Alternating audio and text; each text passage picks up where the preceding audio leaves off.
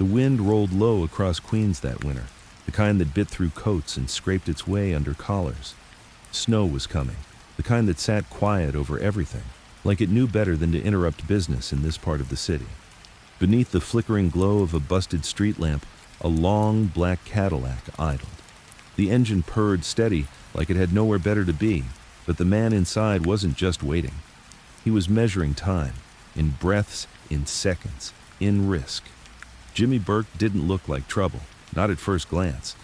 There was something neat about him, something too polite for the dirt he waded through. That's why they called him the Gent. Pressed suits, shined shoes, the kind of guy who said please before he broke your ribs. It wasn't about cruelty, not for Jimmy. It was just business, cold, clean, controlled. The year was 1977, 1 year before it all went down, before Lufthansa, before the vault doors opened and the country woke up poorer by $6 million in cash and jewels, before the bodies, before the silence. That night, Jimmy sat with a cigarette burning low between his fingers, watching the snow start to drift down like ash from a slow fire.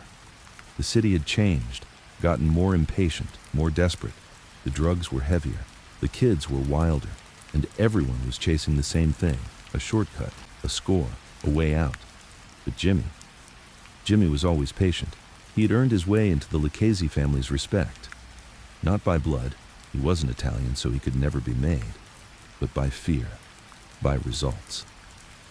Jimmy brought money to the table like a man hauling buckets from a never-ending well. Hijackings, loan sharking, trucking scams. He was a master of logistics, of silence, of trust built on fear. And when he smiled, it wasn't warmth, it was calculation.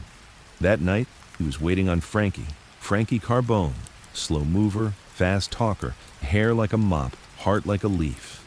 Jimmy liked him in his own quiet way, but he wasn't waiting out of kindness. Frankie had news. See, the airport jobs were getting sloppy. Kennedy Airport, just idlewild if you were old school, was leaking money like a cracked safe. There were holes in the system, security guards who looked the other way, inside men with gambling debts. And upstairs? Nobody was watching. Not the airlines, not the cops, not even the feds. Jimmy saw the cracks, and he knew something else. Cracks weren't weaknesses, they were invitations. The door creaked open and Frankie slid in, shivering. Jesus, it's cold. Jimmy didn't answer, just offered the cigarette. Frankie took it, inhaled, then exhaled slow. They moved the drop. Cargo building 261, Friday nights now. Less guards. Jimmy looked ahead, eyes soft but unreadable. Customs? Paid off? Union? Don't give a shit. The snow kept falling. Jimmy nodded once, that was all. Frankie rubbed his hands, looked over. Thinking about it? Jimmy's voice was low, flat. I don't think, I plan. The car fell quiet again, the way it always did after a decision had been made, even if no one had said it out loud. The kind of quiet you don't break with small talk. It wasn't time yet, not for the heist, not for the betrayal, not for the blood. But the gears had shifted.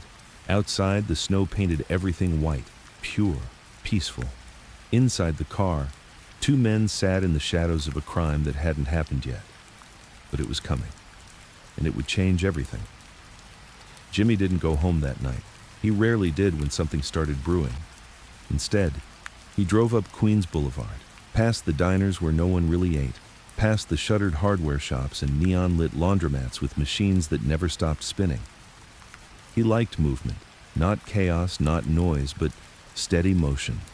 The hum of traffic, the blur of people, the quiet choreography of a city that was always aching, always climbing, always clawing its way into tomorrow. He parked outside a little place in Woodhaven, nondescript, tucked between a locksmith and a used bookstore. A storefront no one really looked at, even though it had been there for years. The sign just said, Vito's Imports, though there hadn't been a Vito in there since '68. Inside, the lights were low, the walls lined with crates that hadn't moved in months. It wasn't a front in the way movies made you think. There wasn't a false wall or some hidden room with poker tables. It was just a dead place where no one asked questions.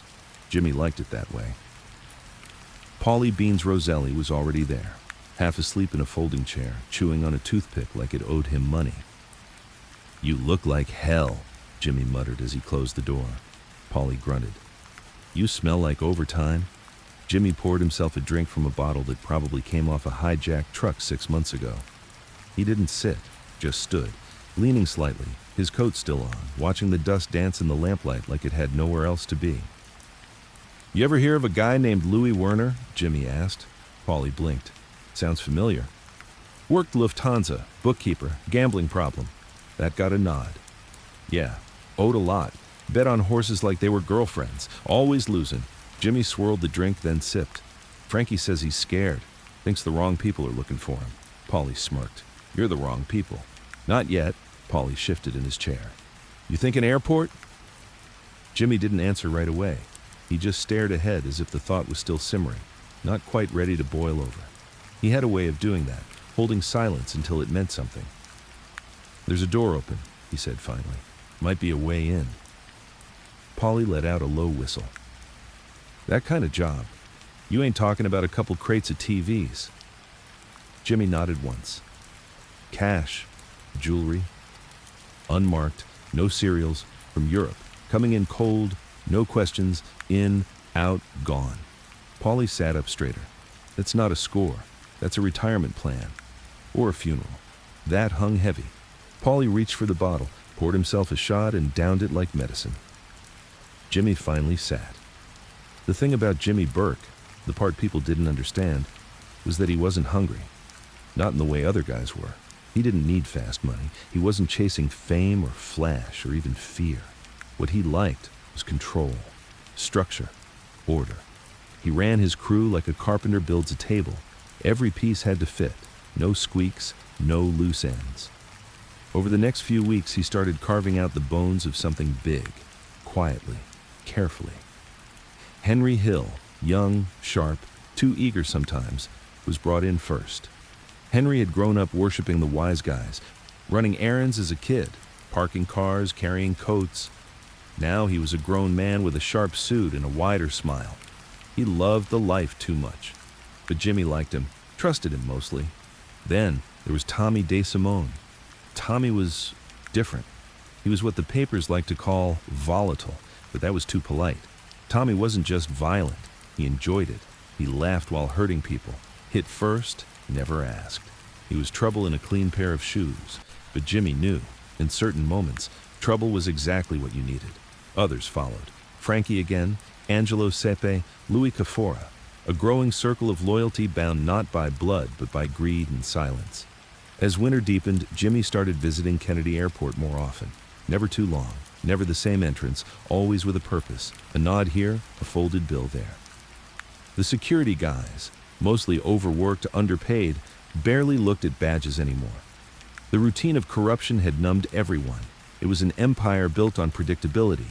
Planes landed, shipments unloaded, paperwork filed, and somewhere in between, millions of dollars floated through cold, unguarded hands. Jimmy saw it all like a map no one else was reading. And then, like clockwork, the perfect storm began to gather. Louis Werner, desperate, drowning in gambling debt, finally opened his mouth. Not much, just a whisper.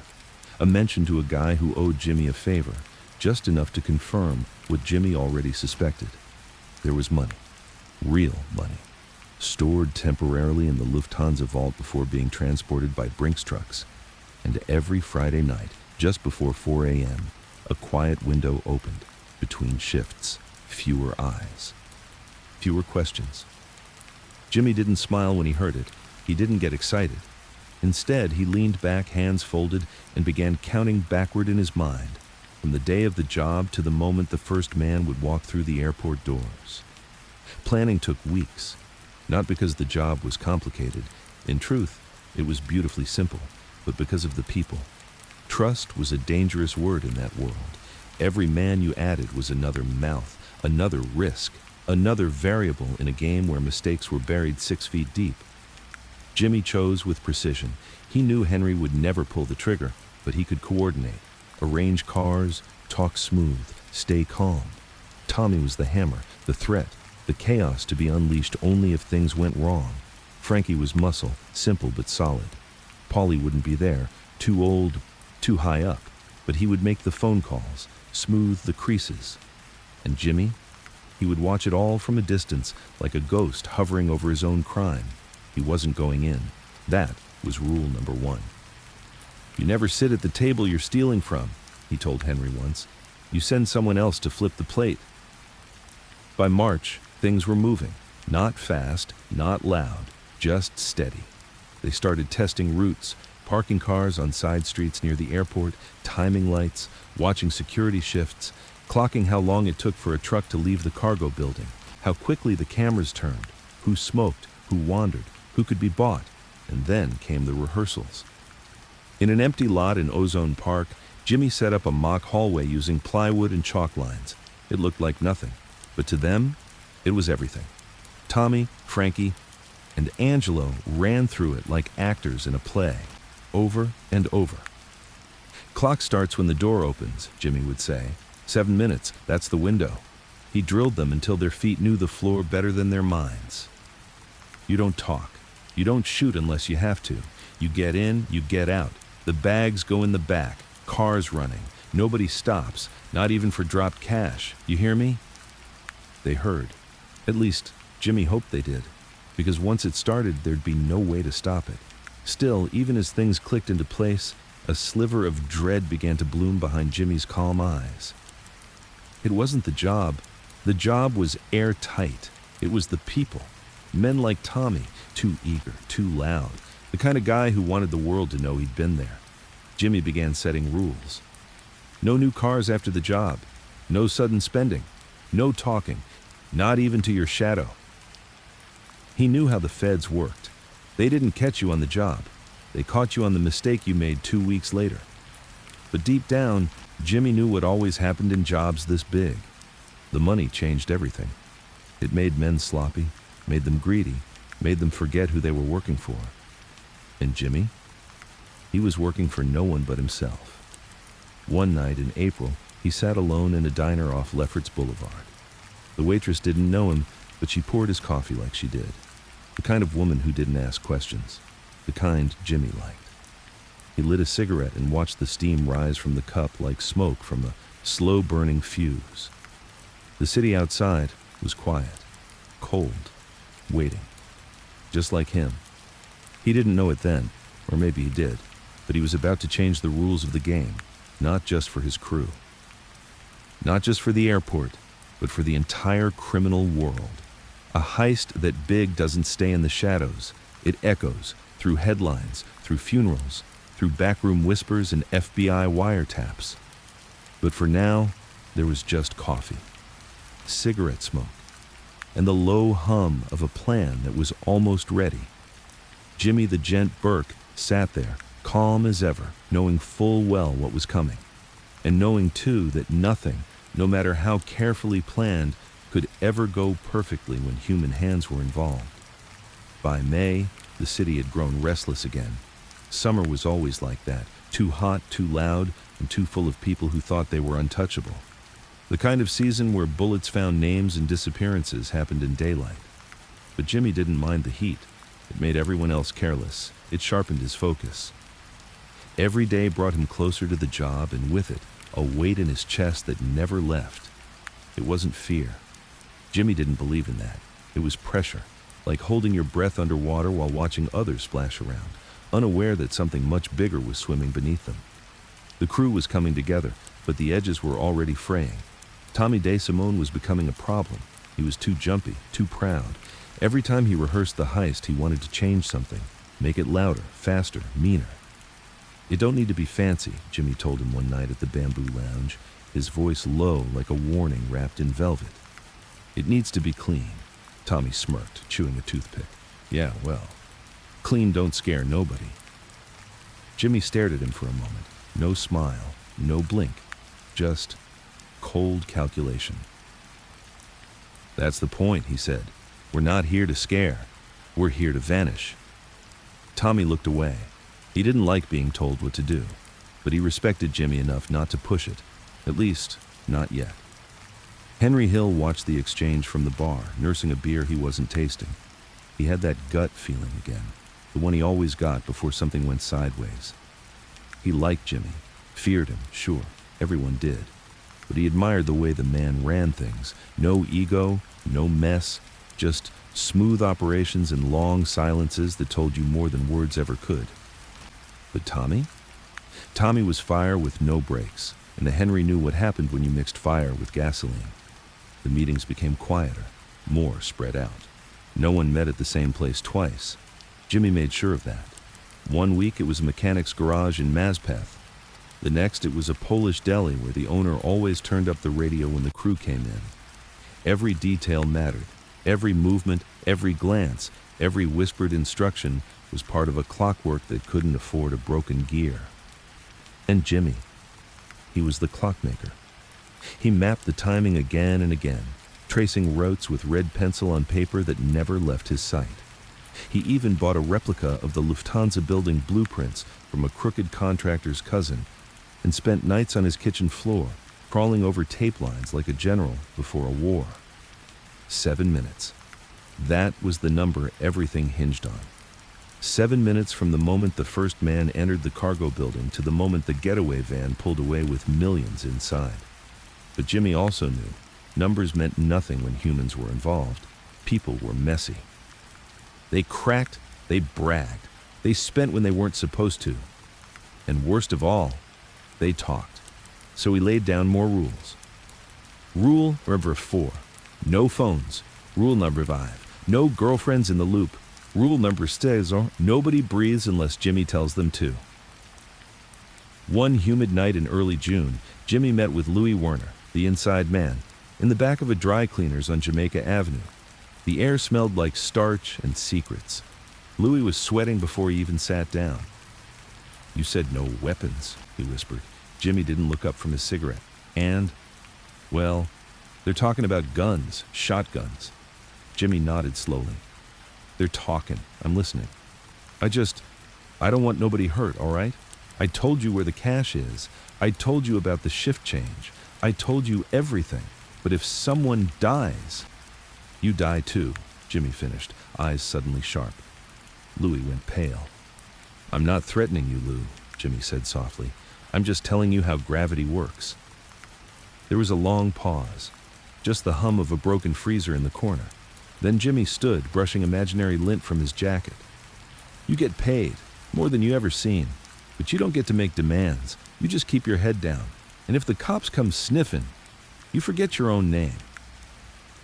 He didn't wait for an answer. He never needed to. Meanwhile, tensions among the crew simmered. Frankie Carbone started showing up late, said his mother was sick, said his car was acting up. Jimmy didn't like that. There were no excuses in his world, just results. Angelo Sepe got caught flashing too much cash at the track. Nothing major, just a couple grand. But in Jimmy's eyes, that was enough to question loyalty. "You think this is a game?" he snapped at Angelo behind the lounge one night. "This ain't poker, this is war." "I didn't tell nobody," Angelo said, hands up. Jimmy stepped in close. "You didn't have to. Your mouth might be shut, but your wallet's screaming." And then there was Remo, a new addition, a quiet driver, cousin to one of Paulie's guys, reliable behind the wheel, but new. And new meant risk. Jimmy watched him like a hawk during every test run. The man drove like a ghost, but ghosts still left shadows. By July, Jimmy began rotating safe houses, one in Ridgewood, another near the docks in Brooklyn, a third, just in case, upstate, barely more than a shack with no phone and a fireplace that smoked too much. Each man had a bag packed and hidden, cash, passports, burner clothes, just in case the heat came down fast. Jimmy didn't believe in luck, but he believed in backup plans. And through it all, he barely slept, maybe 2-3 hours a night, always on the couch, never in the bedroom. His shoes stayed by the door. His gun stayed under the pillow. His coat stayed on the chair like it might need to move again at any second. Some men slept in peace. Jimmy slept in preparation. One night in the second week of August, he called Henry over to the deli. Just the two of them. The streets were quiet. The city had that thick, still quality it got just before a storm. Jimmy poured them each a cup of black coffee from a pot that tasted like burnt paper. "You think they're ready?" he asked. Henry took a sip, shrugged. "They think they are." Jimmy nodded, rubbing a finger along the rim of his cup. "That's the problem.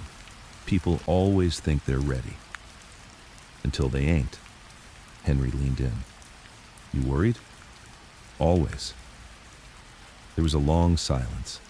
Henry watched as Jimmy looked out the window, not at anything specific, just letting his mind drift through the streets, through time, through consequence. "What if it works?" Henry asked. Jimmy smirked. "Then we vanish." "And if it doesn't?" Jimmy didn't answer. He didn't need to. But the truth, the one Jimmy never said out loud, was that he didn't believe in clean endings. He knew too many stories. He'd seen too many men go from kings to corpses in a matter of months. This business didn't let you walk away. Not really. The best you could do was disappear quietly, leave behind enough fear that nobody came looking. And Jimmy, he didn't want fame. He didn't want headlines. He just wanted one perfect score. One last job where everything went according to plan. And then silence. He just didn't trust the people standing next to him to want the same. That August ended with a murder, not related to the job, not officially. But Tommy DeSimone had shot a kid in the back alley behind a bar, over a joke, a harmless joke, the kind people forget 5 seconds after telling, but not Tommy. He shot the kid twice, then laughed about it, bragged even. Jimmy was furious, not just because of the death, but because it drew attention. "You want to kill someone?" he told Tommy. "Do it quiet. Do it for a reason. Don't do it because your feelings got hurt." Tommy didn't apologize. He never did. Jimmy pulled Henry aside later and said, "He's going to be the problem. I'm telling you now. He's the storm hiding in our pocket." Henry nodded, but didn't argue. Jimmy was right. He always was. By the time September rolled around, the heat had broken. The nights grew longer. The city felt darker. Everyone in the crew had started walking like they were being watched, because they were. Jimmy made sure of it, eyes on everyone. No one trusted, everyone tested. And still, the clock kept ticking. The job was coming, fast. And the deeper they got, the more Jimmy could feel the ground shifting beneath them. But there was no turning back now. Not with that much money on the table. Not with that many lives hanging in the balance. September came with a bitter chill. One of those early falls where the morning smelled like rusted leaves and cold concrete. Jimmy Burke stood outside the diner on 104th Street just after dawn, cigarette burning slow in his fingers, watching the city stretch itself awake. Cars rolled by lazy. Buses coughed smoke into the air. Somewhere nearby, a radio played Sinatra through a cracked window. It should have felt like routine. But something was off. It started small, like a whisper you barely catch. A look held too long. A door closed too fast. But Jimmy had spent a lifetime learning to read the weather, not the sky, but the air between people. And the air in the crew was changing. Henry Hill showed up to their last meeting with a fresh watch on his wrist. Gold, heavy, flashy. "Friend owed me," he said, smiling too wide. Jimmy didn't say anything, but he saw it. The way Henry kept checking it, like a man proud of something he knew he shouldn't have. Then there was Remo, the quiet driver. One night he didn't show for a practice run, called in sick. Jimmy drove to his place around midnight. The apartment was dark, no movement. But Jimmy sat in the car for almost 2 hours anyway, engine off, just listening. The next morning, Remo called back, said his stomach was acting up. Jimmy nodded, told him to rest. But in his mind, the clock had already started ticking on him, because in Jimmy's world, sickness wasn't a real excuse. It was a sign someone might be looking for a way out. And then, worst of all, there was Tommy. Tommy DeSimone was unraveling. It started with a card game, low stakes, just a backroom in Canarsie where the regulars played small to pass time. But one of them, a kid named Dominic, mouthed off, called Tommy Short Fuse, said it with a grin. Tommy beat him with a chair, not just a punch, not even a fight. He broke the kid, 6 ribs, 2 teeth, nearly crushed his windpipe. Jimmy heard about it the next morning from one of the old-timers who'd been there. "I told you," the guy said. "I told you he ain't right in the head." Jimmy lit a smoke and just nodded. He didn't defend Tommy, didn't make excuses. But inside, something shifted. A quiet acknowledgement. Tommy wasn't going to survive this, not because of the job, but because of himself. And Jimmy knew, sooner or later, he'd have to make a call. Still, the job pressed on. By mid-September, all the pieces were on the board. The cargo building schedule was mapped to the second. The getaway routes were rehearsed. Back alleys, dead-end turns, quiet garages. The insiders were paid, or threatened, into silence. The cops were still blind, too busy chasing drug cases and crooked unions. And Jimmy. Jimmy was calm, on the surface at least. He still didn't sleep much, kept a ledger in his mind of every man, every movement, every little thing that could go wrong. He started carrying 2 guns instead of 1, a .38 in the belt, a .25 in the ankle, just in case. He told no one about the second piece. He told no one a lot of things. One night, Jimmy met Polly Roselli in a cemetery, not for anything dramatic. It was just quiet. No ears, no interruptions. They stood near a mausoleum, coats pulled tight against the wind, breath curling like smoke from old cigars. "You ever think it's too big?" Polly asked. Jimmy didn't answer right away. "It's big," he finally said, "but not too big." Polly looked at him. "That's not what I asked." Jimmy smiled faintly. "I think it's the right kind of big, the kind that changes everything, the kind that buys silence." Polly nodded slowly. "Or the kind that gets you buried." Jimmy glanced at the tombstones. "Either way," he said, "it's over quick." By the end of September, the crew was running like a machine again. Tighter, cleaner, focused. Jimmy was pushing them hard, too hard maybe, but he had his reasons. He didn't want money-drunk fools sprinting into the biggest job of their lives. He wanted quiet. He wanted killers who moved like shadows. He wanted men who could walk through JFK Airport at 3:59 a.m., rob it blind, and be gone before anyone even yawned. But more than that, he wanted to survive, not just the job, but the storm that would follow. Because Jimmy knew, when the score's this big, the real danger comes after the money's in your hands. That's when people start thinking they're smarter than you. That's when phones get tapped, and girlfriends start asking questions, and taillights show up in rearview mirrors that weren't there the day before. That's when loyalty dies. October came in wet and gray. The air hung heavy with fog, like the city itself was holding its breath. Jimmy took meetings in diners and car lots, always changing cars, always leaving through the back. He started visiting his mother more often, a woman who barely knew what he did for a living and never asked. He'd sit with her in her apartment, the smell of meatballs and dust thick in the air, watching old black and white movies with the volume too low. "I worry about you, Jimmy," she said once. He smiled. "Don't. You always look like you're thinking too much." "I'm not thinking, Ma. I'm remembering." She didn't understand what that meant, but she didn't press. She just poured him more coffee, and he sat there, letting the world fade for an hour or two. It was the only peace he allowed himself. Meanwhile, Henry started getting nervous. He called Jimmy late one night, voice low, pacing. "You hear what Tommy did?" he said. "No," Jimmy said, "and neither did you." Henry paused. "You sure we can trust him?" Jimmy didn't answer right away. Finally he said, "No." Henry waited for more, but there wasn't more, because Jimmy had already made up his mind. Tommy was part of the job. He was muscle. He was necessary. But after the heist, he was a problem, and problems get fixed. Jimmy wouldn't lose sleep over it. That part was easy. The crew had one final rehearsal in the last week of October, an empty warehouse in Brooklyn. No heat, just concrete and echo. They walked the plan again. Entry, bags, vault, guards, exit, over and over. Jimmy watched them like a director, his hands behind his back, his eyes locked on timing. 6 minutes 30, he said after the final run. "Not bad," Henry offered. "Too slow," Jimmy said. Tommy groaned. "What the hell, man? We flew through that." Jimmy didn't raise his voice. "You think 6 minutes is fast? Try doing it with a cop 2 minutes away. with a guard who panics and hits the wrong button, with one of you fumbling a bag or slipping on ice. No one spoke. Perfection or prison, Jimmy said. That's what this is. And with that, the rehearsal ended. They all left quiet. No jokes, no boasts, just the sound of a clock ticking louder in each of their heads.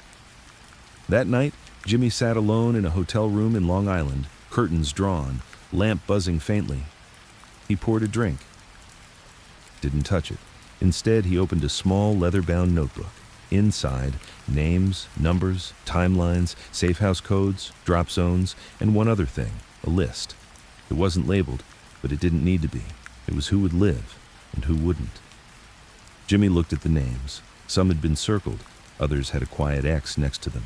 No emotions, just math. Because Jimmy knew something no one else in the crew understood. The job was the easy part. The cleanup, that's where things got dangerous. And the only way to walk away from $6 million was to make sure no one else could talk. The air changed in November. It wasn't just the cold creeping in, though that came too, sharp and bone dry. It was something under the surface. People moved in the tone of their voices, like the entire city was tiptoeing through glass. Jimmy Burke could feel it before he could explain it. Something was shifting. The job was set for December. They didn't have a fixed date yet. That would depend on a few final calls and the quiet cooperation of a few key names who didn't even know they were part of something that could go down in history. But it was close now. Close enough that every night Jimmy could hear it humming, just behind the clatter of the city, behind the laughs in the bar, behind the noise of Henry's fast-talking and Tommy's temper. It was like being at sea the moment before a wave crests. Nothing loud, just the pause, the breath before impact. Jimmy kept a tighter grip on everything. No one met unless he said so. No one moved cash unless it came through him. He rotated burner cars every 3 days, plates changed, drivers changed. In a few cases, even the safe house locations changed. Anything that felt even slightly exposed got erased and replaced.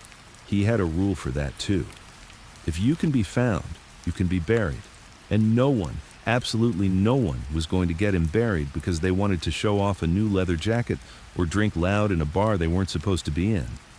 Which is why, on the second Friday of November, Jimmy walked into Robert's lounge with murder in his eyes. It was Henry. And more specifically, it was the 3 young guys Henry had brought in for a hang. They weren't crew, not part of the job, just hangers-on, wannabes, kids with slick hair and nervous laughs slouched in the booth like they belonged. One of them, tall with a crooked smile, was talking about cars. "And I heard they're switching to a van for the thing at Kennedy," he said. It was half a joke, a slip of a tongue. But it was enough. Jimmy stood in the doorway just long enough for the kid to see him. And then everything went still. He didn't yell, didn't make a scene. He just walked over to the booth, smooth and slow, like a man already bored with the outcome. He looked down at Henry. "You got a minute?" Henry nodded, face pale. Outside, they stood near the alley dumpster, breath fogging the cold air. Jimmy lit a cigarette, didn't offer one. "You losing your edge?" he asked quietly. Henry shook his head. "No." "You sure? 'Cause you brought 3 mouths into a place that's only meant for ghosts." "They don't know nothing." Jimmy raised a hand. Just one. Calm, almost gentle. "Don't explain. Just listen." Henry shut up. Jimmy exhaled smoke, watched it curl up into the streetlight. "From here on out," he said, "this job don't exist unless I say it does. Not in your bar, not in your car, not even in your own fucking head." Henry nodded. "I get it. Do you?" "Yes." "Good. Because the next time someone talks about Kennedy near my name, they won't get to say it twice." That was it. No threats, no shouting, just truth. The kind Jimmy delivered like a sermon. And Henry? He knew it wasn't anger that made Jimmy dangerous. It was control, cold, total, final. Elsewhere, the cracks continued. Frankie Carbone had started using more, cocaine mostly. Not enough to spiral, but enough to keep Jimmy watching him. Addicts didn't just mess up. They needed too much, needed money, needed validation, needed noise. And Jimmy had no room for need. He told Paulie, "I think he's sweating under the pressure." Paulie nodded. "A lot of them are." Jimmy stared at his glass. "I just need them to sweat in silence." On the third week of November, Jimmy made a decision he hadn't shared with anyone yet. He would handle the cleanup himself, not with a gun, not always, but with decisions. Who would get paid and how much? Who would get seen again and who wouldn't? Because the money was going to make these men stupid. He knew it. He'd seen it before. Guys who couldn't sit still, couldn't hide, bought mink coats for their wives, Cadillacs for themselves, watches that ticked louder than their heartbeat. That kind of spending drew eyes. Eyes meant cops. Cops meant questions. And once the questions started, so did the bodies. Jimmy didn't plan on letting it get that far, so he started drawing up the payout tiers. Tier 1, survivors, guys he could trust. Guys who would lay low, guys who would listen. Tier 2, liabilities, guys who might talk, might slip, might show up on the 6 o'clock news in a pair of snakeskin boots and a smile. Tier 3, ghosts, guys who would need to disappear, one way or another. He didn't tell anyone what list they were on. He just watched, listened, made notes in that little black book that never left his coat. Thanksgiving came and went. Jimmy spent it alone, by choice. He told his family he had business and they didn't press. He sat in the back booth of a Polish restaurant on Metropolitan Avenue, eating cabbage rolls and sipping cold vodka, thinking about the vault. He could picture it now. The boxes, the bricks of cash, the silence that would fill the air after the guards were tied up.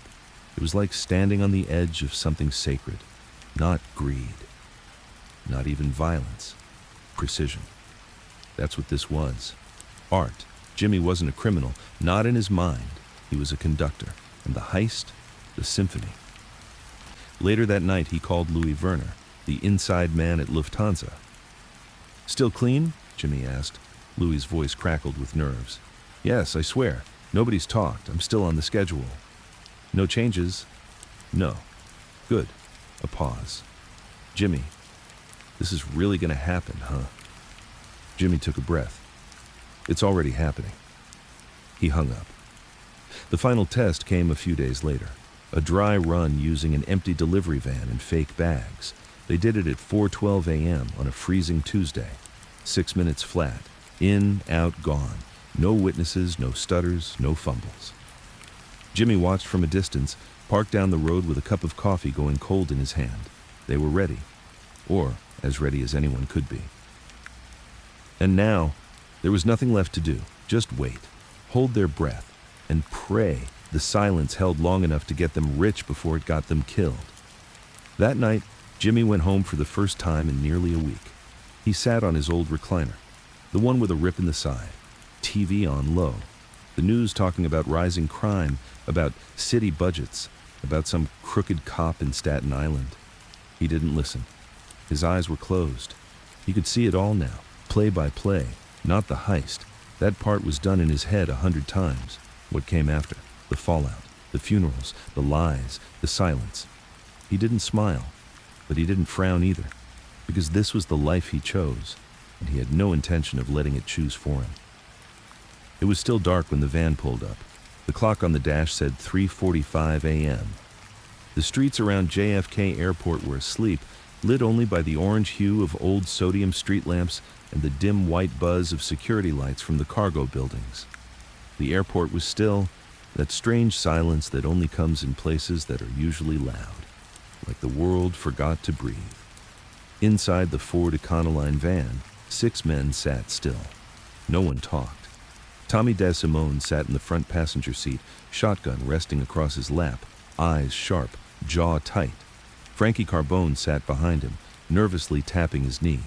Remo was behind the wheel, hands gripping the steering wheel too tight. His knuckles were white. Henry Hill wasn't in the van. Jimmy had told him, "You coordinate, you don't go in." Henry was in a payphone booth 2 miles away, waiting for the first call. Jimmy? He was nowhere near the scene. By design. The van pulled around the back entrance of Cargo Building 261 and rolled to a stop. Not fast, not jerky, just deliberate, like it had done this every day, because they had, dozens of times, just never like this. 3:56 a.m. Remo cut the lights in the engine. The men in the van pulled ski masks down over their faces. No one said anything. No jokes, no chants. Just the sound of the weapons being checked one last time. Tommy leaned in. 7 minutes, he whispered. They nodded. The side door slid open. Cold air rushed in. They moved. 3:57 a.m. The side entrance to the cargo building had been left unlocked, just like Ferner said it would be. The guards inside, 2 of them, were on their usual break rotation, one in the break room, the other in the restroom. The timing was precise. The masked men burst through the side door in a quiet, fast line. No shouting, no hesitation, just movement, practiced and clean. Within seconds, both guards were overpowered. One of them, Klaus Dieter, a quiet older man who'd worked at JFK for 20 years, was zip-tied and blindfolded before he could even reach his radio. The other, Robert McMahon, younger and cockier, tried to resist. Tommy clocked him in the head with the shotgun, not hard enough to kill, just enough to remind him who held the power now. McMahon went down groaning. Tommy looked down at him. You scream. You don't get to scream again. Got it? McMahon nodded, blood running from his scalp. 3:59 a.m. They moved through the halls like a ghost crew, rounding the corner to the vault area. Louis Werner had been right. The camera in that corridor had been broken for months. Lufthansa hadn't fixed it. No one had thought they needed to. The steel security door guarding the vault was controlled by an old system. Magnetic lock, no alarm unless the inner alarm was tripped. Remo pulled out a key card and a code Werner had memorized and passed along. Beep. Click. The door opened. Inside the vault, rows of crates and containers sat stacked neatly. Some held paperwork. Others, the ones they were here for, held untraceable currency flown in from Europe, bundled in plastic, sealed tight. Also inside, jewelry, gold, a few safes that hadn't been cataloged. It was all supposed to be temporary. Money in, then out to banks and Brinks trucks. But on that cold December morning, the money had nowhere to go, except into their hands. 4:01 a.m. They moved fast now. The van had backed up right to the door. Crates were yanked open. Bundles of cash were shoved into duffel bags. Hundreds of them, all in foreign denominations. Francs, Deutschmarks, Swiss francs, British pounds, no alarms, no gunfire, just breath and movement. Tommy kept watch at the hallway while the others loaded. Frankie slipped once. A box of loose gold chains fell and clattered across the floor. He froze, panic rising. Remo hissed, "Leave it!" But Tommy turned his head. A mistake. That 1 second of noise. It would be remembered. 4:06 a.m., 6 minutes in. 2 duffel bags left. They were breathing harder now. The van was half full. Tommy leaned into the hallway again. Still clear. He nodded. Time. The last bag went in. The crew retreated one by one, fast but calm, closing the steel vault door behind them. No fingerprints, no shells, no names. Just a van pulling away from the Lufthansa building into the quiet dark of a winter morning. 4:08 a.m. The guards were left alive, tied, quiet, confused. The entire job, 6 minutes and 42 seconds. It was, by all accounts, perfect. No fatalities, no cameras, no sirens, just gone. At 4:12 a.m., Henry Hill got the call. It was a code word. Santa came early. Henry hung up and lit a cigarette. He looked out at the city from the payphone. No flashing lights, no helicopters, just fog. They'd pulled it off. At 4:30 a.m., the van pulled into a private garage in Canarsie. Inside, 2 backup vehicles waited. The van was unloaded. The duffel bags were tossed into the trunks of 2 older sedans, both with mismatched plates and switched VINs. They worked in silence. Jimmy wasn't there. He'd made that clear. You don't see me unless something went wrong. At 5 a.m., Jimmy got the call. Henry again. It's done. Jimmy didn't smile. He just nodded. How much? Looks like around 5-6 million, maybe more, plus the jewelry. Jimmy closed his eyes for a second. That was more than they expected. Okay, he said. Start the drip. Nobody gets a full cut yet. Got it? Jimmy hung up and sat on the edge of his bed. The room was silent. He stared at the wall, lit only by the faint blue light of morning coming through the blinds. He didn't feel joy. He felt the weight, because now came the part he hated the most, the aftermath. By 6 a.m., the first cracks had already begun. Frankie had gone home to his girlfriend, high on adrenaline. She asked him what happened. He told her it was nothing. She didn't believe him. He took a shower, left the duffel bag in the closet. She peeked. Money, stacks and stacks. She didn't say anything, not yet. But later that day, she'd call her sister. And her sister, she'd call someone else. It would take weeks, but the whispers would start there. Not from rats, from girlfriends.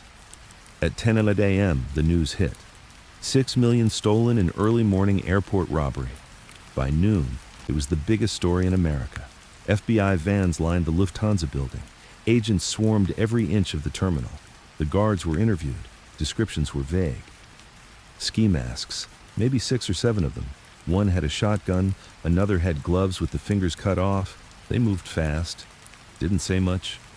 Jimmy watched the news at a bar with no sound, just the headlines crawling across the screen. And the bartender, an old man who never asked questions, refilling his glass without a word. At 2 p.m., Jimmy took a walk through Ozone Park. It was cold but dry. People were talking, not about the heist, not directly, but about the buzz. Did you hear what happened? Lufthansa man, millions, gone. Jimmy bought a coffee, nodded to the guy at the corner newsstand. Nobody looked at him. Good. That meant it had worked. But Jimmy knew something no one else in that bar, on that street, in that neighborhood really understood. This wasn't the end. It was the beginning. Because it wasn't the job that killed you. It was the silence that followed. The noise would come next. Cops, feds, lies, spenders, mistakes. He could already see it, playing out like film behind his eyes. And he knew one truth better than anyone. The biggest heist in American history, it wasn't what you pulled off. It was what you could survive. Morning sunlight slid through the blinds of Jimmy Burke's small living room window, like thin bars of gold. The day after the job should have felt like triumph, but it didn't. The city still looked the same. Gray streets, kids kicking cans, a bus sighing to a stop. Yet to Jimmy, everything felt tilted, as if the ground had shifted under his shoes. For 20 years, he'd lived by the rule that quiet kept you safe. Now he could already hear the hum of gossip rising through Queens, the airport, the guards, the mystery crew. 6 million, maybe more. A miracle and a curse at once. He sat in his chair, still wearing yesterday's shirt, cup of coffee gone cold beside him. The phone hadn't stopped ringing since dawn. Half the calls were congratulations in disguise. The other half were questions wrapped in jokes. He answered none of them. Across the borough, Henry Hill woke with a start. For the first time in weeks, there was no plan to run, no route to memorize. The adrenaline was gone, replaced by the odd calm of completion. But underneath it, a new kind of worry pulsed, the one Jimmy had warned him about. He turned on the radio. Every station was talking about the heist. News anchors spoke in clipped, excited tones. The largest cash robbery in U.S. history, they said, voices heavy with disbelief. Henry shut it off after a minute. He could still hear Jimmy's warning echo in his head. Don't act rich, don't act changed. He looked around the apartment. Same thin curtains, same buzzing refrigerator. He felt different anyway. By the end of that first week, the FBI had turned JFK Airport inside out. Agents walked the tarmac like farmers inspecting ruined crops. They dusted every doorknob, every crate, every desk. They interviewed guards, janitors, secretaries, drivers. 100 stories, all slightly wrong. Everyone remembered something different. No one remembered enough. The papers printed guesses instead of facts. Inside job suspected. Cargo crew under investigation. Where did 6 million go? Jimmy read every headline and filed them neatly in a drawer, not to admire, but to track the distance between what the world knew and what it could never know. At Robert's Lounge, the regulars couldn't stop whispering. Some swore they'd seen new cars parked out front, Others said certain faces were suddenly missing. The jukebox still played the same old Sinatra tune, but there was an edge to the laughter now, a nervous rhythm, like everyone had learned the same secret and didn't know what to do with it. Tommy DeSimone showed up 3 nights in a row, restless, eyes bright. He wanted to talk about the score, to relive it. Jimmy shut him down each time with a small shake of his head. "Forget it happened," he said. Tommy smiled but didn't mean it. Forgetting wasn't in his nature. The first sign of trouble came quietly. One of the drivers, Remo, failed to show at a safe house meeting. His girlfriend told Henry he'd gone upstate to see family. Jimmy knew better. The man was hiding, probably scared, maybe celebrating too loud. The second sign came louder. A fur coat appeared on Frankie Carbone's girlfriend.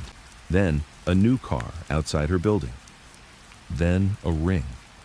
The kind that catches the light. Jimmy didn't have to see it himself. Word traveled. He called Henry.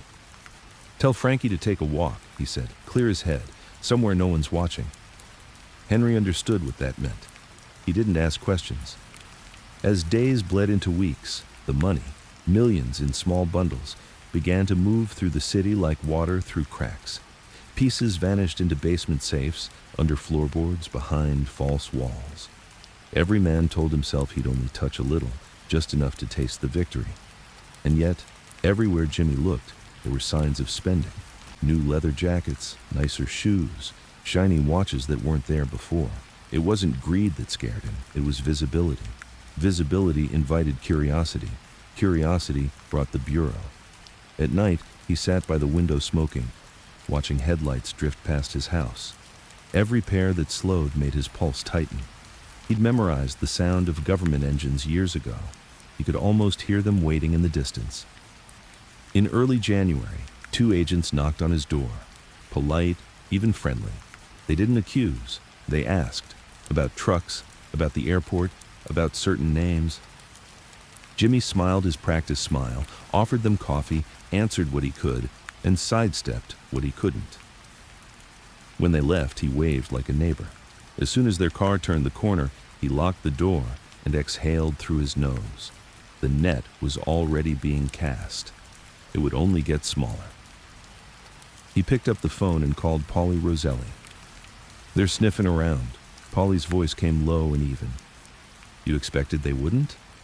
"I expected a little more time." "Then buy it," Polly said and hung up. Time, Jimmy discovered, was the only currency that mattered now. He rationed it carefully, meetings shorter, phone calls rarer. Every day he rewrote the same list in his small notebook. Who had been seen, who had spoken too loud, who might be losing their nerve. He didn't want to hurt anyone. He wanted order. But order had a cost, and the longer he waited, the higher it became. Late at night, he caught himself thinking about Florida.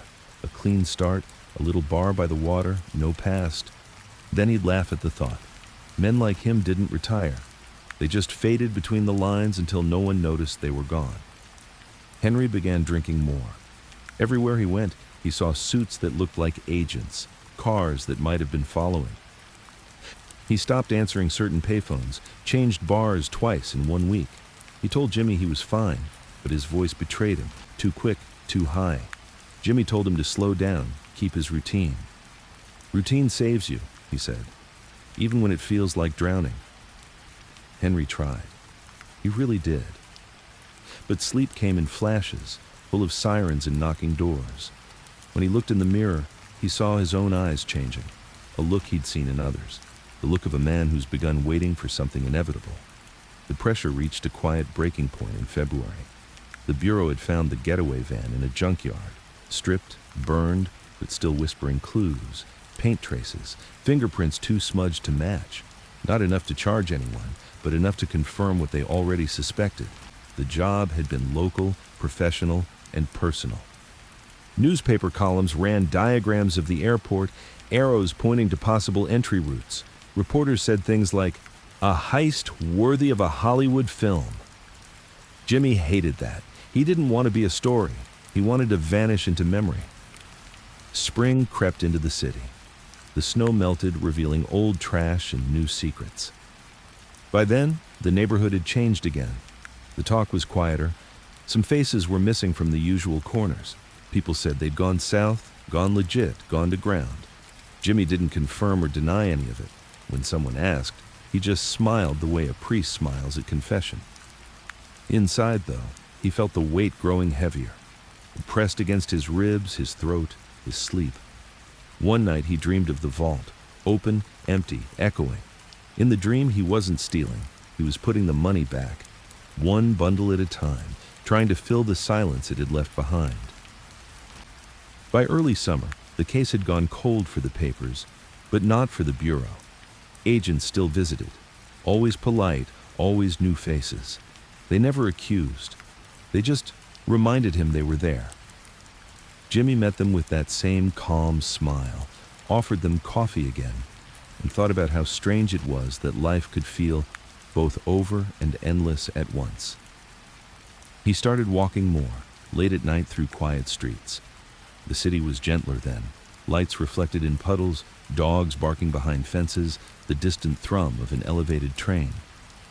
Sometimes he thought about the men he'd trusted, the ones who'd made the job possible.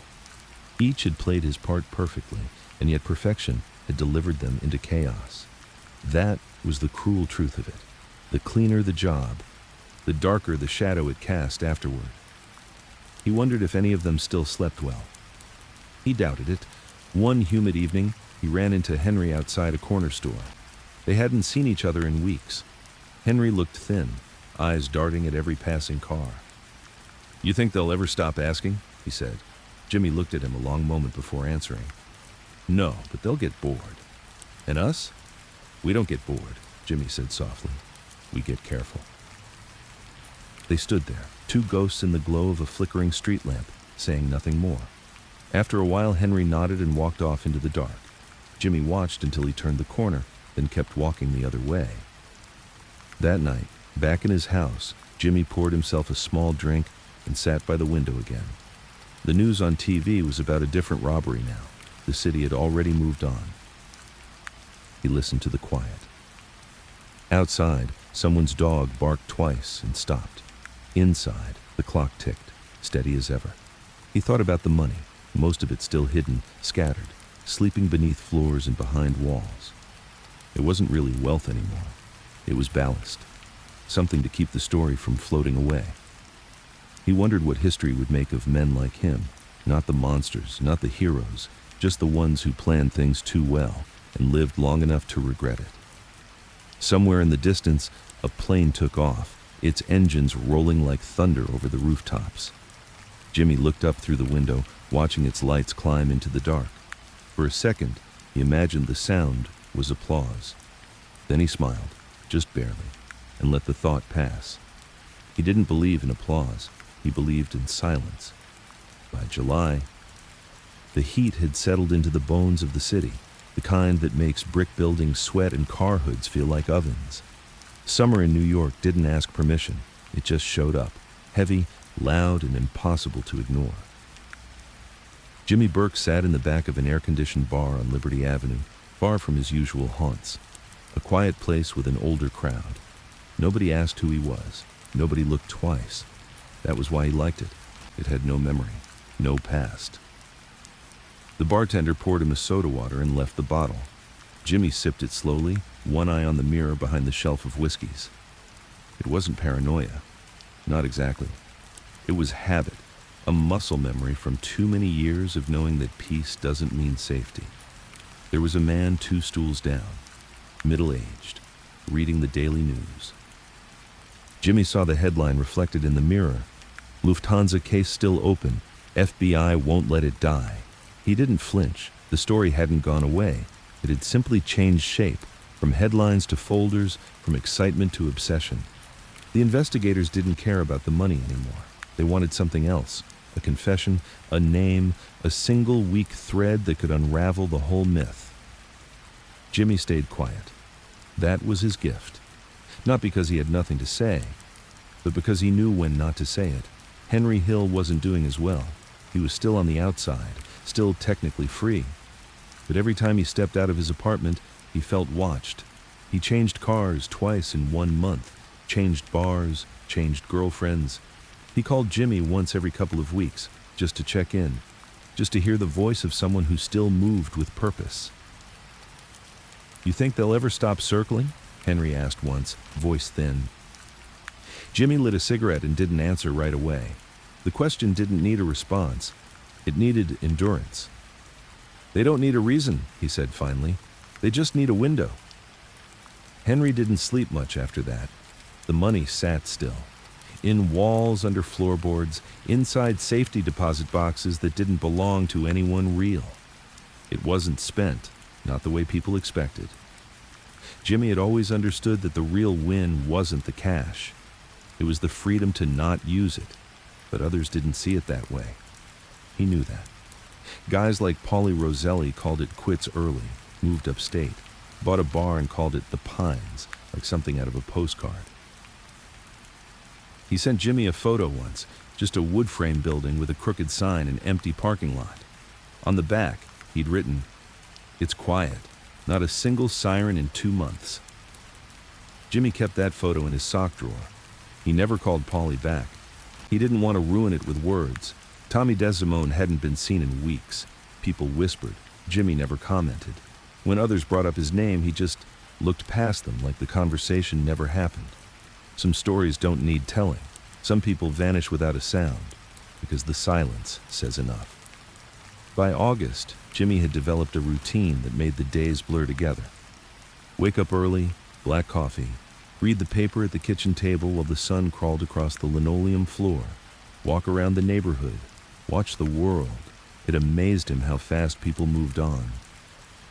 The Lufthansa story had become part of the city's folklore now, a trivia fact. A piece of cocktail bar conversation, $6 million gone without a trace, the perfect job. But Jimmy knew better. There was no perfect job, only temporary victories, the kind that came at a cost. One afternoon, he ran into Henry by accident, a chance crossing at a quiet gas station in Brooklyn. They hadn't planned it, just bad luck or fate. They stood outside near the pumps, the hot air sticking to their clothes.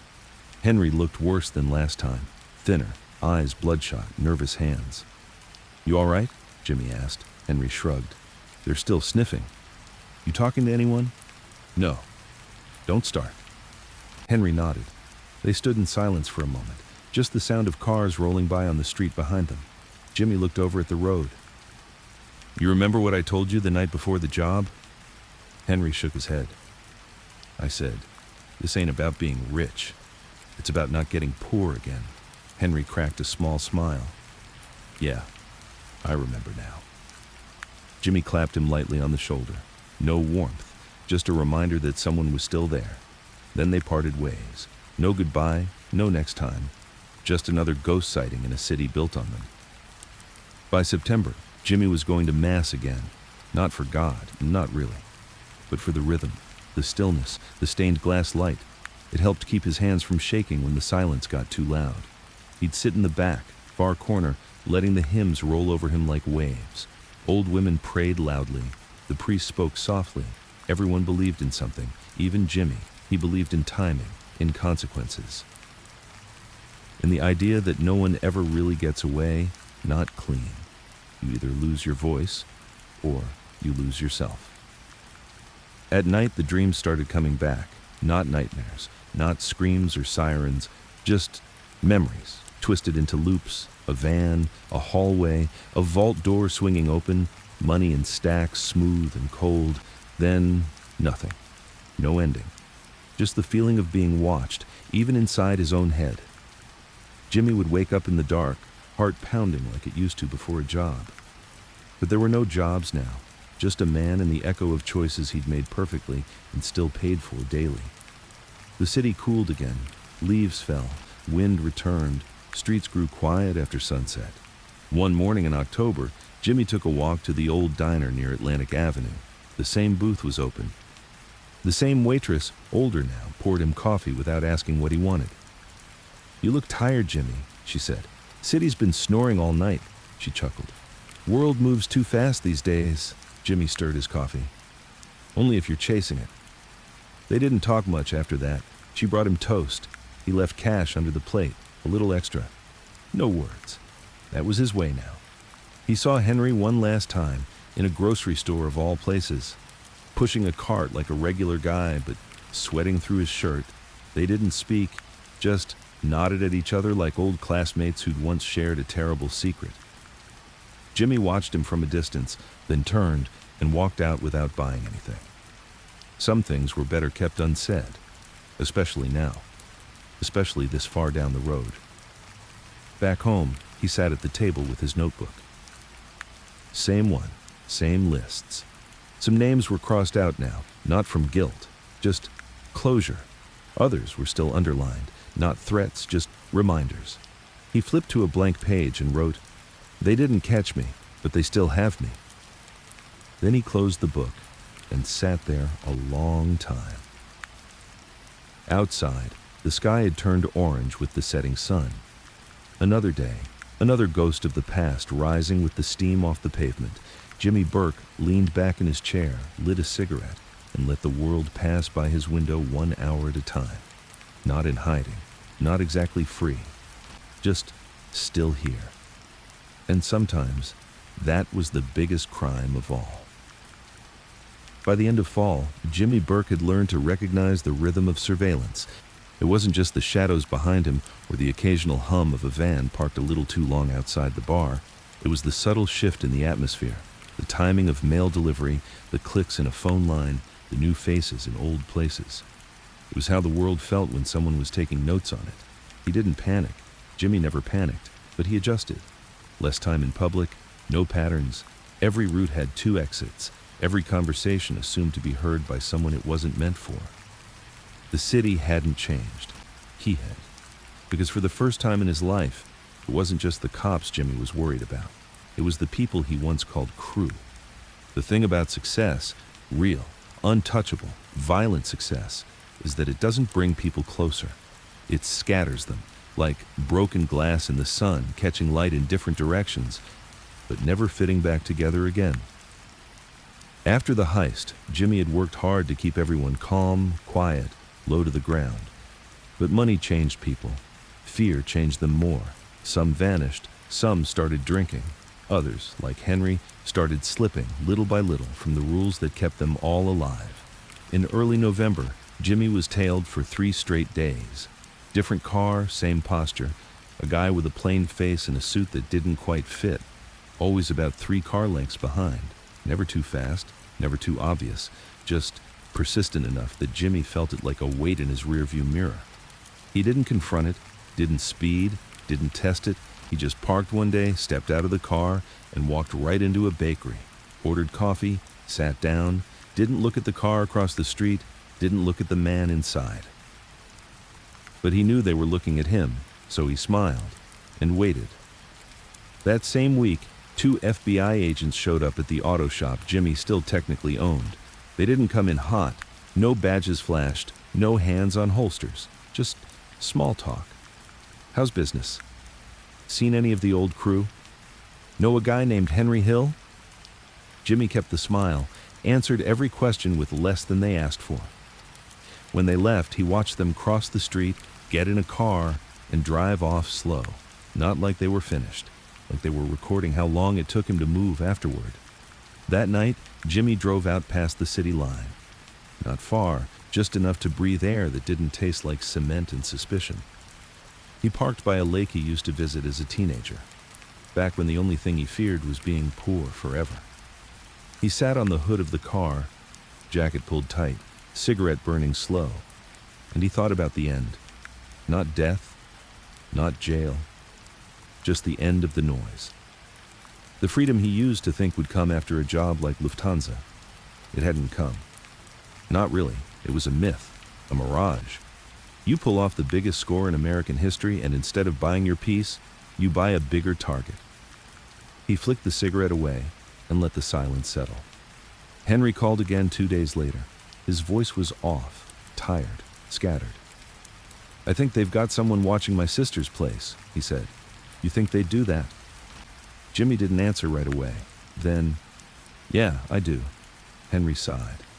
"I don't know how long I can keep this straight. They've been picking at me, saying I'm next, saying others are talking." Jimmy listened. "Have you said anything?" "No. Are you sure?" pause. Yeah? Jimmy nodded, even though Henry couldn't see it. Keep it that way. Then he hung up. Because trust wasn't forever, not in their world. It was a currency that lost value the more people spent it. In December, something subtle but important shifted. One of the old crew, Johnny, a driver, small-time guy, got picked up on a separate charge. Not Lufthansa, not even federal. Just a weapons charge tied to a bar fight. But the timing stank. Jimmy heard about it from a bartender in Queens. The guy went in smooth, the bartender said. No protest, like he was ready for it. Jimmy didn't say anything, just nodded. He didn't sleep that night, because Jimmy knew how that worked. A man goes in for something small, they put him in a room, offer him something bigger, less time, witness protection, a clean break. All he has to do is start naming ghosts. And ghosts are easy to name when everyone's already whispering them. Jimmy met Polly Roselli in a church basement the following week. Just the two of them. Old folding chairs, a single bulb overhead. You heard about Johnny? Jimmy asked. Polly nodded. He'll talk. Maybe. Definitely. They sat for a while, the sound of pipes groaning overhead, like the building itself was holding back bad news. Polly looked older now, not just in the face, in the shoulders, the way he breathed. What are you gonna do? He asked. Jimmy didn't answer, not directly, but Polly understood. There wasn't much to do, not anymore. The hardest part wasn't the law, it was the wait, the not knowing when the next knock would come, or which pair of eyes in the diner were just a little too interested in their eggs. It was the way neighbors looked at him now, not suspicious but curious, like they'd read his name in a paper once and weren't sure if they should be impressed or scared. He preferred when they were scared. Respect, Jimmy had learned, is loud, but fear is quiet. And quiet was the only thing that kept him alive. Christmas came and went without snow. Jimmy spent it alone. No tree, no calls, no presents, just silence and a sip of something sharp and the glow of a TV playing It's a Wonderful Life on low volume. The irony wasn't lost on him. That movie, all about second chances, about being remembered, about the weight of a man's life, it hit different now. Jimmy had pulled off the impossible, but he was starting to wonder if maybe it wasn't worth being remembered for the wrong thing. He started burning papers in a small barrel in the backyard. Old receipts, notes, numbers, nothing obvious, just pieces of a life he no longer trusted to sit quietly in a drawer. The ashes scattered in the cold wind. No ceremony, just erasure, one page at a time. In January, Henry disappeared for a few days. No calls, no sightings. When he finally showed up, his voice was different, calmer, scarier. They offered me a deal, he said. Jimmy didn't ask who they were. He already knew. Henry's voice was tight. I didn't say yes, I'm just saying. They're putting weight on everybody. Jimmy sat in silence. He could hear the panic under the words, even if Henry tried to hide it. Keep your mouth shut, Jimmy said. Don't go to bars. Don't take phone calls you don't recognize. Keep moving. Jimmy, you want to die rich or live scared? Jimmy snapped. Make up your mind. Silence. Then Henry said, I don't think I can do both. The call ended, and Jimmy knew what was coming. He didn't say it out loud, didn't write it down, but he felt it. The window was closing. That night, Jimmy sat at the kitchen table with the lights off. Outside, sirens echoed in the distance. A dog barked once, then stopped. The city was asleep. But Jimmy wasn't. He was counting. Not money, not days. Just the space between him and the noise. And how little space there was left. Winter rolled in hard that year. Not just cold, bitter, unforgiving. The kind of weather that peeled paint off fire escapes and cracked sidewalks wide open. Queens looked like a graveyard of steel and smoke. Jimmy Burke moved through it like a man walking underwater. Slow, calm, deliberate. He wasn't running. He never did. But something in him had shifted. He was preparing, not for jail, not yet, but for departure. There's a kind of silence that comes before everything breaks. Not like the pause before an explosion, but like the hush before a confession. That's what Jimmy was living in now. A life stripped of noise, of flash, of warmth. He spent most of his days at home, curtains drawn, TV on low, phone unplugged. He still got his groceries from the same corner shop, still walked to the paper stand every morning, still nodded to the old man with the limp on 104th Street. But the people noticed something now. Jimmy didn't talk as much. He didn't ask questions. He didn't laugh. He was turning into the kind of man he used to fear. Quiet, closed, done. One night, he took a drive out to Howard Beach. No destination, just letting the road decide. He passed the old haunts, the butcher's shop that used to be a drop point, the bar where Paulie once laid out a plan for a diamond run that never happened, the alley where Henry had his first close call. So many places, so many ghosts. He pulled over near the water and sat on the hood of his car, lit a cigarette, watched the fog roll in off the bay like slow-moving regret. He thought about how the city used to feel bigger when he was young, not in size, but in possibility. Back then, every street was an open door. Every guy with a suit and a pocket knife had a future. Now, everything felt like a locked room. Jimmy had always known he wouldn't die in a shootout. He wasn't that kind of gangster. He was patient. He was clean. He was smart. But even smart men get tired. And lately, Jimmy had started dreaming again. Not about money, not about women or cars or the job, but about gardens, about grass, trees, places where noise couldn't find you. It was strange. He hadn't thought about peace in years. Now it followed him like a shadow. The next morning, he opened an old shoebox from the back of his closet. Inside were photographs, black and whites mostly. Some yellowed with age, a few color snapshots from the late 60s, guys long gone, smiles worn like armor, suits too shiny, shoes polished like they were waiting for a casket. He pulled one out, Tommy, leaning on a pool table, laughing mid-joke. There was something about the picture that made Jimmy's hands tighten around the edge. Not grief, just disappointment. Tommy had been too loud for this life, too eager. He didn't know how to lay low. He wanted every score to scream his name. Now, no one said it. Jimmy put the photo back in the box, closed the lid, and returned it to the dark. Later that day, Henry showed up at his door. No warning, just a knock. Jimmy opened it halfway, expecting a badge. But there was Henry, looking worse than ever. Face pale, eyes twitchy, clothes baggy like he hadn't eaten properly in days.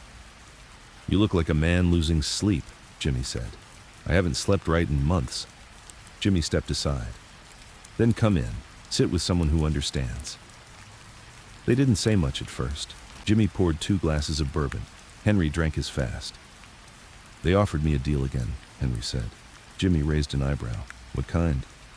"No time. A new name. Witness protection." "And?" "I didn't say yes." "But you didn't say no either." Henry stared at the floor. "I don't know what to do." Jimmy leaned forward. "Let me ask you something. Do you want to live or just survive?" Henry didn't answer. "That's the difference, kid," Jimmy said. "People like us, we can survive anything. But living with it, that's the trick." Henry downed the rest of the glass. "I keep thinking I'll wake up one day and it'll all be over," he said. "Like it'll fade out." Jimmy shook his head. "It doesn't fade. It just gets quieter." "And the guilt?" Jimmy looked him straight in the eyes. "Guilt's a luxury. You either carry it like a suitcase or you bury it like a bone. But either way, it's with you." Henry left not long after. No hug, no handshake.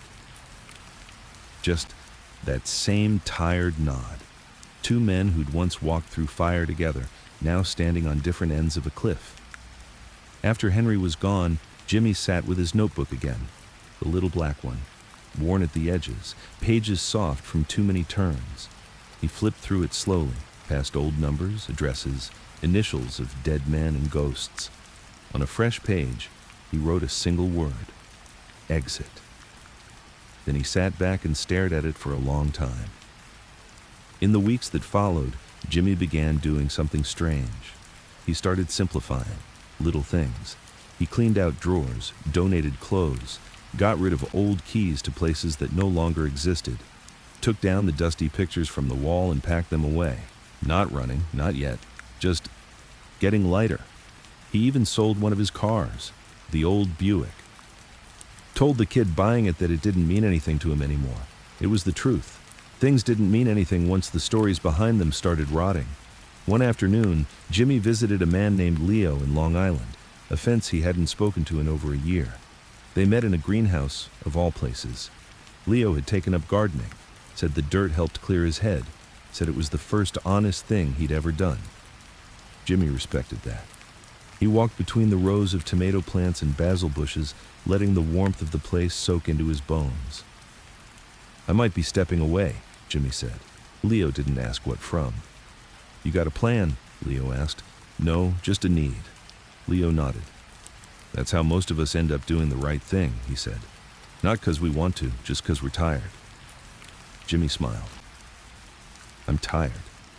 Then it's time." That night, Jimmy sat in his recliner, lights off, just the blue glow of the television flickering across the ceiling. He wasn't scared.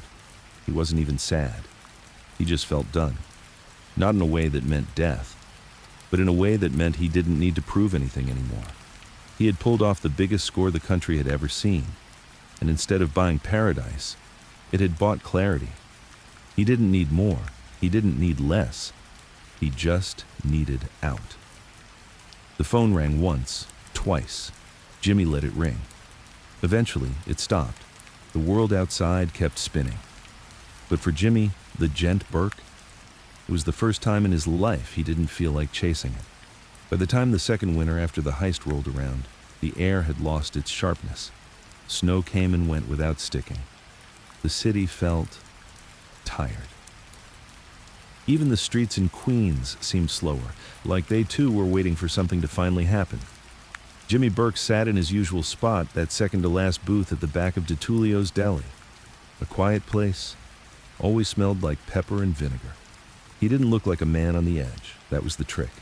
You'd think he was someone's uncle, maybe a retired butcher or a union guy who still knew people. But those who did know him, or thought they did, hadn't seen much of him lately. Not really. Not the version of Jimmy that sat quiet and still, with his coffee barely touched and his eyes fixed on the door like it owed him an answer. The FBI visits weren't daily, but they were constant. They no longer came with questions. They came with offers. "Just give us a name. Jimmy. Help yourself before someone else does." Guys are talking. He'd listen, nod politely, thank them for their time. Never asked for a lawyer, never raised his voice. The agent started getting frustrated.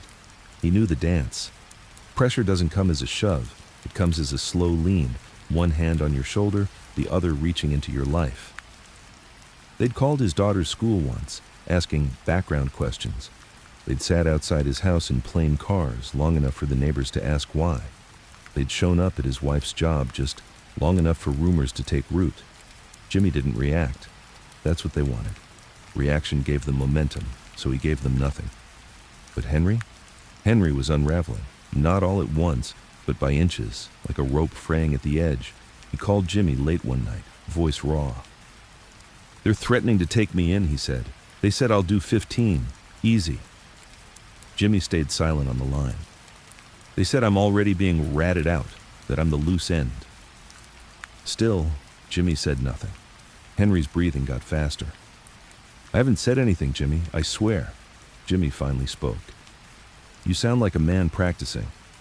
"Practicing what?" "Your confession." The line went quiet for a long moment. Then Henry said, "I'm scared." Jimmy nodded, alone in his dark kitchen. "I know." He hung up without saying goodbye. The next morning, Jimmy drove to the coast, just before sunrise. No destination. Just the cold, open road and a sea of fog rolling off the water like steam from an old wound. He parked near the edge of the bay and stepped out. The waves were soft that morning, small, like they didn't want to disturb the stillness. Jimmy walked to the edge of the water, coat open, shoes crunching softly over frozen sand. He thought about Henry. He thought about the men who were already gone. He thought about the job, not the score, not the cash, but the moment just before the vault opened. That was the moment. That's the moment that kept him awake some nights, not from guilt, but from what it meant. He had been in control, for once, completely. Now he couldn't even trust the weather. Back in the city, things were cracking faster. Paulie Roselli had gone quiet. Too quiet. No word in 2 months. Not a dropped name, not a familiar face in a bar. Jimmy figured he'd gone south. That was fine. Paulie knew the rules. If you vanish, stay vanished. Don't send letters, don't call, don't start getting sentimental. But still, on cold nights, Jimmy would sometimes walk past Paulie's old bar, half expecting to see the lights on, a cigar burning in the ashtray, that scratchy record player spinning Valar, off-key. But it was always dark, empty, like it had never been real. The press had calmed down, but the bureau hadn't. One of the younger agents came knocking on Jimmy's door. Fresh haircut, clean shoes, new badge. He asked the usual questions. Jimmy played the usual game. Then the agent said something that stuck. "You know what always gets guys like you, Jimmy?" Jimmy raised an eyebrow. "It's not the job.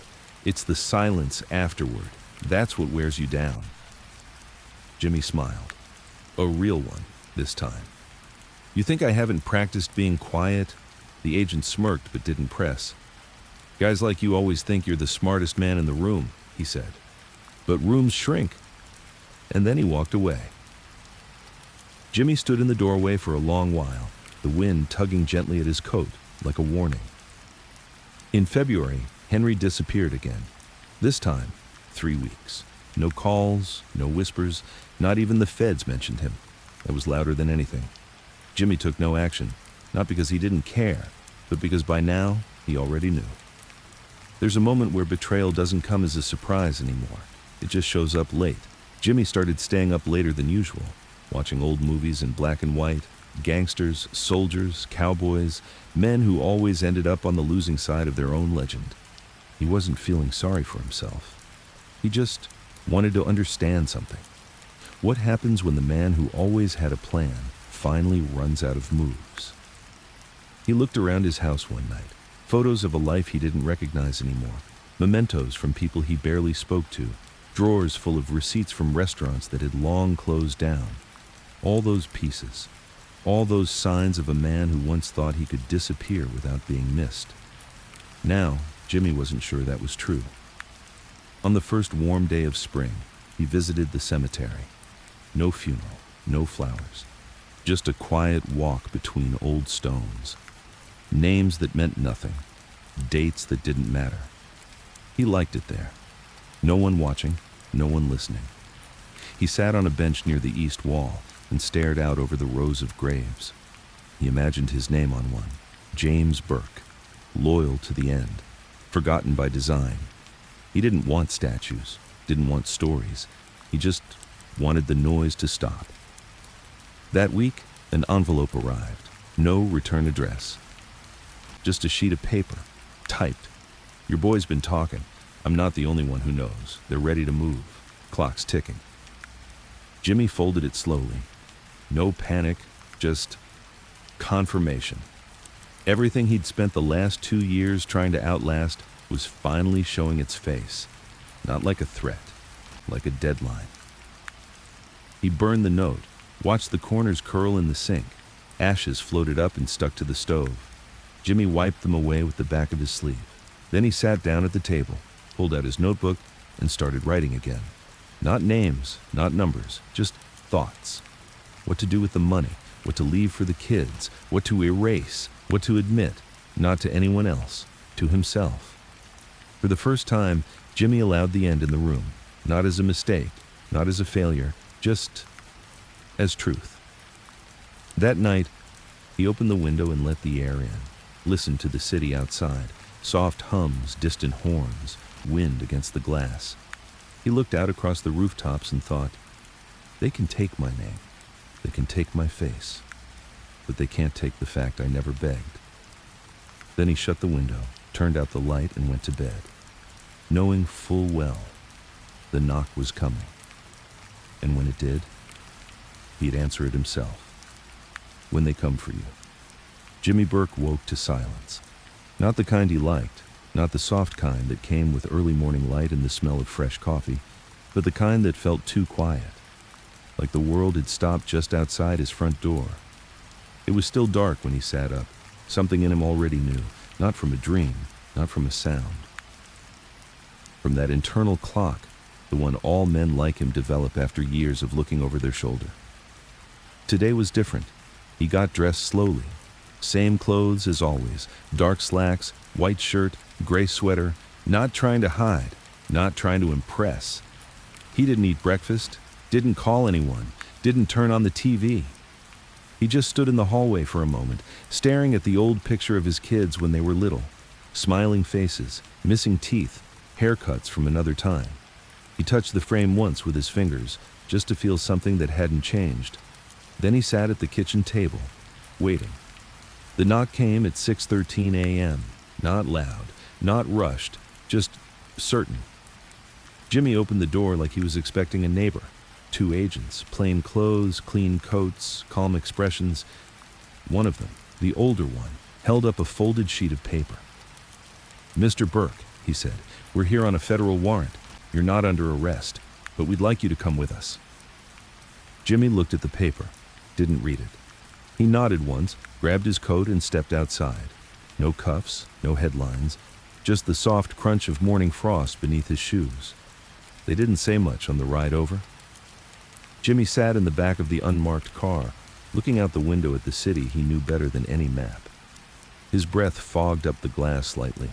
They passed diners he used to eat at, bars that no longer existed, the corner where Tommy once tossed a gun into a storm drain during a blizzard. Now, all of it looked smaller, like the frame had closed in around the picture.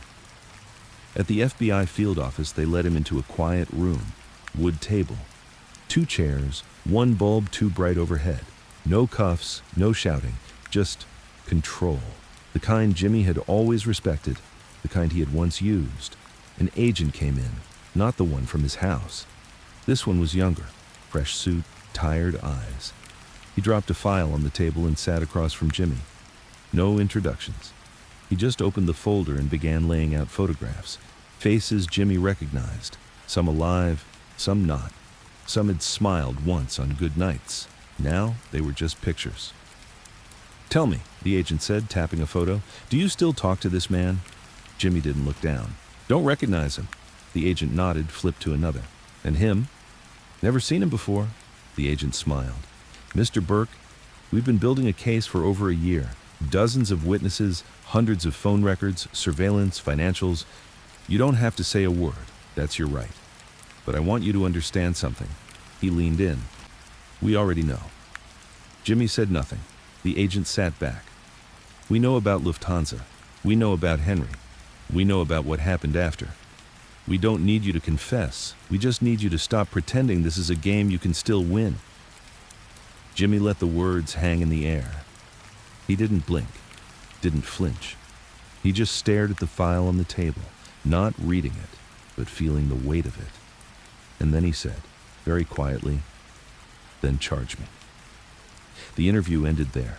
No shouting, no deal offered, no breakdown. They escorted Jimmy to a waiting area, let him sit in a hard plastic chair by a vending machine. One agent offered him a soda. He declined. Across the room, through the glass, he saw another man being escorted into a different room. Henry, thinner than before, pale, eyes down. They didn't look at each other, didn't nod, didn't acknowledge a thing, because by now, everything was already said. 2 hours later, Jimmy was released. No arrest, not yet. They just handed him back his coat, thanked him for his time, and reminded him that they'd be in touch.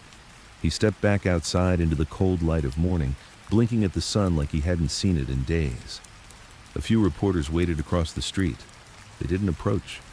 They just watched. Jimmy walked to the corner, hailed a cab, and disappeared into the blur of yellow and gray. Back home, he took off his coat and hung it up. The house was just as he left it, too quiet, too still. He made a pot of coffee, sat down, and waited. That afternoon, the news ran a short segment. Federal officials confirmed today that James Burke, long suspected of involvement in the Lufthansa Heist, was brought in for questioning but not charged. Sources say the investigation remains open. That was it. 2 sentences, 1 lifetime. The phone rang 5 times that day. Old contacts, curious friends, people testing the waters. Jimmy didn't answer any of them. He unplugged the line after the last call. That night, he sat at the kitchen table and opened his notebook again, not to make a plan, just to write down what was left, a list of assets, a list of names he still trusted, short list, and a note to himself.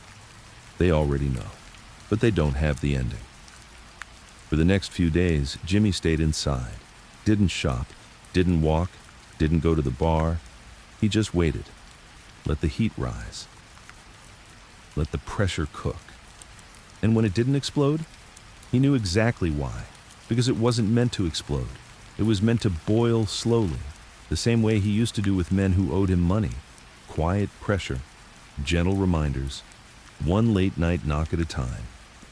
Now, that's what they were doing to him, and he had to decide, does he hold the line, or does he draw a new one? He wrote another note, folded it once, put it in a safety deposit box under a different name. Inside was no confession, no evidence, just a sentence. I didn't run. I just ran out of room. That night, as the city pulsed beneath his window, Jimmy Burke lay in bed with his eyes open. He didn't feel regret, didn't feel guilt. What he felt was the edge of the story. The moment when the pen hovers over the last page. And the only choice left is whether to end it clean or let it fade. He turned off the light and waited for the next knock. March came in colder than expected. Not in the air, but in the city's mood.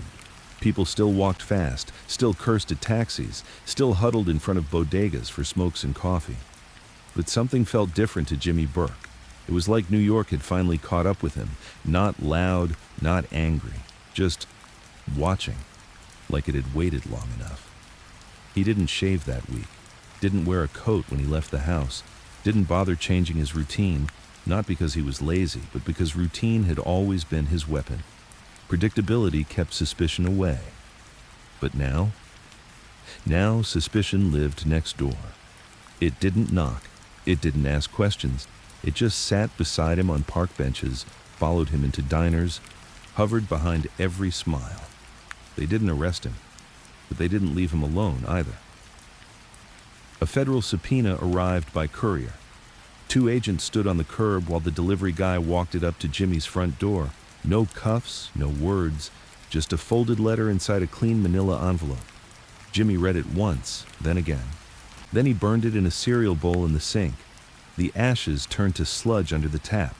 He dried the bowl, put it back in the cabinet, didn't say a word. He called no one, not Henry, not his lawyer, not Paulie, who was still hiding in whatever motel or beach town he now called peace.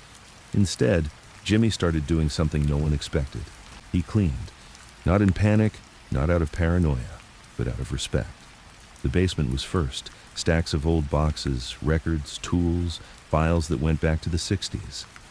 He touched each thing once, thought about its history, then decided. Keep, burn, give, erase. Some items were just dust already. Old ledgers, stolen ID plates, pieces of the old game that had no value anymore. Not because they couldn't be used, but because the life that needed them was over. Next was the attic. Photo albums, birthday cards, a shoebox full of Polaroids from nights he couldn't quite remember. He sat with that box for a while, pulled out a picture of his daughter, age 7, sitting on his shoulders at a park in Brooklyn. He looked younger in it, softer. It was the only photo that went back in the box. He took a trip to the Bronx, not for business, that part of him was gone, but for memory. There was a diner there, Maria's. They used to eat there after airport jobs, smaller ones, before Lufthansa. When it was still about a few thousand here, a few thousand there, Jimmy sat in the same booth, alone. The waitress didn't recognize him. She poured his coffee, took his order, and asked if he wanted toast. He said yes. Everything felt smaller. The tables, the menu, the sky out the window. It wasn't nostalgia. It was closure. Back home, Jimmy started writing letters. Not many, not dramatic. He didn't explain everything, only what he thought mattered. A few lines to his daughter, one to a man in Florida who once saved his life during a trucking dispute in '74. And one, folded twice, unsigned, that simply said, "If you ever talk, talk quietly. Loud men die early." He sealed them in separate envelopes, marked them with a red pen. Then stored them in a bag with 3 things: An old Zippo lighter, a second passport, and 12,000 in small bills taped in rubber bands. It wasn't an escape kit. It was a ritual. Jimmy wasn't planning on disappearing, but part of him liked knowing he still could. He hadn't seen Henry in weeks. But then, one Tuesday afternoon, he spotted him from across the street, hair longer, shoulders hunched, walking like a man being followed by something no one else could see. Henry didn't see Jimmy, and Jimmy didn't wave. Some bridges burn quietly. The next subpoena was different. Federal court appearance, specific time, specific date. They weren't bluffing anymore. Jimmy sat with it in his lap for a long time. He didn't read it twice, just stared at his name in black ink. James Burke, clean, plain, no gent, no title. Just the man they were finally ready to come for. That night, he made one final phone call. The voice that answered was tired, older than it used to be. Jimmy didn't bother with pleasantries. "They'll make it official soon," he said. The voice was silent for a moment. Then, "You ready?" Jimmy looked out the window, where the streetlight flickered. "I've been ready since the moment the money hit the van. You want me to help with anything?" Jimmy shook his head, even though the man couldn't see it. "No." A pause. Then the voice said, "You were always cleaner than the rest of us." Jimmy smiled faintly. "Cleaner doesn't mean smarter." "No," the voice said, "but it does mean slower to die." They hung up. He spent the last few days like a man waiting for a cab that would never arrive. Didn't shave, didn't leave the block, didn't open the curtains. He started sleeping on the couch again, same as he used to after every job. There was something about it, small, uncomfortable, temporary, that made it feel right. He stopped answering the door, stopped reading the paper. He already knew how it would end. The night before the court date, he sat in the dark with a notebook on his lap. No lists this time, no names, just the outline of a sentence that never quite finished. If I told the truth now, they wouldn't believe it. He closed the book, lit a cigarette, and let the smoke rise like a curtain. At 5 a.m., he woke, showered, shaved, put on his best suit, not for them, for himself. He ate toast with nothing on it. Then walked outside, just as the sun cracked over the edge of the sky. A car pulled up at the curb. It wasn't marked. It didn't need to be. Jimmy stepped in without a word, didn't look back. As they drove through the city, he thought about all the doors he'd walked through in his life. Backrooms, alleyways, vaults, bars, and now, a courthouse. No loot, no exit plan. Just Jimmy Burke, walking into history or fading out of it. The courthouse didn't look like much. Just another gray box on a gray block in Brooklyn, tucked between two buildings that hadn't seen fresh paint since Carter was president. But inside, the air felt thick, not with justice, not with purpose, but with waiting. Like the walls themselves knew why most people were there, not for truth, but for stories. And Jimmy Burke was a story everyone thought they already knew. He walked in just after 7:30 a.m., shoes polished, suit pressed, expression unreadable. No sunglasses, no entourage. Just Jimmy, alone, carrying nothing but his name. Reporters were already gathered outside. They didn't shout. No questions. They knew better. They just scribbled notes, snapped photos, and watched as a ghost in a suit passed them by like a man walking to breakfast. Jimmy didn't even glance their way. Inside, he moved through the security lines, slow and deliberate. The guards knew who he was. Everyone did. But no one said anything. He was an old lion now, still dangerous, but worn at the edges, and maybe, just maybe, cornered. The courtroom was brighter than he expected. High windows, pews like a church, wooden walls that carried sound too well. He found his seat. Front row, far end, 2 seats down from his attorney. He didn't speak, didn't fidget, didn't pretend to study the documents laid out on the table. He just watched the clock on the wall. 8:02 a.m. The hands moved slow. He liked that. Across the aisle, the prosecution team sat with open files and rigid posture. Young faces, clean suits, plastic pens. They'd rehearsed this, probably a dozen times. One of them kept glancing at Jimmy, like a zoologist studying something near extinction. Jimmy noticed, didn't blink, just held the gaze long enough to remind the kid that he'd buried men for less. Then the doors opened. Henry Hill, flanked by agents pale as chalk, eyes darting. Jimmy didn't move, didn't twitch. But inside, a cold understanding settled in the pit of his stomach. Henry wasn't just a witness now. He was the story. He was the mouthpiece. The line of dialogue the feds were going to ride all the way to conviction. Jimmy looked down at his hands. They were steady. Court came to order just after 9 p.m. The judge was older, sharp, the kind of man who didn't like jokes or delays. He addressed the room with a dry voice that made the overhead lights seem louder. Names were called, motions were stated. And then it began. The federal case, Burke v. the United States of America. Officially, it wasn't about Lufthansa, not directly. They didn't have the evidence for that, not really. What they had were surrounding charges. Racketeering, tax evasion, conspiracy, interstate theft, possession of stolen property. They were coming through the side door, trying to box him in, the way you'd trap an animal in a barn, by closing every exit but one. The first few hours moved slow. Bank records, property ownership, testimonies from low-level guys Jimmy hadn't seen in 10 years, some accurate, some pure fantasy. All designed to narrow the walls. Jimmy listened without expression. His lawyer objected when it mattered, didn't when it didn't. The whole thing was performance now, and Jimmy knew it. Then came the break. 15 minutes. Jimmy didn't go to the restroom, didn't step outside. He just sat. Same position, same gaze. He looked around at the people filling the benches. Half of them were press, the other half, nobody's hoping to say they were there when Jimmy Burke finally cracked. But he wouldn't, because Jimmy didn't break. He adjusted, he waited, he let others break first. After the break, they brought out Henry. He took the stand slowly, head low, voice thinner than anyone remembered. The room changed. Tension buzzed beneath the silence. Even the air felt different. Henry swore in, answered the first questions like a man on a leash. Then, the prosecutor asked the one that changed the room.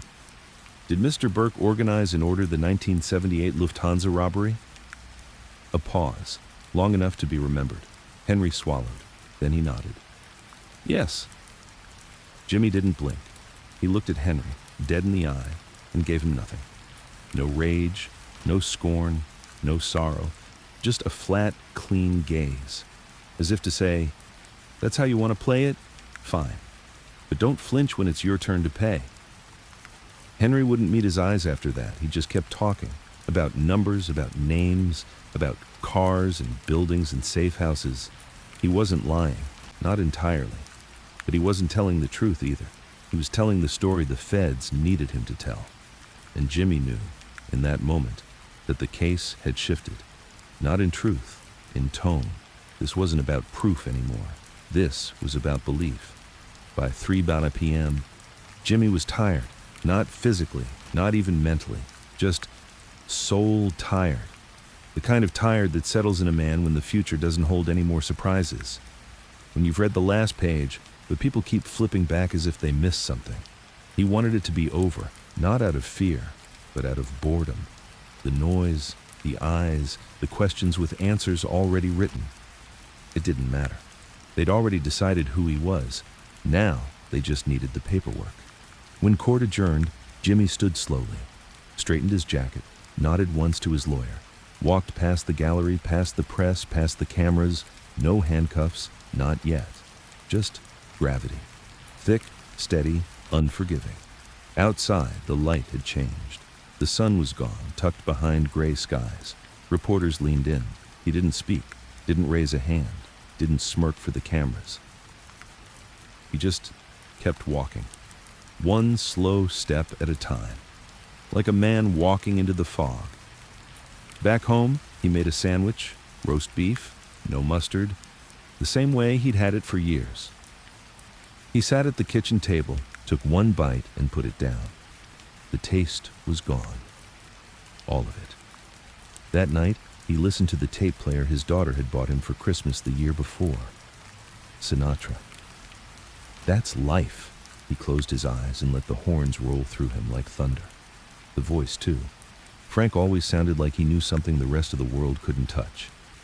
Jimmy liked that. He liked men who held their own secrets, even while they sang.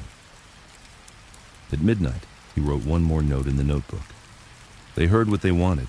Henry gave them the story. I'll give them the silence.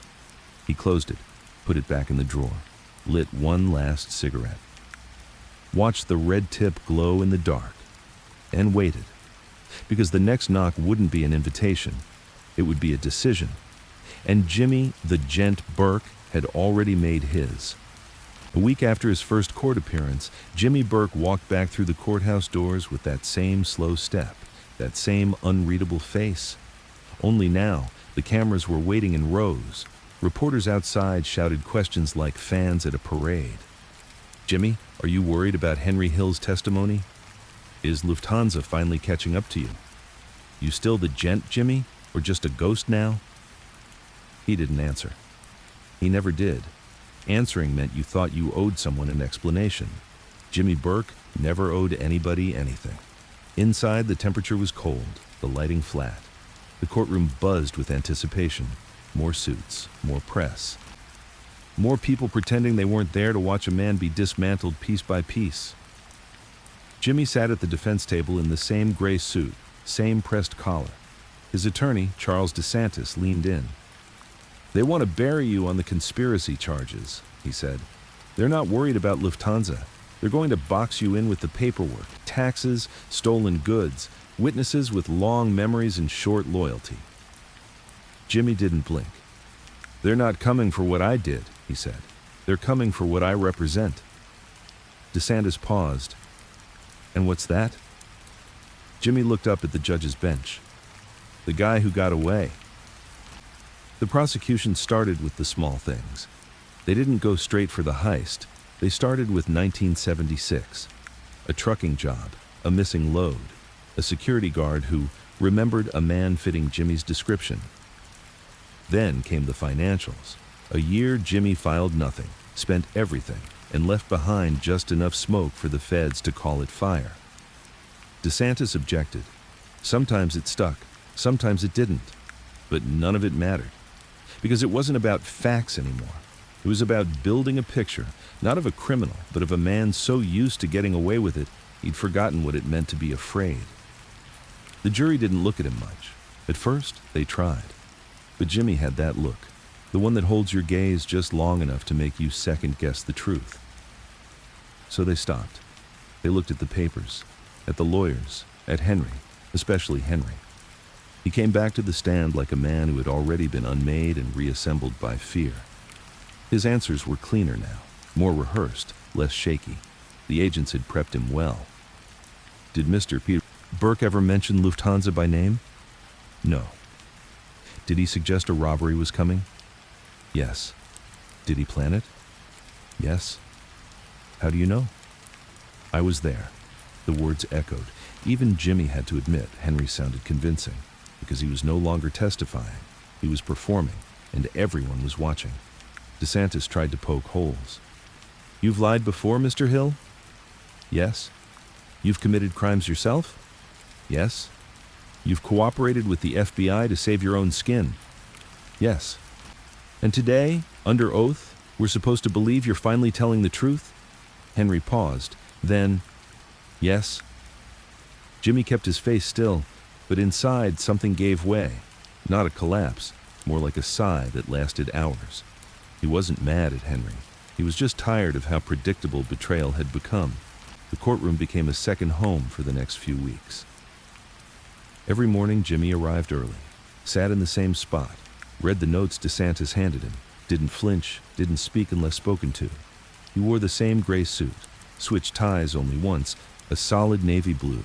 Someone from the press later called it the quietest rebellion in mob history. On the 8th day, they brought in financial experts, graphs, receipts, bank accounts tied to names that didn't exist anymore. Jimmy stared at the screen like it was a magic trick with no punchline. He'd buried cash in 5 states, paid everything in paper, lived like a shadow for 30 years. And now, a guy with a pointer stick and a calculator was trying to tell a jury he could map his entire life based on the mileage on a Buick. Jimmy leaned toward DeSantis. This is their big move. They don't need a big move, DeSantis whispered back. They just need the room to nod together. Jimmy sat back, watched, and didn't nod. The witnesses continued, some real, some desperate. One guy from Jersey swore Jimmy once offered him a kilo of uncut diamonds in a parking lot behind a diner. Jimmy had never seen him before in his life. Didn't matter. The jury heard it. And once something's heard, it sticks, even if it doesn't hold. On the 11th day, DeSantis leaned in with a choice. They want to offer a deal. Jimmy raised an eyebrow. You plead guilty to the tax charge in interstate fencing, he said. They'll drop the conspiracy and leave Lufthansa out of the narrative.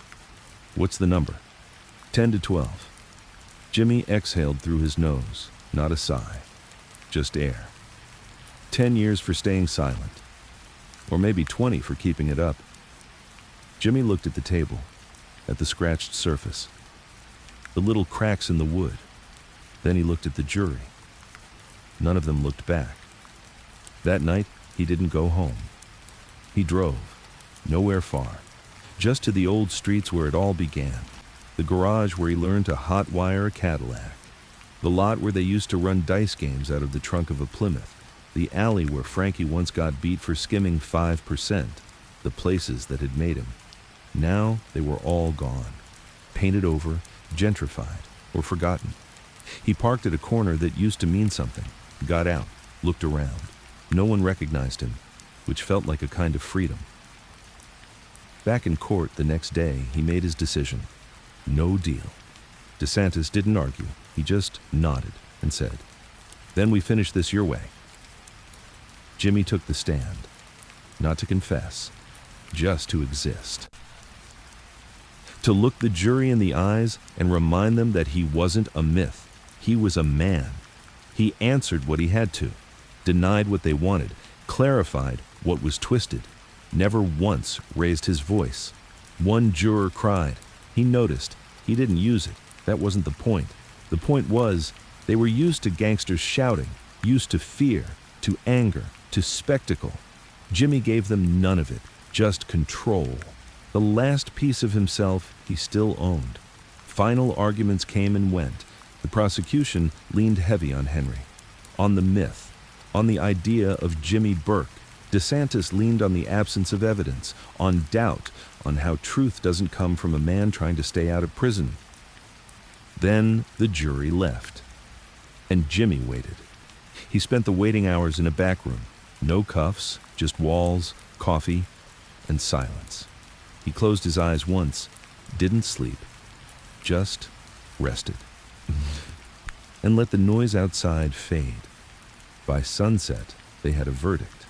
Jimmy stood, face calm, hands folded, not guilty on racketeering, not guilty on conspiracy, guilty on tax fraud, guilty on fencing.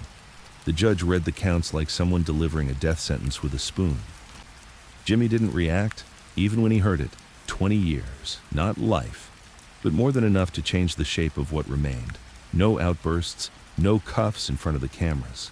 Just Jimmy the Gent Burke walking out of the courtroom into custody like a man walking into the rain without an umbrella. Because some storms that you don't dodge, you walk through them. And even then, he didn't beg, didn't cry, didn't look back, because Jimmy had one rule left. Go out the same way you came in, quiet.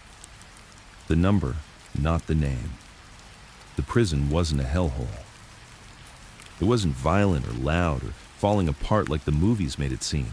It was clean, organized, cold in a bureaucratic kind of way, a machine for forgetting people. And Jimmy Burke had just been swallowed by it. They gave him his number for 74329 or 054, stamped it on paper, stamped it on plastic, stamped it on a uniform folded 3 times too tight. He looked down at the number, didn't speak, because this was the part he'd already prepared for. Not the trial, not the sentence. This, the shrinking. They sent him to Lewisburg, medium security, high fences, double gates, cement walls that hummed when the wind hit right. Not many visitors, too far from Queens, too far from his old life. Perfect, because Jimmy wasn't interested in seeing anyone anymore.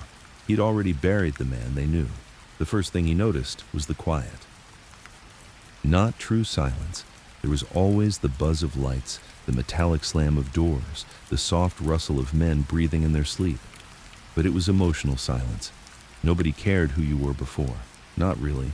Every man had a past in there. Some exaggerated it, some denied it.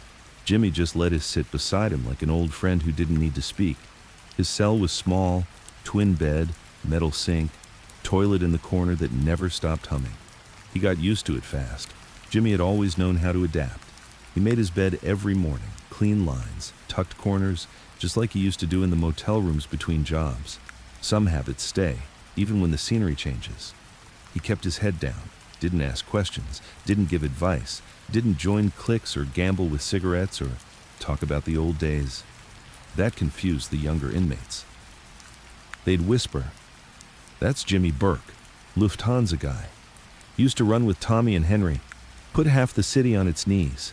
He'd pass by, nod once, never stopped walking. That's what got them. He wasn't bragging, he wasn't hiding, he was just done.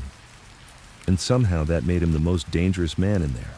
He worked in the prison library, not because he liked books, but because it was quiet.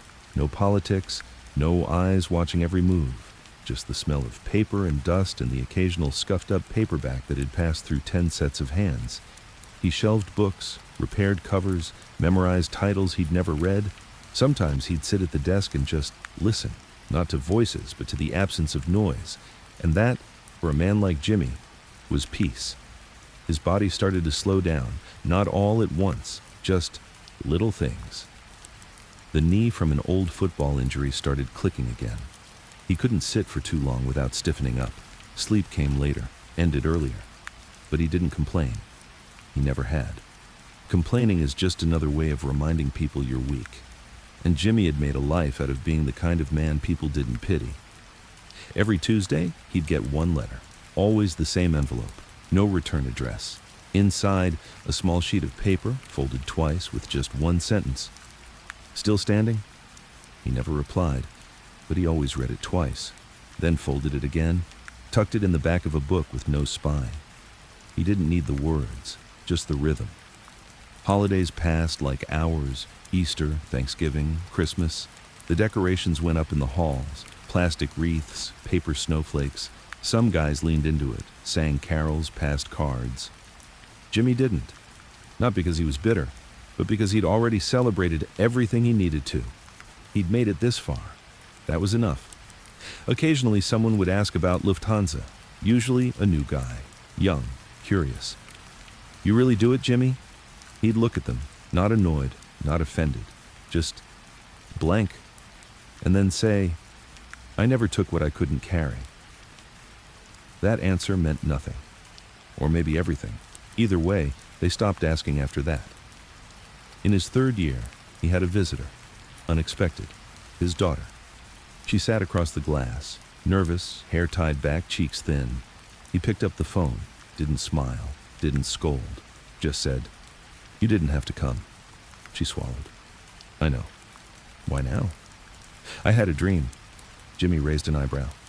"You were sitting in a room, alone, same suit, same look, but different." He didn't answer. She leaned in. "You looked small."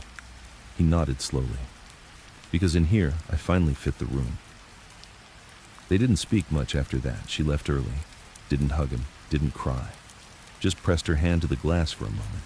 He didn't press back. He just watched. By the end of year 5, he was walking slower, his hair grayer, his hands stiffer, but his eyes still sharp. Still the kind that watched you the way a man watches a clock when he knows the alarm's coming. He started writing again, not stories, not confessions, just thoughts, one-liners, half-sentences, quotes he made up. Silence is the loudest loyalty. The grave has no doors, but people still knock.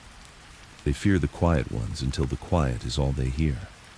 He kept the notes in a shoebox under his bunk, not for anyone else. Just to prove to himself that he was still in there. He stopped counting the days. That's what broke most men, the numbers. Jimmy lived by rhythm, not calendars. Wake, eat, walk, read, sleep, repeat. Everything else? Noise. In year 7, Henry Hill died. Some guys in the yard came up to Jimmy. "Told you he'd burn out," one said. Jimmy looked up, blinked once, and said, "He died a long time ago. The papers are just catching up." He didn't mention Henry again. Didn't need to. There was nothing left between them but dust and silence. Eventually, a counselor asked him if he had regrets. Jimmy shook his head. "You don't regret the heist?" "No." "The people who got hurt?" "I didn't shoot anyone." "But they suffered." "We all suffer. Some of us just make it look like a plan." The counselor wrote something down. Jimmy never asked what. On his 10th year inside, Jimmy had a dream. First one in a long time. He was walking through Kennedy Airport, alone. The halls were empty, the lights flickered. But he wasn't carrying a bag, wasn't looking for a gate, just walking. And then he saw it. The vault. Door wide open. No guards, no sirens, no money. Just a single chair. He sat in it and waited. When he woke up, the sun was hitting the floor through the narrow window. He sat up, looked at his hands. Same hands, same man. Still here, still Jimmy Burke. Just older. And maybe, finally, invisible. By year 11, Jimmy Burke had learned to live with the noise of his own bones. Everything clicked. His knees, his shoulders, his fingers when he tried to crack them. Each sound a soft reminder that the machine was rusting. The prison clinic diagnosed him with degenerative arthritis, mild heart trouble, and age-related cognitive fatigue, whatever that meant. Jimmy just called it slowing down. He didn't ask for extra meds, didn't complain to the nurses. He took whatever pain came in the morning like a man used to bad weather. Unwelcome, sure, but nothing worth mentioning. He'd stopped going to the yard. Too cold in winter, too loud in summer, too many young guys with something to prove. Instead, Jimmy stuck to the chapel. Not for religion, just for the stillness. It was quiet there, dim, dusty in a comforting way. He'd sit in the back pew, far left corner, same as always. Not praying, not reading scripture, just thinking. And sometimes, not even that. A guard named Ramos used to bring him books, not legal thrillers or gangster novels. Jimmy hated those. He preferred non-fiction, history, old sports biographies. The occasional travel log, places he'd never go, mountains he'd never see. Ramos once asked why he read about places he had no way of visiting. Jimmy just shrugged and said, "You don't need feet to travel, you just need space in your head." In his 12th year, the prison led him into a program called Life Histories, an outreach initiative. Prisoners could record audio memoirs, anonymously, to be archived in a university database. Most inmates used it to vent, to apologize, to blame, to brag. Jimmy used it to remember, not just the crimes. He didn't mention Lufthansa, didn't name names. He talked about simpler things. His first bike, the sound of dice on pavement, the smell of his mother's cooking, his first tailor, the silence that comes just before safe opens. The guy running the recorder said, "You've got a good voice for radio," Jimmy smirked. "Too bad I lived like I was in a blackout." Time folded on itself after that. Days bled into each other. He stopped marking birthdays, didn't want cake, didn't want attention. All he wanted was to be left alone in his routine. Mornings, tea and toast. Afternoons, a walk if the legs held up. Evenings, the chapel or his cell, depending on the noise level. That was it. A man once feared for his planning now lived in 12-hour loops. One morning, they brought in a new guy. Young, maybe 30. Tattooed from jaw to knuckles, mean eyes, fast mouth. He tried to size Jimmy up in the cafeteria, walked by his table, said, "Old man, you used to run with the ghosts, huh?" Jimmy looked up once, calm.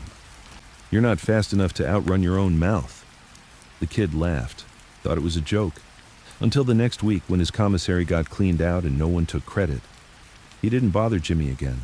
Old names still meant something in there. even if the man behind them moved slower now. In year 13, Jimmy's heart got worse.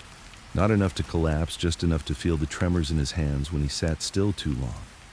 The nurse, an ex-military guy named Howard, told him to cut down on salt, walk more, worry less. Jimmy laughed at that last one. Worry's the only thing I ever did for free.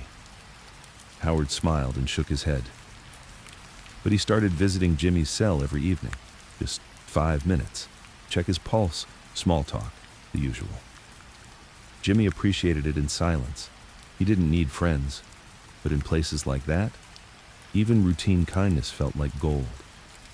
The letters stopped after year 14. No envelope on Tuesdays, nothing. He didn't ask.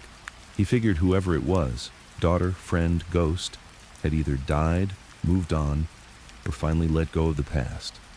Jimmy didn't take it personal. That's the nature of time. It erases. First, your headlines, then your connections, then your name, until all that's left is a number on a file and a face a young guard might half recognize from a documentary he saw once. By year 15, Jimmy stopped writing altogether. The notebook stayed under the mattress, untouched. The words didn't come the way they used to. Too slow. Too tired. And honestly, what else was there to say? The heist was old news. The people were mostly dead.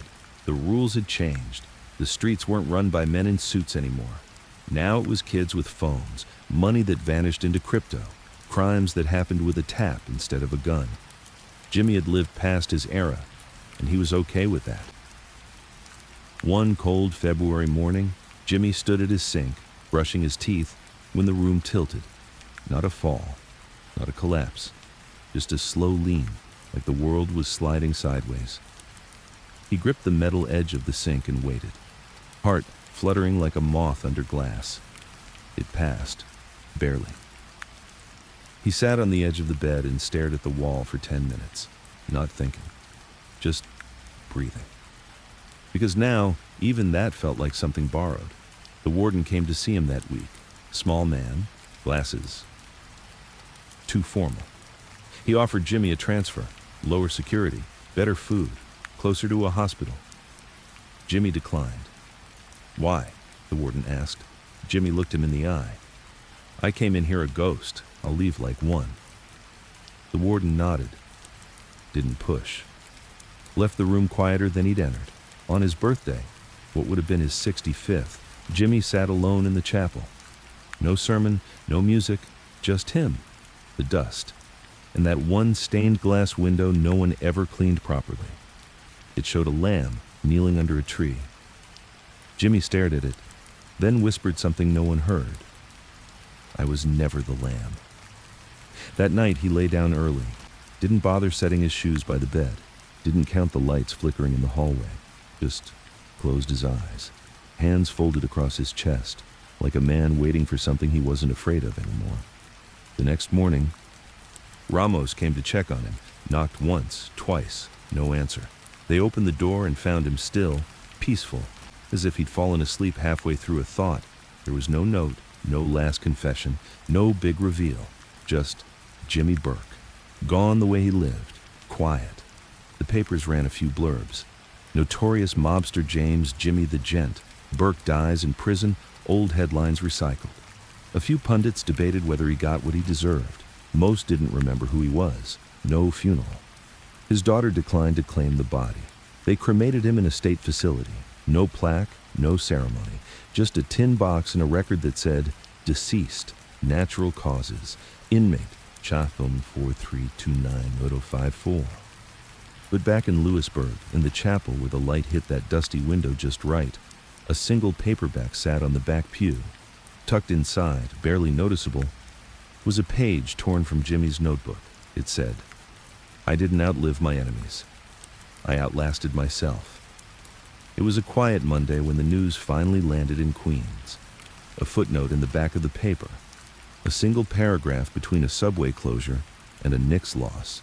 James Burke, once tied to the infamous 1978 Lufthansa Heist, died of natural causes last week in federal custody. He was 65, He served over 15 years of a 20-year sentence. He is survived by 2 children. And just like that, it was done. No retrospective, no spotlight, just a dead man's name inked between ads and crossword clues. But in Ozone Park, where the old rules used to hum in every sidewalk crack, the air changed, just a little. At Tony D's bar, one of the last real joints left on Liberty Avenue, they still remembered him. Sort of. "You hear about Burke?" the bartender asked, wiping a glass. The guy on the stool, name was Ronnie, mid-40s, born too late to see the golden days, nodded. "Dead, right?" "Heart," the bartender said. "About time," Ronnie muttered. But then, almost like he couldn't help himself, he added, "Guy was smart, though. Never flinched, never talked." The bartender poured 2 fingers of bourbon. Never found the money either. And there it was, the myth. It always came back to that. Because Jimmy's story had never really been about the crimes. It had been about what they never found. Some said it was buried in the Catskills. Others said he stashed it in safety deposit boxes across state lines, New Jersey, Pennsylvania, Ohio. There were even rumors about old lockers at JFK Airport, still locked, still waiting. The number floated around for years. $6 million inflated by time, maybe, maybe not. But the story, that was priceless. A young guy sitting 2 stools down leaned in. "Wait, this the guy from Goodfellas?" Ronnie nodded slowly. "They based De Niro's character on him. Jimmy Conway. That was Burke." The kid's eyes lit up. "No shit." And just like that, a ghost gained new life. In Brooklyn, an older man named Sal, who used to run numbers for Paulie back in '75, read the obit and shook his head. He remembered Jimmy. Remembered the way he used to walk, calm, confident, like a man already 5 steps ahead. He was never loud, Sal told his grandson that night. Never had to be. People just knew. The kid, barely 20, didn't say much. Just listened. But something about the way Sal said it, people just knew, stuck with him. Up in the Bronx, a retired detective named Fallon clipped the article and pinned it to a corkboard full of faded mugshots. Burke's face sat next to Tommy DeSimone's. Fallon stared at it for a long time, then poured himself a drink. He remembered the Lufthansa case, the mess, the silence, the bodies that followed, the case that technically closed, but never felt solved. "Got you in the end, Jimmy," Fallon muttered, but he didn't sound proud, just tired. Because catching a man and ending a story are 2 different things. Meanwhile, in Staten Island, a man named Vincent, who used to wash cars for the Lucchese crew as a teenager, checked his safety deposit box for the first time in 20 years. Inside, an old Polaroid of Jimmy, sitting at a card table, cigarette in mouth, cards fanned in hand. Nothing else, no cash, no codes, just that photo. Vincent stared at it, then slipped it back inside. Some memories, he figured, weren't meant to be spent. Back in Queens, the neighborhood shifted again. The laundromat where Jimmy once met Frankie Carbone got turned into a vape shop. The diner he used to stop at after late-night jobs, gone, now a high-end bakery with soft music and glass countertops. And the house, Jimmy's old house, sold, flipped, rented out to college kids who had no idea what happened in that garage, on those steps, under that roof. History doesn't vanish. It just gets repainted. But in the quiet corners, the back booths, the basements, the barber shops where old men still tell stories, Jimmy lived on. Did I ever tell you about the time Jimmy ran a whole scam out of a bakery freezer? Jimmy? That guy once hijacked a truck and had the driver eating donuts while it happened. Guy never raised his voice, just stared at you. That was enough. None of it could be verified. Didn't matter. Truth wasn't the point anymore. The legend was the currency. One night at a corner bar in Yonkers, 2 low-level guys sat drinking cheap whiskey. They weren't gangsters, not really, just kids trying to build names in a city that didn't care anymore. "Imagine if the money's still out there," one of them said, "just waiting." The other one lit a cigarette. "What would you even do with it?" The first guy smirked. "Bury it deeper." They laughed. But then they stopped laughing. Because even in 2025, The idea of Jimmy Burke's lost millions still had weight, still made hearts beat a little faster, still made men dream. In a dusty corner of an old JFK storage facility, a rusted lockbox sat untouched. No markings, no key. Just a small red sticker on the bottom, barely visible anymore. Faded numbers, 261B. An older maintenance worker passed it every week. Never thought much of it, until one day, cleaning behind the shelves, he spotted the sticker. He looked closer. Something in his gut shifted. He didn't open it, didn't even touch it, just stared. Then backed away slow. Some stories, he thought, don't need endings. They just need space to breathe. Back in Ozone Park, the bartender locked up for the night, pulled the gate down, turned the sign to closed. But before shutting off the lights, he looked at the old framed photo behind the bar. Black and white. 4 men, suits, smiles, cigarettes. One of them was Jimmy. He raised a glass. "Wherever you ended up," he whispered, "you did it your way." He drained the drink, flicked off the lights, and let the darkness hold the silence. Jimmy Burke was gone. But his name wasn't. Because men like Jimmy don't disappear. They just turn into shadows that whisper through generations. A face in a faded photo. A name on the tip of a drunk uncle's tongue. A legend you hear once, then carry for the rest of your life. Not because you know it's true, but because you want it to be. He didn't look like someone who should have cared. Name was Eli Parks, 28 years old. Freelance journalist with a small following on YouTube and a decent podcast audience. He wore wireframe glasses, jeans with frayed hems, and had a voice that sounded like it hadn't fully decided if it wanted to be on radio or not. His apartment was small, 3 rooms and a desk that groaned under the weight of old books and external hard drives.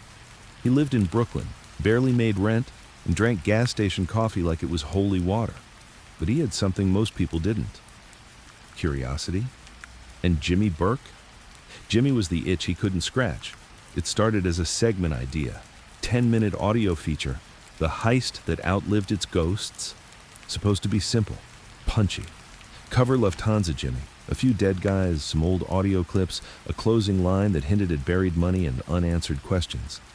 It was supposed to be fun, but Eli didn't do surface stories. And the deeper he looked, the more the story pulled back. Not away from him, into him. The thing about Jimmy Burke is, the truth wasn't easy.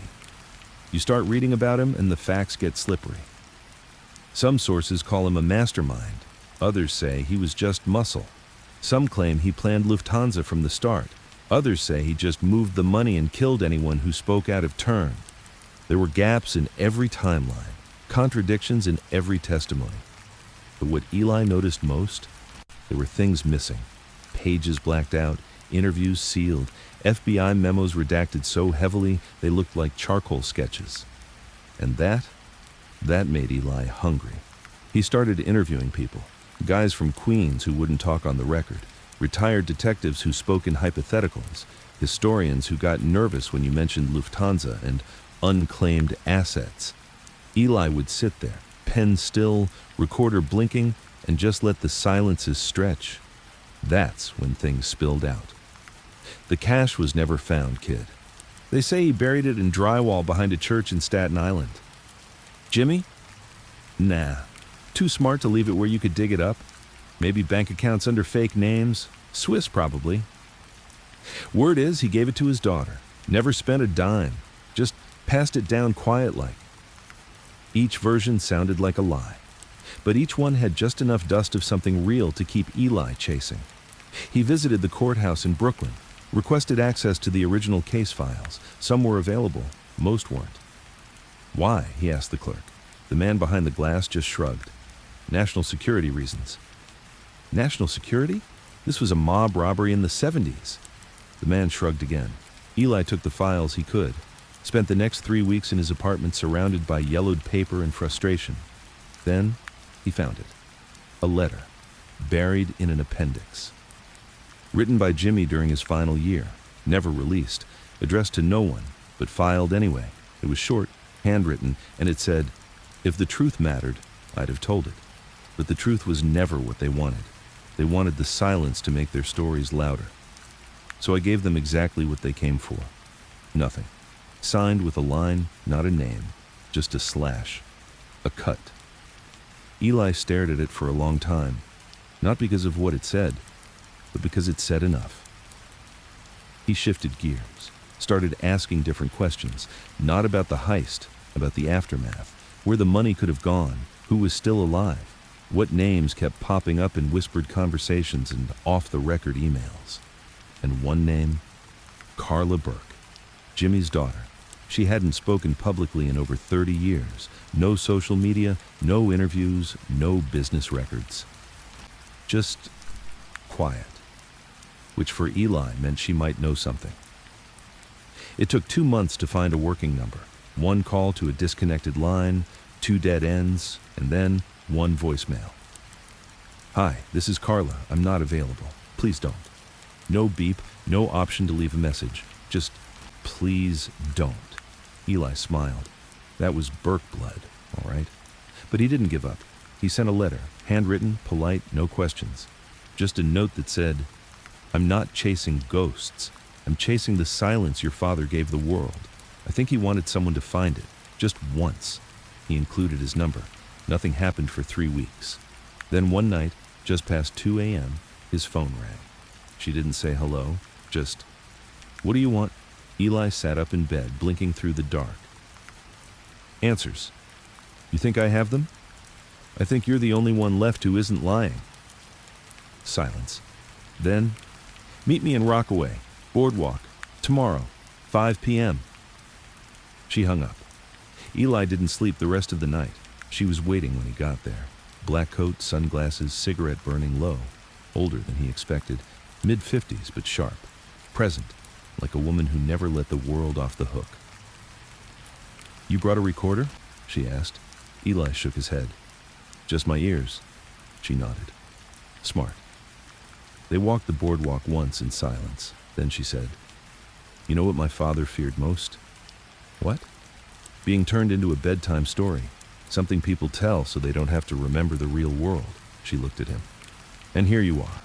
Eli opened his mouth, then closed it. Because what was there to say? She wasn't wrong. They sat on a bench facing the water. Seagulls circled above. The air was cold. "He wasn't who they think," Carla said. Then who was he? Not a villain, not a hero. Just a man who understood 2 things better than anyone. Time and silence. "Did he keep the money?" She smiled. A small, broken thing. "I don't know. Really?" She shrugged. "Maybe he spent it. Maybe he burned it. Maybe it never existed." Eli waited, and then she said, "But if you're smart, you'll stop digging." "Why?" "Because some stories were never meant to be solved. Just remembered." She stood up, lit another cigarette, and as she walked away, she turned and said, "You think he wanted someone to find the truth? Maybe. Or maybe he just wanted the last word." Then she disappeared into the sea fog, leaving Eli alone, and the silence. It finally said something. The boardwalk still smelled like salt and secrets. Even after Carla Burke vanished into the fog, Eli sat there, replaying her words. Some stories were never meant to be solved, just remembered. But the problem was, Eli didn't just want to remember. He wanted to understand. Because stories don't get handed down in half-truths unless somebody, somewhere, is still guarding the full version. And in Jimmy Burke's world, silence wasn't absence. It was a choice. Eli went home that night and couldn't sleep. He replayed the conversation in his head, her tone, her pauses, the way she said, "Maybe he burned it." Burned what? The money? The truth? Or was it a warning? He went to his desk, pulled out every note, every timeline, every scribbled breadcrumb. He didn't want the ending anymore. He wanted the middle. What happened in those quiet years between the heist and Jimmy's arrest? Who helped hide the money? And the bigger question, was someone still living off it? In every buried story, there's a thread. And Eli found it in a small, forgotten footnote in a 1980 federal case. A man named Marty Cavallo, minor crew guy, longtime associate of Jimmy, arrested once, charges dropped, then vanished completely. No obituary, no prison record, no death certificate, just gone. But in one testimony, given by Henry Hill, Marty was named as a guy who knew where a lot of things ended up. Eli stared at the name. That was it. The ghost inside the ghost. Finding Marty wasn't easy. Everyone said he was dead. But Eli tracked down a tip buried in a private Facebook group for retired postal workers, a post from 2016 mentioning a Marty C. who used to live near Poughkeepsie, working under an alias at a hardware store. It was thin. But in this story, thin was gold. 2 days later, Eli was in upstate New York, walking into a narrow little hardware shop off Route 44. Bell over the door, sawdust smell.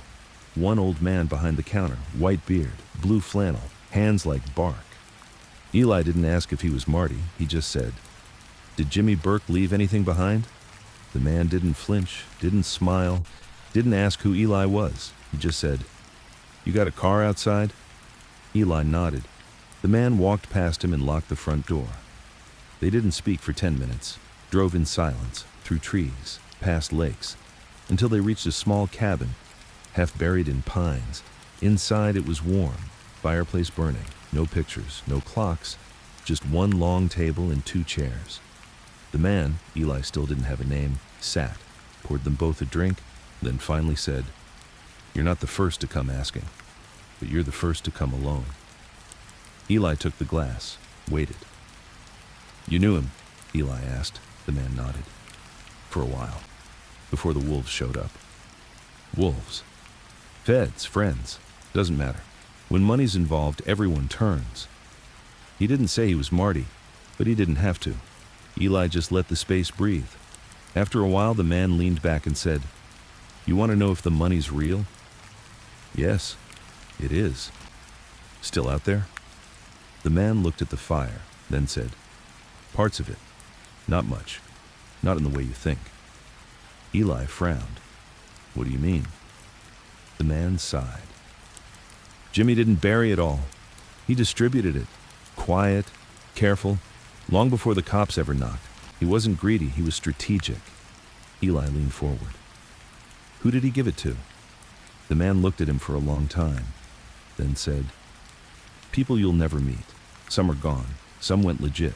A few, they still send envelopes." "Envelopes?" "Small ones. Quiet. Once a year, usually around December." "To who?" "Families of the crew. Kids, widows." He made sure his silence paid interest. Eli's skin prickled. "So, he planned for after?" "He planned for everything," the man said. "That's what made him dangerous." They sat there for a while. Eli asked questions. The man answered some, ignored others. And before Eli left, he handed him a name, Nora Mancini. "Jimmy trusted her," the man said, "more than anyone." "Why?" "She wasn't in it for money. She was in it for the ending." "What does that mean?" The man smirked. "You'll see." Eli drove all night, looked up Nora's name on the way. She ran a small antique store in Astoria. Had a quiet reputation, kind to animals, never married, no criminal record. But she once co-owned a dry cleaner near JFK, 3 blocks from the original Lufthansa terminal. And her name, it appeared in one of Jimmy's sealed property records, listed only as NM, a fingerprint on a ghost. The antique store smelled like lemon oil and memory. Old clocks, framed paintings, vinyl records in dusty sleeves. Eli walked in and saw her behind the counter, late 60s, silver hair, eyes that didn't miss much. She looked up. Before he could speak, she said, "If you're here about Jimmy, you're either a fool or a liar." "I'm neither," Eli said. She tilted her head. "You're the kid from the podcast." He blinked. "You've heard it?" "Everyone hears everything, eventually." She came out from behind the counter, dusting her hands. "I won't tell you where the money is," she said. "I'm not here for that," Eli replied. "Good, because you wouldn't find it anyway." They stood there for a moment. Then she said, "Come, there's something I want you to hear." In the back room was a tape player. Old, yellowed, still worked. She put in a cassette, pressed play, and Jimmy's voice filled the room. Raspy, slow, tired, but sharp. "If you're hearing this, it means you went looking. Maybe for the story, maybe for the truth. Doesn't matter. What matters is, You made it past the lies." Eli froze. The voice was unmistakable. Jimmy, speaking from a coffin made of tape. The money was never the point. The silence was. Because in a world that trades in noise, silence is the only thing they can't sell. The tape clicked off. Eli stared at it.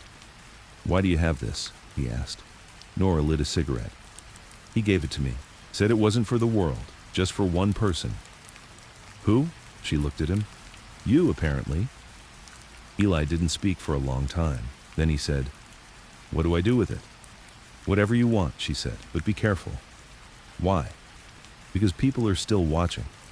And when you dig too close to the root, the tree falls on you." Outside, the wind picked up. Eli stepped into it, tape in his coat pocket, chest tight. Because now, it wasn't just a story. It was his story. And he didn't know if that was a gift or a curse. Eli didn't go home right away. After leaving Nora's antique shop, he walked aimlessly through Astoria, past old brick buildings, past the greasy diners and fading signs, half-lit neon humming in the evening chill. His fingers never left the inside pocket of his coat, where the cassette tape sat like a heartbeat pressed against his ribs. He kept expecting someone to stop him. A voice to call out from the dark, a car to slow behind him a little too long. But nothing happened, because Jimmy Burke didn't leave behind guns or threats. He left questions. And now, Eli had one more than he wanted. Back in his apartment, he locked the door twice, pulled down the blinds, and stared at the tape on the table. He didn't have a player. The one at Nora's had looked older than her, so he searched online, found a vintage electronics shop down in the East Village, and made a note to go first thing in the morning. Still, he couldn't sleep, not because he was scared, because he was charged, alive in a way he hadn't felt since the story first began, before it had teeth, before it turned inward, and now the story had spoken to him, directly. He just didn't know why. Morning came heavy and gray. Eli skipped coffee, took the subway to the shop, bought a refurbished tape player for $70, cash. The guy behind the counter squinted at him and said, "You look like someone who just found a message from the dead." Eli didn't reply, just nodded once and left. Back home, he placed the cassette in the tray, hands trembling, more from adrenaline than nerves, pressed play, and Jimmy's voice returned, that deep, raspy whisper of a man who knew his time was up, but not his reach. "If this tape found you, it means I picked right. Not a wise guy, not a suit. Just someone who doesn't stop when they're told to, someone who keeps digging." Eli leaned forward, notebook in hand. "They always thought I buried the money. Truth is, I invested it, not in stocks, not in property, in people." Pause. A rustle of paper on the recording. "I gave pieces to folks who needed it, the ones who kept their mouths shut, who lost family, who lost time.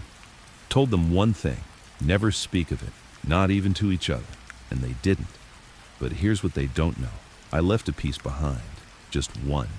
Eli froze, the voice lowered. "It's not buried, it's not hidden, it's waiting." Then silence, not static, not dead air, just Jimmy stopping short. No clue, no map, just that word again, waiting. Eli rewound the tape, played it again and again. The message didn't change, but every time, something new pressed at the edges, not in what was said, but what wasn't. Waiting. That could mean a person, a place, a trigger. He stared at his notes, circled the word a dozen times, and wrote beneath it, "What is waiting? Who is waiting? Why now?" He knew he couldn't answer it alone, so he made a decision that would change everything. He published a teaser episode on his podcast, just 3 minutes long. No tape, no spoilers, just this. Jimmy Burke didn't take the secret to his grave. He left it behind, not for the feds, not for his crew, for someone like me, and maybe someone like you. I have his voice, and it says one thing: the story isn't over. He ended it with his contact info and a simple request. If you know something, even a scrap, reach out. He uploaded the episode, then waited. The internet moved fast. Faster than Jimmy ever could have imagined. Within 48 hours, the teaser racked up 30,000 plays. Within a week, 100,000. Comments flooded in, conspiracy theories, threats, praise, paranoia. One comment stood out. Check Flushing Cemetery. Burke's old friend had a bench there, not just a grave, a bench.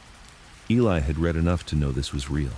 Tommy Two Toes Magliano, minor crew guy, died in '92, had no family, but a bench had been donated in his name by a friend who wishes to remain anonymous.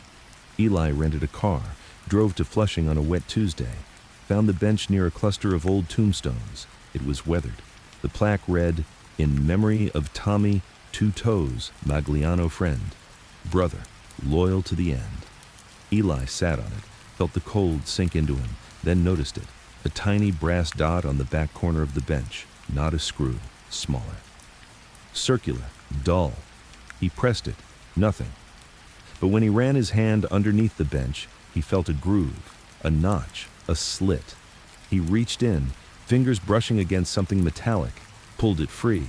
It was a key. Back in the car, Eli stared at the small, rusted thing in his palm. No tag, no label, but it was real. And it meant something. He drove back to the city, hands sweaty the whole way. Didn't call anyone, didn't post about it. This wasn't for the audience anymore. This was personal. That night he played the tape again. Jimmy's voice sounded different now. Not haunting, not wise, just tired. A man who knew the end was near and wanted one more move on the board. Eli wondered, had anyone else ever heard this tape? Had Carla listened? Had Nora? Or was this truly his now?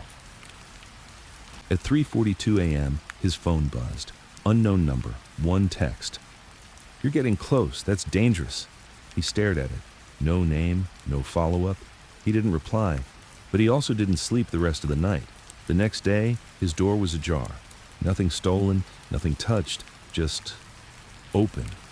He knew he'd locked it. That's when he realized. The silence wasn't empty anymore. It was being shared. He made a backup of the tape, 3 copies, one on a hard drive, one sent to an encrypted cloud, one burned to CD. He wasn't going to be a cautionary tale. If the money was real, if something was still in play, then people might come looking. Not for the truth, for the piece Jimmy left behind, the one that was waiting. And now Eli had the key. He just didn't know what door it opened. Eli Park stood at his apartment window, the city blinking beneath him like a lazy galaxy. The key sat on his desk, small, rusted, heavy with implication. It hadn't moved, but in the 2 days since he found it under that cemetery bench, it felt like the center of gravity had shifted in the room. He'd tried everything. No number etched on it, no marking, no barcode, not even a logo. Not a safe deposit box key, too old, not a padlock key, too fine. The closest thing it resembled? An old P.O. box key. He held it up to the light again, turning it slowly. There was a tiny letter stamped faintly near the neck. M. It could have meant anything. Mail, Manhattan, Magliano, money. Or maybe, just maybe, it meant message. Jimmy never gave things away. Not in words, not in actions, and certainly not in brass. The next morning, Eli took a trip to the James A. Farley Post Office, the main one in Manhattan. It had been in operation since Jimmy's time and was one of the last places in the city that still had the old metal P.O. boxes in service. He walked in slow, pretending to be casual, but his heart was a hammer in his chest. He walked the long corridor of boxes, bronze faces, tiny knobs, rows of forgotten histories. And then he saw it. Box M261, dusty, worn, untouched for years. His throat dried. He looked around. No cameras pointed directly at it, no postal worker near. He slipped the key in. Click, it turned, the door opened, and inside, nothing. Just air, no envelope, no note, no final gift from the grave. But as Eli stared into the empty space, he noticed something odd. The back wall of the box wasn't metal like the rest. It looked hollow, thinner, plastic. He knocked it lightly. It gave a soft, unnatural echo. His fingers found a seam, pressed, a soft click, and then the back panel slid forward slightly. Eli reached in and pulled out a cassette, labeled in Jimmy's unmistakable scrawl, "Play after the first." Eli didn't go home. He didn't even walk. He ran. Through the station, through the wet autumn streets, through intersections he barely saw. By the time he reached his apartment, his hand was trembling so badly he dropped the key on the floor and had to fish for it beneath the table. He slid the new tape into the player, pressed play, and Jimmy's voice returned, this time slower, more personal, almost tired. "If you're hearing this, you've done what I didn't think anyone would. You found the lock behind the lie. So here's the truth." Eli leaned in, breath shallow. "The money? Most of it disappeared a long time ago, spent, laundered, lost. But a piece, the last piece, I kept aside.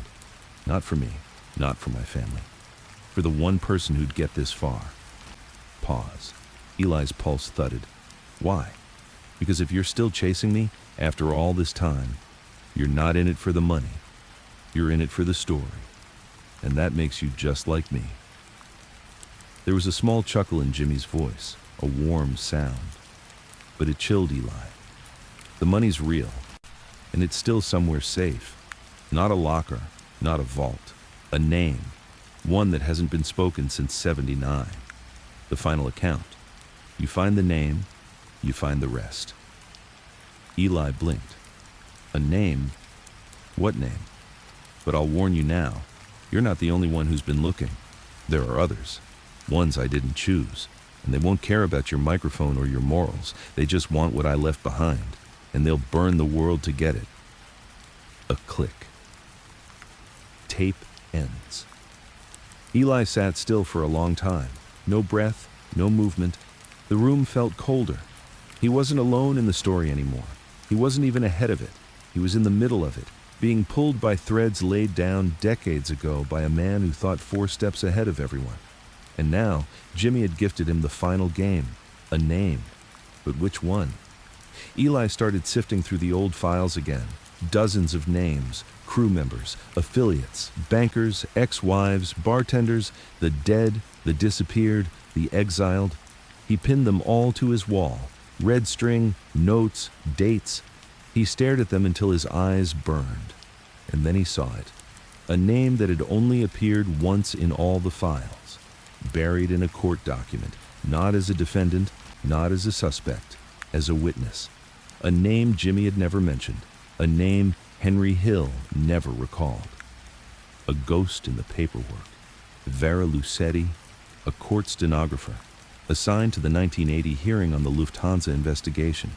She had transcribed the plea deals, the statements, the sealed testimony. Then, gone. No further record, no resignation letter, no retirement, just vanished from the system in June 1980, and the only document that mentioned her had the last 3 pages redacted. Eli knew this was the name, the final name. He dug harder, tracked addresses, old tax filings, phone books, finally found a lead. A retirement home in Buffalo listed her under a pseudonym, V. Russo. He called, used a fake name, asked about Aunt Vera. The woman on the other end said, "She doesn't get many visitors." Eli booked a train that night, didn't pack much, just the 2 tapes, a camera, a notebook, and one thought, if Vera was the key, someone else might be 1 step behind, or worse, already ahead. The train rocked gently as upstate New York rolled past the windows, leaves falling, sky low and gray. Eli watched his reflection ripple in the glass and realized something he hadn't before. He wasn't chasing Jimmy Burke anymore. He was walking his path, step by step, clue by clue, right to the end, and maybe, just maybe, into the same darkness Jimmy had always known was waiting. The train pulled into Buffalo around 7:15 in the morning. The station was nearly empty, just early risers and insomniacs. Eli stepped off with a messenger bag slung over one shoulder, the weight of the cassette tapes pulling at the seams. He had barely slept on the ride up. His mind ran circles, faster and tighter, like a noose being pulled by invisible hands. He kept replaying the last thing Jimmy had said on tape. You find the name, you find the rest. Vera Lucetti, court stenographer, witness to testimonies that had never seen daylight. But why her? Why not a banker or an enforcer or someone in the family? What could a woman who typed legal proceedings possibly have that Jimmy couldn't hide better himself? Unless she wasn't a witness, she was the vault. The retirement home was in a quiet suburb, nestled behind tall oaks that had long since forgotten what it was like to bloom. It was peaceful, unnervingly so. Eli walked up to the front desk and gave the name he'd found in the records, V. Russo. The woman at reception was maybe 50, polite but distracted. She's in room 214. Been here going on 10 years now. Doesn't get out much. Doesn't say much either. Eli nodded. Mind if I just... Go on, she said, handing him a visitor sticker. She might not talk, just so you know. He took the elevator in silence, heart thudding in slow, even beats. When the doors opened, the hallway stretched long and empty. He found room 214 halfway down on the right. The nameplate read, Vera R. Private. He knocked gently, waited, no answer. Knocked again, a little louder, still nothing. Just as he raised his hand to knock a third time, the door unlocked from the inside. It creaked open, just an inch, then two, then wide. And there she was. Vera Lucetti was in her late 80s, but her eyes were still sharp, not kind, not cruel, just watchful. She didn't look surprised to see him, didn't ask who he was, didn't greet him. She just said, I wondered when someone would come. Then she turned and walked slowly back into her room, leaving the door open. Eli hesitated, then followed. Her room was sparse, no family photos, no decorations, just a bed, a small table with a chessboard, and a window looking out onto nothing but trees. I'm Eli, he said. She nodded. I know. He blinked. You... how? Vera sat in the armchair near the chessboard and motioned for him to sit opposite. I saw your podcast, heard the tape. Nora played it for me. She said you'd come. That shocked him. You still talk to her? Every Christmas, Vera said, as if it were obvious. Jimmy made sure we all stayed connected, even when we weren't. All? Vera looked at him. There were 5 of us, only 2 left now, me and Nora. Eli took a seat. Why you? Why did Jimmy trust you?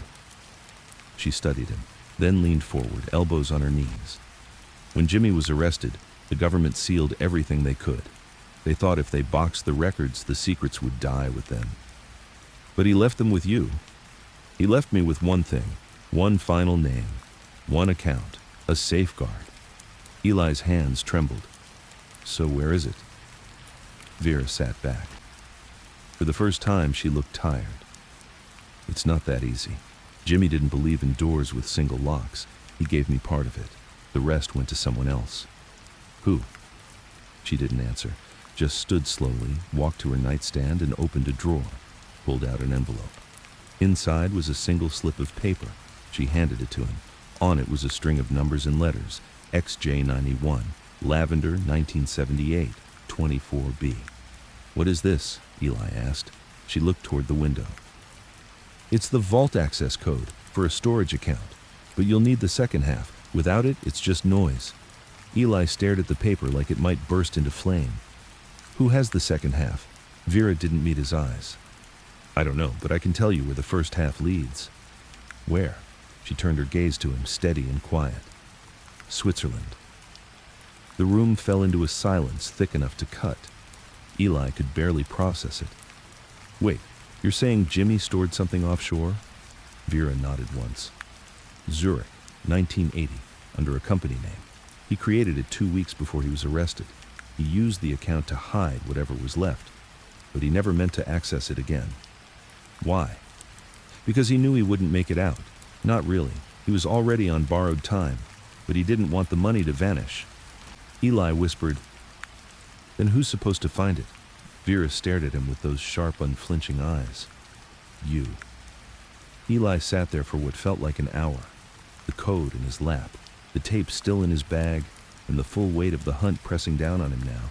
No longer about storytelling, no longer about curiosity. It was about closure, or maybe survival. "You need to be careful," Vera said softly.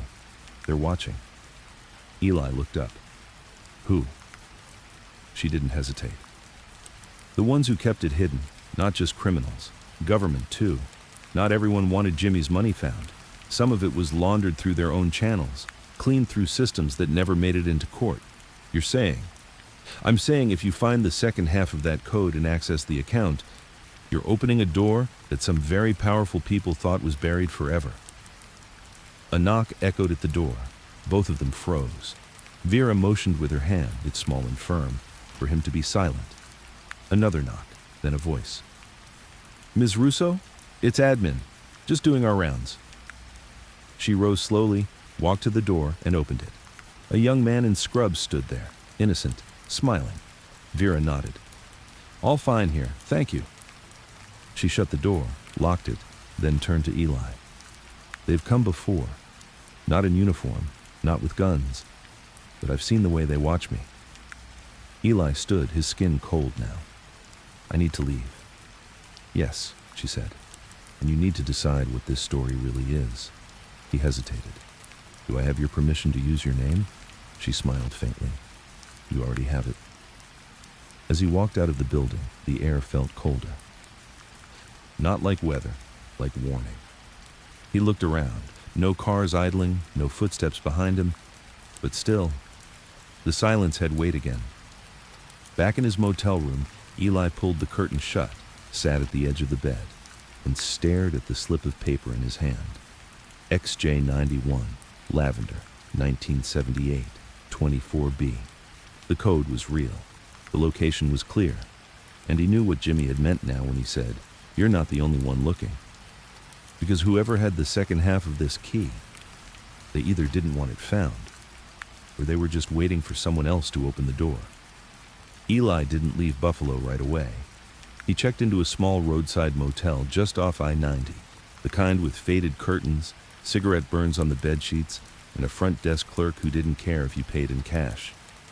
That's exactly what Eli did. Paid cash. No ID. No questions. He wasn't being paranoid. He was adapting. Because once you have a string of numbers that could unlock a secret someone died protecting, you learn fast how alone you really are. The night passed slowly. The room buzzed with the soft, broken hum of the mini-fridge. The TV played muted local news, looping the same stories every 2 hours. A fire, a car crash, an election poll. Nothing about Jimmy Burke. Nothing about a podcaster turned amateur detective. But the silence? It buzzed louder than the fridge. Every time Eli closed his eyes, he saw it. Jimmy's face, older, leaner, half swallowed by shadows on the tape. And that voice. "You're not the only one who's been looking." At 4:11 a.m., Eli booked his flight. One-way ticket, JFK to Zurich, window seat, flight 103 on Atlantic Air. He used a burner card, registered under an alias he'd pulled together over the past week, something he thought he'd never have to use. But paranoia had become preparation. And Jimmy? Jimmy had taught him well. By the time he reached JFK, Eli felt the weight in his chest ease just slightly. Not relief. Focus. He moved through security with his head down, his shoulder bag tight to his body. Inside, the cassette tapes, his notes, 2 burner phones, and the code Vera had given him. No laptop, no obvious tech, no paper trail. He boarded the plane like a man slipping into confession, quietly, anonymously, untraceably. He didn't notice the man 3 rows behind him, middle-aged, wearing a tan jacket, carrying nothing but a book, watching. The flight to Zurich was 7 hours, 45 minutes. Eli slept for maybe 30 of those minutes, off and on. The rest of the time, he studied. Maps, Swiss bank codes, encryption methods from the 80s, offshore shell company names Jimmy might have used. Lavender. That word stuck with him. It wasn't random. It had to be a cipher, a mask, a door. He scribbled theories in the margins of a paperback novel he'd brought just for that purpose. Page after page of leads. But it always came back to one thing. What if Jimmy didn't want the money found? What if the point wasn't inheritance, but erasure? Zurich greeted him with gray skies and clean streets. The air tasted of rain and regulation. He moved like a tourist, not too fast, not too confident. Checked into a modest hotel in Kreis 4, a short walk from the older banking district. Again, he paid in cash. The receptionist handed him a key card and asked, "Will you be staying long?" Eli smiled, polite but unreadable. "That depends." He waited until midnight to pull out the cassette again, played it in the tape recorder, headphones only, volume low, re-listened to the second tape Jimmy had left him. The last piece, not a locker, not a vault, a name, and then the line that echoed now more than ever. "You find the name, you find the rest." Eli looked at the paper again. XJ91, Lavender, 1978, 24B. He had already researched all Swiss storage facilities and vault services dating back to 1978. Only 2 had survived mergers and digitization without erasing pre-90s records: Langsberg Security Depositories and Helvetia Trust and Lock. Helvetia's system didn't match the format. Langsberg did. In fact, Unit 24B still existed. And guess what? It had a secondary access code listed in a dusty registry from 1980, Lavender. The account name? XJ91. He had it. Eli sat back, staring at the slip of paper Vera gave him, and whispered, "He really left it all behind." The next morning, Eli dressed like an analyst. Dark jacket, light slacks, no flashy brands. He kept his notes and tapes locked in the hotel safe and carried only what he needed: a printed version of the code, a fake Swiss ID, clean, forged, months in the making. And the most important thing of all, conviction. Langsberg's Zurich branch sat on a quiet street off Bahnhofstrasse. Clean limestone walls, discreet signage, a place built to hold secrets. Eli approached the front desk, heart steady. "I have an appointment," he said, using the name from the forged ID. The woman behind the desk checked the log, then blinked, then looked up. "May I see your credentials?" He handed her the ID and the paper with the code. She studied it for a moment, then stood. "One moment, please, Mr. Fisher." She left, didn't return for 6 minutes. When she did, she wore a different expression. 1 part respect, 2 parts unease. "This way."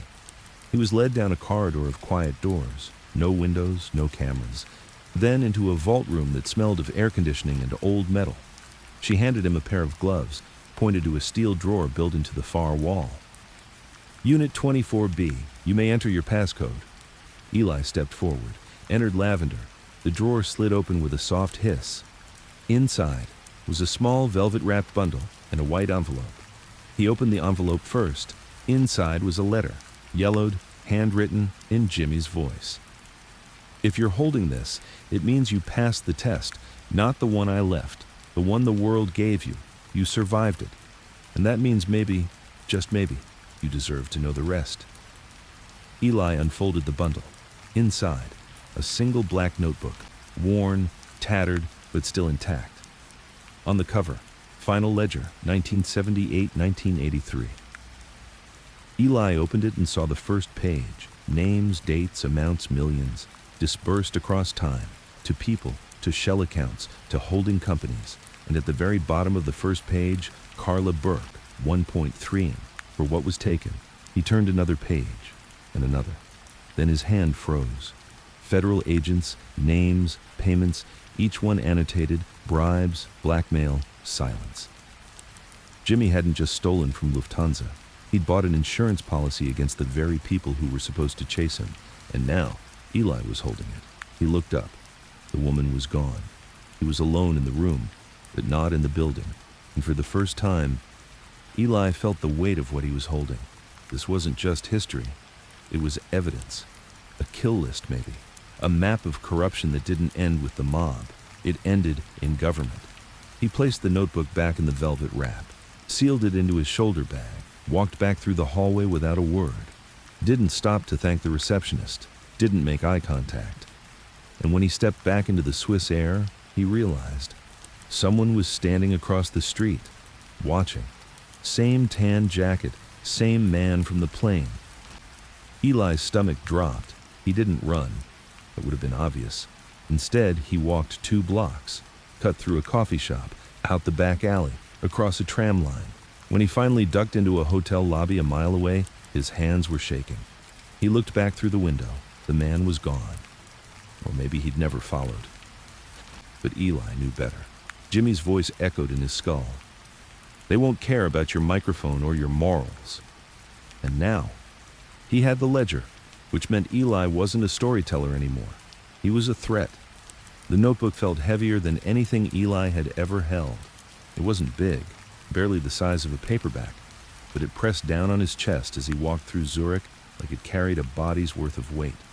Because in a way, it did. This wasn't money. This was leverage. This was blood, bound in ink and time. And it didn't belong to Jimmy anymore. Back in his hotel room, Eli locked the door, latched the window, and pulled the blinds so tight that not a sliver of Swiss light got in. He placed the ledger on the desk, opened it carefully. There were 62 pages, each one packed with names, notes, and codes. It was methodical, ruthless, intentional. Jimmy hadn't just scribbled these records for himself. He'd created a map, a silent, careful map of every person who made themselves part of the heist without ever lifting a finger. On page 11, Eli read, RJ, DOJ liaison, 600K over 4 years. Shut down inquiry into 78 cargo manifest discrepancies. On page 26, SM, IRS, 120K, killed financial tracing. On page 41, DL, District Court Judge, 300K, tossed evidence pretrial. Claimed procedural mishandling. There were symbols next to each name, a check mark, a $sign, or a red X. Some had all 3.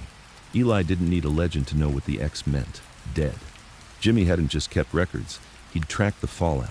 Who got paid, who vanished, who was eliminated, by the system, or by Jimmy. It was a diary written in bloodless ink. On the final page, a single line, centered and underlined twice. If you're reading this, you know what to do. Eli whispered it aloud. But I don't. He couldn't go public. Not yet. The ledger would go viral in hours, yes, but his name would go with it. And so would the last shred of protection he had left. He needed to think. He needed a safe place. He needed someone he could trust. And the only 2 people left who Jimmy trusted were Carla and Nora. Eli booked a return flight for that same evening. Not to JFK this time, but to Boston, a quieter re-entry point.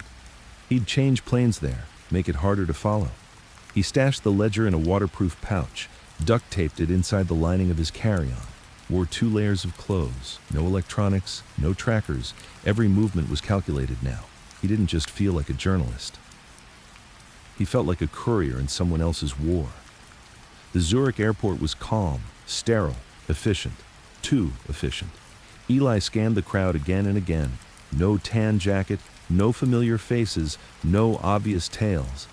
But paranoia had a rhythm now. It pulsed. As he cleared security, a Swiss customs officer flagged his bag for random inspection. Eli's throat went dry. He watched as the man unzipped the bag, checked the compartments, felt the lining, paused. Traveling for business? He asked. Eli nodded. Story research. The officer gave a dry smile and waved him through. Eli didn't breathe until he was seated on the plane. Mid-flight, he went to the bathroom, locked the door, and stared at himself in the mirror. Pale, gaunt, older by months, maybe years. He splashed water on his face, opened his notebook, wrote only one thing. If I vanish. It wasn't an accident. Publish everything. Ledger is in lining of black carry-on. Start with page 11. He took a photo of the note and scheduled it to send to a burner contact he'd created months earlier. A freelance archivist in Norway. The file would trigger if Eli didn't check in within 48 hours. He returned to his seat. The plane descended. Back in the States, Eli touched down in Boston under a drizzling sky. His bag made it through customs without issue. He took a cab to a no-name motel near Revere Beach, paid cash, and checked in under the alias on his fake ID, Simon Drexel. Once inside the room, he locked the door, took out the ledger, and placed it under the mattress. Then he called the only number that felt safe. Nora, she answered on the second ring. "You got it, didn't you?" Eli's voice cracked. "How did you—" "I know Jimmy. He wouldn't have sent you to Vera if he didn't have something waiting." "I need help," Eli said. "No," Nora replied. "You need a plan." They met the next morning, back in New York. A small cafe in the Bronx, the kind with fogged-up windows and regulars who didn't ask names. Nora wore a scarf, oversized sunglasses, and a coat too warm for October. She looked like a woman who'd lived 5 lives in silence and wasn't about to start talking now. "You brought it?" she asked. Eli nodded. "It's safe." "Good," she said, "because if it falls into the wrong hands, every name in that book is either dead already or about to be." Eli told her everything, the trip, the watcher, the ledger. She listened, unmoving. When he finished, she tapped her coffee cup once. Jimmy didn't just leave a paper trail, he left a code of silence. The people in that book aren't random. Some were leverage, some were betrayal. But one name, she trailed off. One name what? One name will bring it all down. Eli blinked. Who? She looked out the window. Not all thieves work in the dark. Some sit in office chairs, some wear flags on their collars, and some just waited for Jimmy to die. Eli felt the chill crawl back in. "You're saying someone in power still wants this covered?" "No," she said. "I'm saying someone in power owns it, the whole thing, and they've spent the last 4 decades making sure no one ever finds out." "Then why let me get this far?" "They didn't," she said. "You moved faster than they expected. Smarter." She took a slip of paper from her pocket and slid it across the table. One name, one that hadn't been in the ledger, but had been behind everything. Eli read it, felt the blood drain from his face. "You're kidding," Nora shook her head. "He was a nobody back then, just an assistant DA. But Jimmy knew his ambition, said it stank louder than the rest." The name? Harold Lasker. Now a senator, a powerful one. Chair of the subcommittee that oversees financial crimes, and the architect of a dozen bills that conveniently erased old case records from the National Archives. Eli stared at the name. That was the story. But also, that was the fuse. "I have to publish," Eli whispered. "Not yet," Nora said. "You need to protect yourself first." "How?" She leaned in. "You go underground, you make copies, you pass one to someone who doesn't flinch, someone who has more power than Lasker, and then you disappear until the sky clears." Eli hated the idea. He wasn't a runaway. He was a reporter. But now, he was more than that. He was the last voice Jimmy Burke ever trusted. And now, he had to choose. Tell the story, or become part of it. Eli knew he couldn't go home. He couldn't check his phone, use his card, log into email, or contact anyone not already deep in the loop. From the moment Nora slid Lasker's name across that greasy diner table, something invisible but certain shifted in the air around him. He'd crossed the line. And now, there was no crossing back. He met Nora again the next morning in an empty parking garage downtown. She wore a scarf wrapped twice around her neck, her voice lower than usual, her eyes darting toward every passing shadow. She wasn't scared. She was prepared. That, Eli realized, was much worse. "You need to get out of the country," she said. "Today." "I just got back." "Then you've got momentum," she replied, "and you're being watched." "I haven't seen anything." "You wouldn't. That's what makes them good." Nora handed him a burner phone, slim, off-brand, encrypted. "This number goes to someone I trust," she said. "His name's Rafi. He's in Iceland. Used to work counterintelligence. He helps people like us disappear." "I'm not ready to disappear." "No one ever is," she said, "until it's too late." Eli took the phone but made no promises. Instead, he returned to the motel where he was staying under the name Simon Drexel. He paid for another 2 nights, but he already knew he wouldn't use them. He was packing his things, tapes, notes, the ledger, when he noticed something strange. The lamp was on.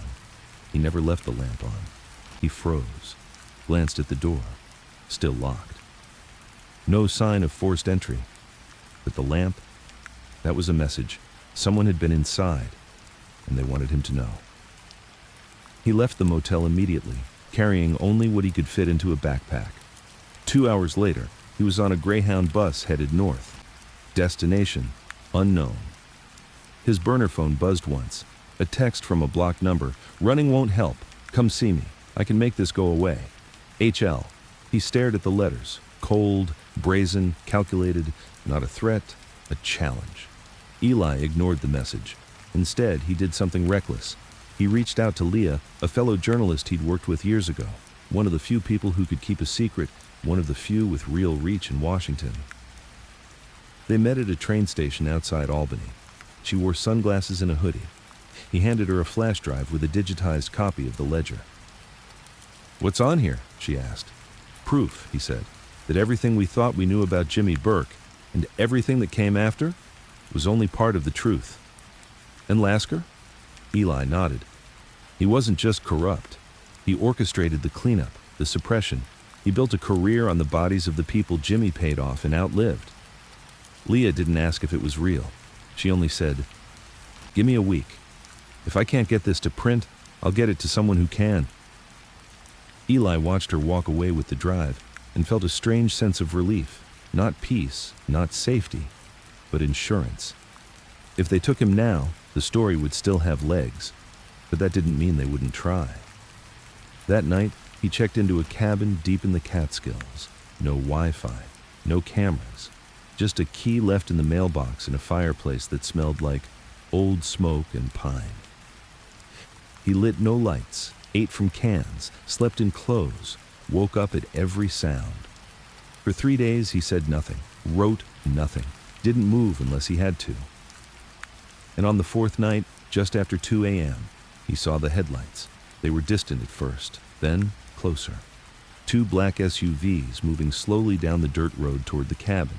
Eli grabbed his bag, heart in his throat. He ran out the back into the trees. Didn't stop until he reached the shallow creek Nora had marked on a paper map. He followed it, half submerged, for nearly a mile. Only when the sky began to lighten did he climb the bank and check his burner. One message. From Leah. "They hit my place. Took everything. I'm okay. But we need to move now. I have a name for you. He can get it out." Another message followed. "Rafi, Reykjavik. Ask for the bookseller." By noon the next day, Eli was on a flight to Iceland. No baggage, no phone, just the ledger, triple wrapped, tucked into a modified laptop sleeve. The cold air hit him like a warning.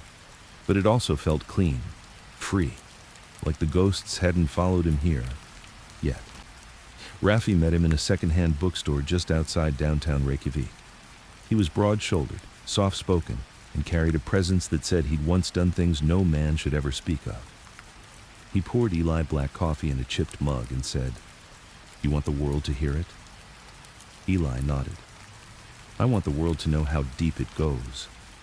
"Then you don't leak it," Rafi said. "You publish it, on your own terms, controlled, clean, wide." "I don't have the reach." "You do now." Rafi reached under the counter and slid over a device, a modified satellite transmitter. "You send it through this. I'll reroute it through 5 proxies, mirror it to 60 nodes. When it hits the net, it'll be everywhere in 60 seconds. Eli hesitated. "What happens after?" Rafi smiled grimly. "Depends who wants you dead the most." They spent the next 3 days scanning the entire ledger. They annotated, contextualized, translated Jimmy's shorthand for global readers. Eli recorded a voiceover, a final podcast episode, not just a chapter, a confession, a revelation, a reckoning. On the 7th day, they were ready. Eli stood in the center of the bookstore, hand on the transmitter. His thumb hovered over the send button. He turned to Rafi. "Once this goes out, there's no coming back," Rafi finished. Eli closed his eyes. He saw Jimmy, not the legend, not the criminal. Just the man who had watched an empire fall and still had the nerve to leave a trail of breadcrumbs behind. A man who whispered from beyond the grave, "You're not the only one who's been looking."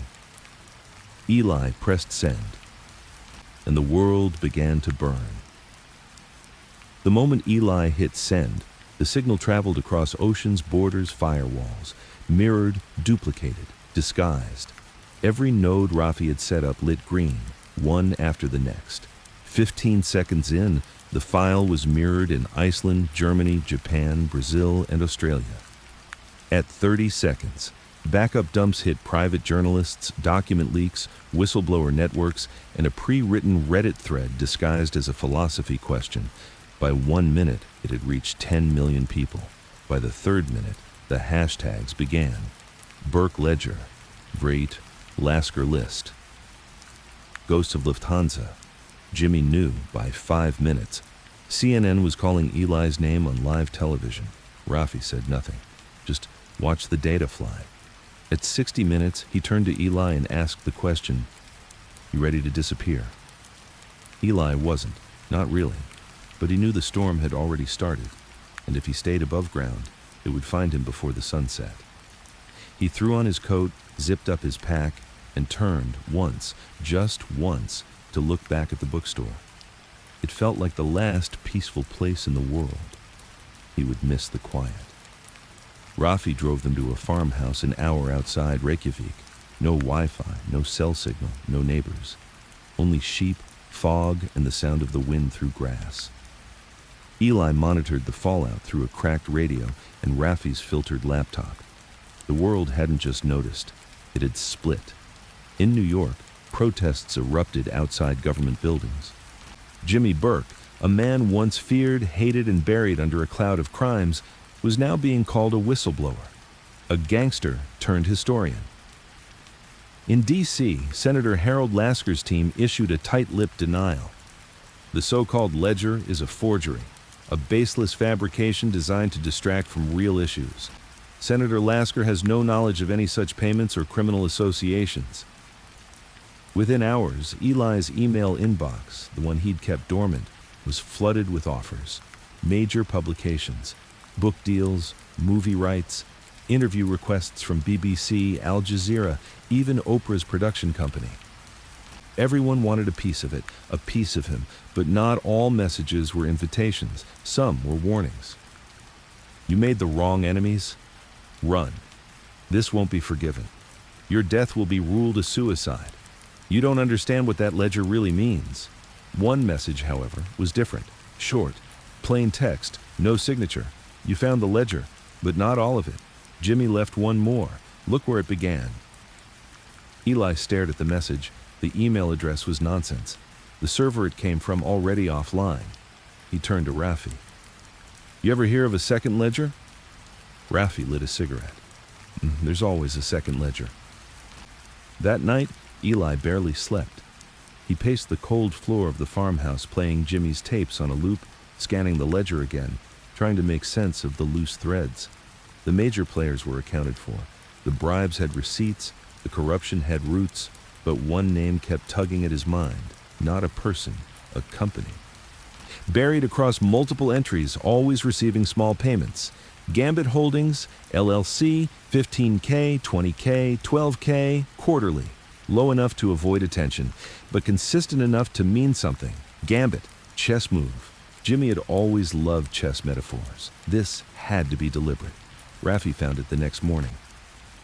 Gambit Holdings was incorporated in 1978 in New York, dissolved in '83. Registered address? He turned the screen to Eli. Eli's stomach turned. Queens, New York, Warehouse 17, off 35th Ave. The same warehouse used as a drop spot during the Lufthansa Heist. Same district Jimmy used to drink in. Same area Carla had once lived near. It wasn't a coincidence, it was a full circle.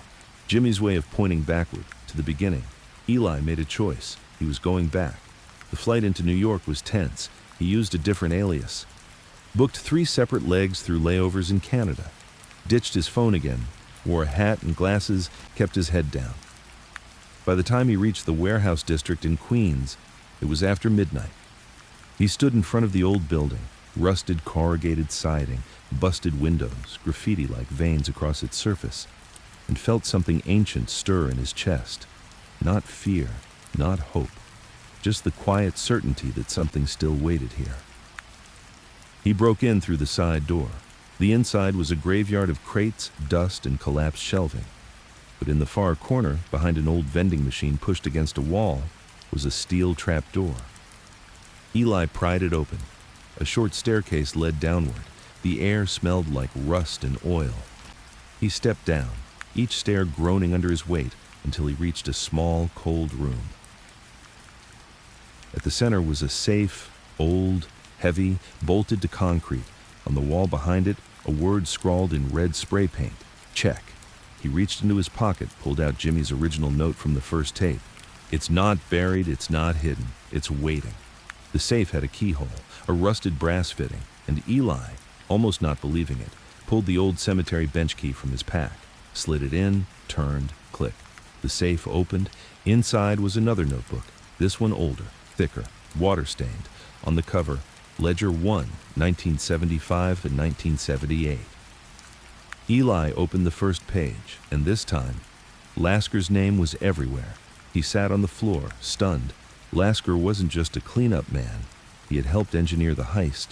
He'd used Jimmy's crew as a front to cover an even more elaborate scheme, to clean dirty money through government grants, contracts, and false indictments. Jimmy had funded it. Lasker had weaponized it. And when it all began to fall apart, Jimmy had made the smart move. He'd kept receipts, because even back then, he knew it would all come back around. Eli left the warehouse before dawn, got a burner laptop, uploaded the second ledger, broadcast it across the same network Rafi had built. By sunrise, the world had a new story, not just a gangster ledger, but a blueprint for government-run organized crime. By noon, Lasker was missing. By sunset, the FBI issued a warrant. By midnight, 3 journalists Eli had worked with were taken into protective custody. And Eli? He was already gone again, because this time, the message was clear. The story isn't over. It's just started to bleed. The second ledger detonated louder than the first, because the first ledger had dirt. Names, payouts. But the second ledger had blueprints of how the heist was planned, sure, but also how the cleanup was structured, how someone like Lasker had used Jimmy's crimes to springboard a political career, how he'd buried evidence, how his office had funneled illicit funds into federal contracts through shell organizations. It wasn't just proof of wrongdoing, it was a roadmap of weaponized corruption. By the time dawn hit the East Coast, the leak had already crashed 2 news websites, triggered a Senate emergency session, caused Lasker's legal team to deny his whereabouts, and sent the Department of Justice into silent lockdown. They weren't giving statements. They weren't denying anything. They were terrified. Because this wasn't just about Jimmy Burke anymore. This was about how America cleaned its own money. Eli was watching all of this unfold from a cabin deep in the Vermont woods. No Wi-Fi. No connection to anything but a hand-cranked radio and a solar-powered encrypted device that Rafi had left him. His only contact was Nora. She checked in twice a day through coded voice messages. And on the evening of day 2, her voice came through with something new. "They're offering you a deal." Eli leaned in. "Say that again?" "They want to talk. Quietly, behind closed doors, no charges, no questions." "Who's they?" "DOJ or what's left of it." "What kind of deal?" "A plane, a passport. You vanish. The ledger becomes history, not evidence." Eli sat in silence, then said, "So they're scared?" "No," Nora replied. "They're desperate." He didn't respond for hours, just sat outside on the porch of the cabin, watching the trees shake in the October wind. He thought about Jimmy, about the tapes, about Vera and Nora and Carla, about Henry Hill, and all the men who died in silence or violence or prison cells too small for ghosts. And he asked himself the question no one ever wants to ask out loud. Was it worth it? By morning, he had an answer. He called Nora. "I'm not taking the deal." She didn't try to change his mind. She just said, "Then we go all the way." Nora met him in Montreal. She handed him a flash drive, sealed in a waterproof bag. "What's this?" he asked. "Names that weren't in either ledger." Eli frowned. "Jimmy missed some?" No, Jimmy protected some. Why? Because even he knew that if these names got out too early, the story would be buried, and you with it. Eli opened the folder. 4 names. 2 were sitting judges. 1 was a federal prosecutor still active in New Jersey. The 4th was a former CIA handler. Eli took a breath. So that was the real game. Jimmy hadn't just recorded crimes, he'd recorded leverage. And when he gave it to Eli, he wasn't just passing a story, he was handing off a detonator. The next 48 hours were a blur. Eli and Nora worked out of safe houses across Canada, uploading documents, coordinating leaks, sending materials to 3 major investigative journalists they trusted. They released everything, no redactions, no hesitation, no filter. By the end of the second day, they had dumped both ledgers, Jimmy's original tapes, 100+ pages of government documents that had been digitally reconstructed, and the 4 remaining names Jimmy never wrote down. They sent it all to the Washington Post, The Guardian, ProPublica, WikiLeaks, and a dozen small-town papers that wouldn't get bought out and silenced. The world responded, harder than before. Protests became occupations. Federal buildings were surrounded by people holding signs that said things like, "Jimmy warned us," "Organized crime wears ties," "Where's Lasker?" "Publish everything. We are the ledger now." Congress launched a special committee. Multiple retired officials were subpoenaed. Interpol issued alerts. The Lasker Foundation's assets were frozen in 4 countries. And Eli. Eli got an email from someone who shouldn't have been able to reach him. The subject line was blank. The sender was masked. But the body of the email read, "You were never the target. You were the mirror. We only break what reflects the truth. Stop now." He showed it to Nora. Her response was simple. "Then we're almost done." But they weren't. Not yet. Because the world didn't just want the story. It wanted a face to put behind it, a voice, a confession, a testimony. And the FBI, under a newly appointed acting director, reached out with a request. "Come in, testify, publicly, you'll be protected." Raffi called it suicide. Nora called it necessary. Eli, he wasn't sure what to call it. But he knew what it felt like. It felt like the final chapter. So he flew back to D.C. under a new name, with a new passport, on a route mapped by people who used to smuggle spies across borders. The hearing was already being scheduled, live-streamed, Senate Oversight Committee, media credentials assigned, security at maximum. People were calling it the trial of the century, except no one was on trial yet, not officially. But everyone knew, if Eli took the stand, someone would be. He spent his last night before the hearing in a small safe house just outside Arlington.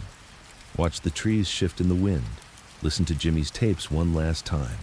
He paused at one line, Jimmy's voice, soft, almost nostalgic. "I never meant to make history. I just didn't want to disappear. So if you're still chasing me, kid, then you already understand. We don't steal for money. We steal to be remembered." Eli turned off the tape, closed his eyes, slept for the first time in weeks. Morning came. A black SUV arrived just after sunrise. 2 agents, clean suits, real badges. "Ready?" one of them asked. Eli nodded. He wasn't afraid, not anymore. Because now, he wasn't just carrying Jimmy's legacy. He was carrying every name they'd tried to bury. The Capitol building sat under a gray October sky, clouds thick and unmoving, like they were holding their breath with the rest of the country. Inside, room 226 of the Senate Hard Office building had been converted for public testimony. Cameras lined the walls, journalists filled every seat, staffers whispered, scribbled, and scurried. At the center was the witness table, 1 microphone, a glass of water, a nameplate that simply read, E. Navarro. Witness Eli had taken a long route to get here. Fake names, abandoned buildings, a voice recorder, and a dead man's words. Now he stood in front of that table, not as a reporter, not even as a survivor, but as the one man still alive who had heard everything Jimmy wanted the world to know. He took a slow breath and sat down. The chairman, Senator Morrissey, cleared his throat. "We welcome Mr. Navarro to this committee, and we acknowledge the extraordinary risks he has taken to bring forward the documents now known publicly as the Burke ledgers." There was a ripple of murmurs through the room. Cameras zoomed in. Eli didn't look at any of them, only at the senator in front of him. Morrissey continued. "You may begin your opening statement." Eli leaned toward the mic. His voice was steady, not rehearsed, not polished, true.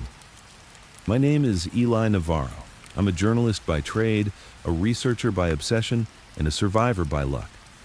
I didn't know Jimmy Burke personally, but I've spent the last year listening to the story he tried to bury, and the one the government tried to forget. Jimmy wasn't just a thief. He was a chronicler. He kept track of who paid him, who protected him, and who turned a blind eye when he made half the city bleed." He paused. The silence in the room was total. "The names in the ledgers aren't just mobsters. They're judges, prosecutors, senators. Some of them still hold office. Some of them are sitting behind this very table." Morrissey didn't blink. Neither did the two senators flanking him, one sweating slightly, one staring down at his notes like they might shield him. "I'm not here to be famous. I'm not here to sell books. I'm here because Jimmy Burke did something no one else dared to do. He told the truth about power." Eli sat back. The cameras clicked. The senators looked tense, and the questioning began. Most of the early questions were procedural. Where did you find the ledgers? How do you verify their authenticity? Have you been in contact with foreign intelligence agencies? Eli answered all of them, calm, clean, clear. But then came the question he knew was coming. Senator Rowe leaned forward, eyes cold. "Mr. Navarro, you claim the ledger implicates Harold Lasker. But as you know, Mr. Lasker has not been formally charged with any crime. Are you aware that slander against a sitting senator carries consequences?" Eli didn't blink. "I'm aware that truth has consequences too." Rowe smiled thinly. "Do you have physical evidence tying Lasker to any criminal activity?" Eli reached into his folder, pulled out a photocopy of a signed grant approval from 1980. "This document," he said, "shows Senator Lasker, then an assistant district attorney, authorizing the redirection of $3.2 million in seized assets later shown to be connected to the Lufthansa Heist." Rowe opened his mouth, but Eli kept going. "The funds were funneled through a shell corporation. That same corporation appears in both ledgers. The paper trail is there. The only question is whether this committee wants to follow it." The gallery erupted in whispers. Senators whispered into aides' ears. The camera lights burned hotter. But Eli had only just begun. He opened Jimmy's tape recorder, held it up. Jimmy left this, his voice, his story, everything he wanted the world to know. If you're still protecting the names in that book, then you're part of the story too. Suddenly, the room went dark, just for a second. A flicker. The lights surged and steadied. People looked around, some confused, some nervous. Eli instinctively turned his head toward the entrance. A man had entered, not dressed in a suit, no badge, just a long coat, eyes hidden behind glasses, standing still in the back of the room. Eli's stomach turned. He recognized the posture, the shape of the frame, the silence. It was the same man he'd seen in Zurich, watching from across the street, following him at the airport. He was here now. The chairman called for order. But Eli's pulse was rising. His instincts screamed, not fear, not panic, preparation, because Jimmy hadn't just been a thief and a chronicler. He'd been hunted, just like this. And Eli knew this hearing wasn't the end of something. It was the trigger. As questioning resumed, the door at the back opened again. 2 Capitol Police entered, then whispered something to a committee aide. The aide passed a note to Senator Morrissey. He read it, went pale, then turned to the mic. "This session is temporarily adjourned. All non-essential personnel must leave the room." Gasps, confusion, a scramble of movement. Eli stayed seated. He knew what had happened. There had been a breach. Outside the building, sirens wailed. Media scrambled to catch the moment. Eli was ushered into a secure room 2 floors below, flanked by agents. "You're going into protection," one of them said. Eli shook his head. "I need to finish testifying." "You won't get the chance."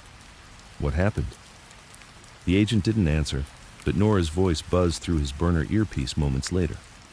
"They tried to pull the feed. Someone hacked the live stream. Part of your testimony didn't go out." Eli cursed. "How much?" "Enough to twist it." He paced the small room. Jimmy's voice ran through his mind. "They don't care if they kill you. They care if they fail."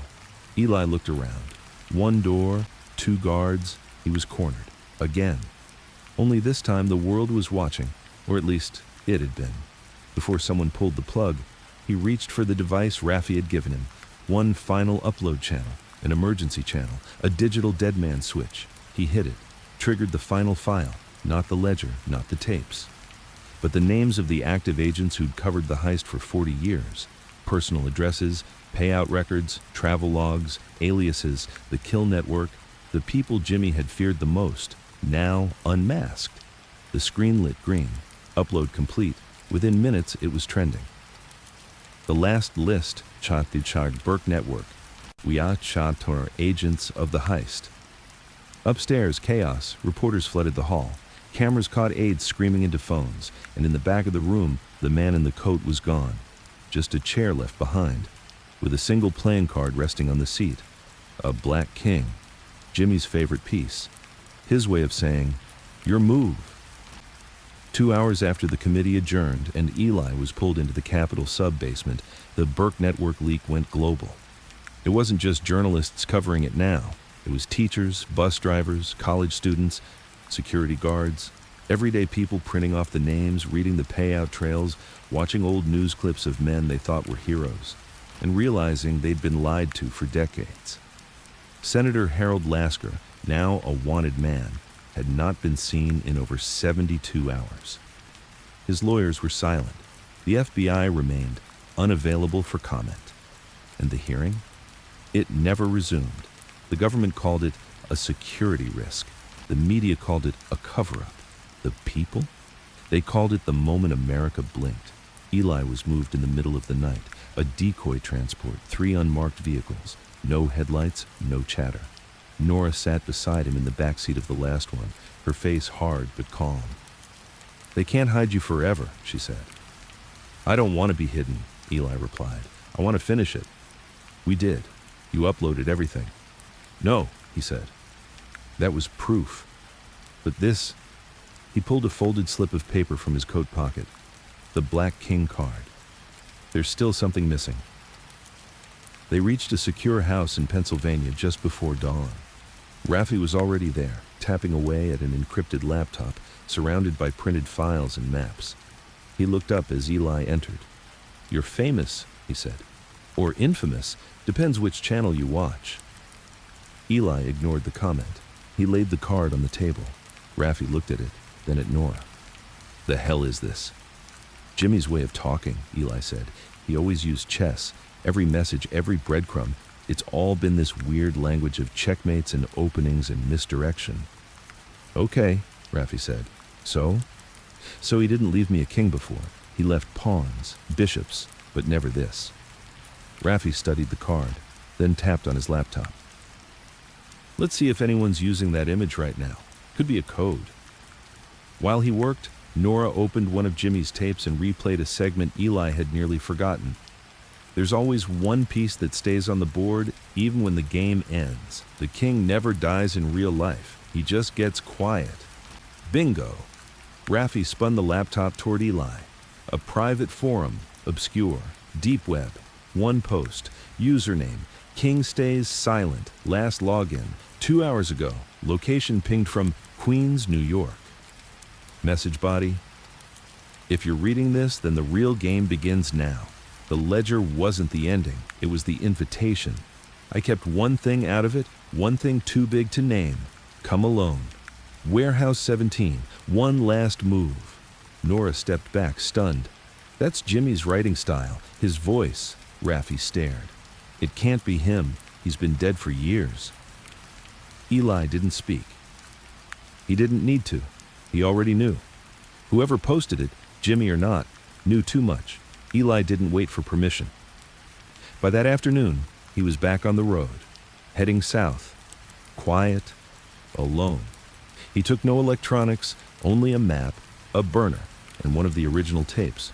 As the sun dropped behind him, he reached Queens, Warehouse 17, where it all began, where Jimmy had hidden the second ledger, and maybe something more. The warehouse hadn't changed, still a shell of rust and echo, but this time, something was different. The trapdoor in the back was open, candles lit the steps, and at the bottom, the same vault Eli had opened weeks ago was now gone. In its place, a folding chair, a table, a tape recorder, and an envelope.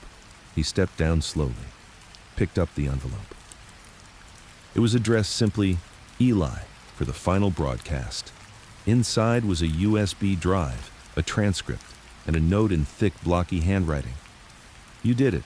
You made the story matter, but you missed one thing. The heist wasn't just a robbery. It was a handoff. And the money didn't vanish. It was repurposed, turned into cities, schools, laws. You've seen corruption, but you haven't seen how it grew. Play the tape, then decide, burn it all, or let the people know what built their world. Eli stared at the words. Repurposed. He remembered what Nora said, that Jimmy had protected some names, but maybe he hadn't protected them out of loyalty. Maybe he'd done it because the truth was too big, too tangled, too foundational.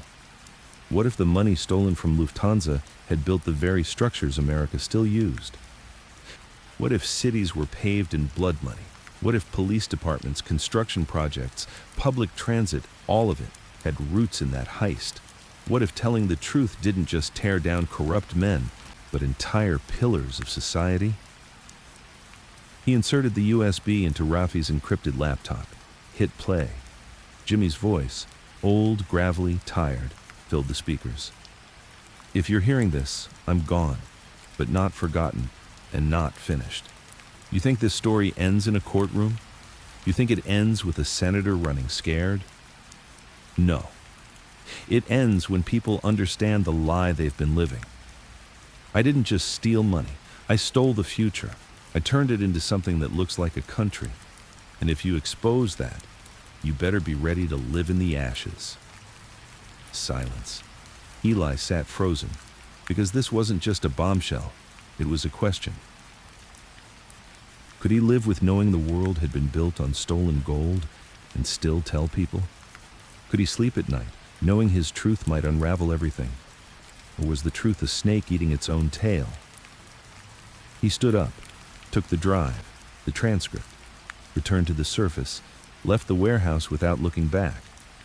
That night, he didn't go back to Rafi, didn't call Nora. He walked the streets of Queens, past the old bars, past the lots Jimmy used to sit in, past the cemetery, and finally to a rooftop overlooking Manhattan. He sat down, watched the lights blink in the city, wondered how many were built on blood. At dawn, he made the call. One final leak, this one labeled or his foundation files. And then, he vanished, again. But this time, by choice. Not in fear, but in peace. Because Jimmy was right. The king doesn't die. He just gets quiet. Eli disappeared into legions of safe houses, aliases, and encrypted channels. But even as the world reeled from the broadcast known as the Lufthansa Heist revelations, he knew the story still had one final player to surface. A voice he hadn't heard, a tape unwound but not yet played, and a new ghost stepping into the frame, someone claiming to have survived, someone who'd been quiet for decades, someone who held one tape left. Eli first saw the clue in an unmarked email in his burner inbox. Last tape, I've got it. Meet at Dead Man's Curve, Route 9, midnight, come alone or baby you're dead. No signature, no trace. The location, in upstate New York, an abandoned stretch of highway where two old trucks once collided decades before, leaving half the wreck in the woods, untouched. The locals called it Dead Man's Curve, perfect for meetings. No cameras, just forest and road, he told Nora. She frowned. You think it's safe? I don't think it's safe. I think it's necessary. Nora nodded, passed him a small flashlight. If you walk away alive, don't stop. Trust no one.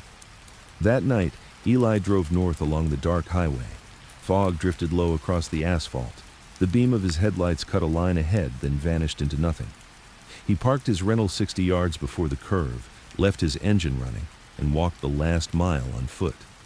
At the bend, the headlights from no one's car. No sound but his boots crunching. A figure stepped out from the tree line, tall, thin, hood pulled over. "Eli Navarro?" he said. "Depends who's asking." "Call me Rico." Rico handed him a small cassette case, worn, unmarked. "The last tape," he said quietly. "Records on one man who never died. Just changed masks." Eli nodded. "Why now?" "Because I'm done hiding. Jimmy taught me that the ledger settles the past, but this tape, it settles the reason." He paused. "Play it once, then we both vanish." Eli tucked the cassette into his jacket. Rico backed away, vanished into the woods. Eli watched him go, felt a drop of something. Fear, yes, but also respect. He had the tape now. Back in the motel, he inserted the tape into the player. His breath caught when the voice started, not Jimmy's, but someone else. "My name is Frank Burke, son of Jimmy the Gent. If you're hearing this, you found everything else, but you never found me. I ran the money one last time so that the world that wasn't meant to know never could. So this is for you, kid. Replay the ledger, then play this, because the king never dies." He changes sides. Eli paused the tape. The words echoed. Frank Burke, Jimmy's son, alive and speaking. The next morning, Eli was jittery. He told Nora, "She's gone, I've got the tape, and it says..." "Frank Burke." Nora closed her eyes for a moment. "Okay, that means 3 things. He's alive. He's got a voice now. And he might be your final loose end or your final liability. Could be both." Eli swallowed. "What do we do?" "We go live," Nora said. "Again. This tape drops with the 2 ledgers. Full disclosure, no buffer." Over the next 24 hours, they prepared. They streamed everything. The 2 ledgers, Jimmy's tapes, Frank's tape, 1,000 scanned documents. They created a timeline, put names to roles, mapped money flows to real infrastructure projects, connected the heist to airports, to docks, to government grants. Media outlets around the world queued it up. And Frank Burke? He appeared in a live stream from an undisclosed location, face shadowed, voice masked, but unmistakably his. "They said I died in '87. They said the money vanished. They said the story ended. It didn't. I changed countries. I changed names. I finished the job. And now you carry it out. Don't mourn the king. Build the board." The message went viral. Governments responded. Senator Lasker's supporters claimed forgery, nationalism, foreign interference. Investigations launched in Switzerland, Iceland, the US, Canada. Leaders gave speeches about transparency, trust, justice. But the public didn't just watch. They printed. They marched. They posted maps of money flows on walls, online forums, subway stations. Eli watched all of it from a safe house in Vermont. And all the while, he wondered, what happens after you win the game? He felt a knock at his door at 2:17 a.m. 2 agents, unmarked, flash badges with cryptic seals. "We need to keep you under protective custody until this stabilizes," Eli sighed. "I'm not hiding, I'm exposing." One agent said, "You may not have that option." Eli nodded. "I know." In the days that followed, former allies of Jimmy began surfacing. Small names first, accountants, lawyers, box storage clerks. They went into witness protection or prison or disappeared. And the legend of Jimmy Burke, the ghost who outplanned death, changed shape. In documentaries, in podcasts, in textbooks. As someone who stole money, yes, but also someone who buried a system. But the tape from Frank? That became the wild card. It tied the robbery, the ledgers, the cover-ups, the governments into one story. And the story still wasn't over. Eli traveled to Switzerland again, met Frank briefly in a cafe by Lake Zurich. Frank looked older than his years. "One last move," he said. "You're the end game now." Eli asked, What about the money? Frank shook his head. It's gone. Used, built, integrated. You'll never find it all, but you will see where it went. And more importantly, what it built. He slid a folder across the table. Inside, photos of construction sites, infrastructure projects across 3 continents, links marked in ledger entries. Eli felt the weight of history in that folder. He stood up. What now? Frank smiled. You walk away or you stay in the light, and when you stay in the light, you accept you'll never rest. And so Eli accepted. He released the files publicly. He testified live. He walked into press conferences. And he watched. Weeks later, he visited Jimmy's former house in Queens. It was for sale, new owners, fresh paint. But in the garage tucked behind a cabinet, he found a photograph. Jimmy and Frank, arm over shoulder, smiling. Under the photo, a note, safe at home. Eli took the photo, left quietly. The world changed, not overnight, but piece by piece. Institutions cracked, money trails audited, names resigned. But the system, it shifted. It adapted. And Jimmy Burke's final legacy? It wasn't loot. It wasn't bodies. It was memory. Eli still carries the necklace Frank gave him that day by the lake, a small brass chess king. It's heavy. It rings softly when he moves, a reminder. It had been 5 years since Eli stood in front of the Senate Oversight Committee with Jimmy Burke's ledgers spread across the desk like sacred scrolls. The memory had a strange weight now, not heavy like trauma, but not light either. Just always there, like an echo you learn to walk beside. He lived quietly now, under his real name again. Vermont, still. A cabin tucked behind a row of old pines near Bar, where the town was small and the winters were long. Nobody asked questions here. That was why he stayed. Every morning he walked to the same cafe, sat by the window with black coffee and 2 boiled eggs. Sometimes he wrote. Most days he didn't. Sometimes a college kid or freelance blogger passed through town and recognized him. They always asked the same thing. Was it really Jimmy behind all of it? And Eli would give the same answer. Some of it, not all, but he was the only one brave enough to leave proof. He hadn't heard from Nora in over a year. Last message was a postcard from Marseille, no return address, just a line of handwriting. The board resets, watch the pawns. He'd smiled when he read it.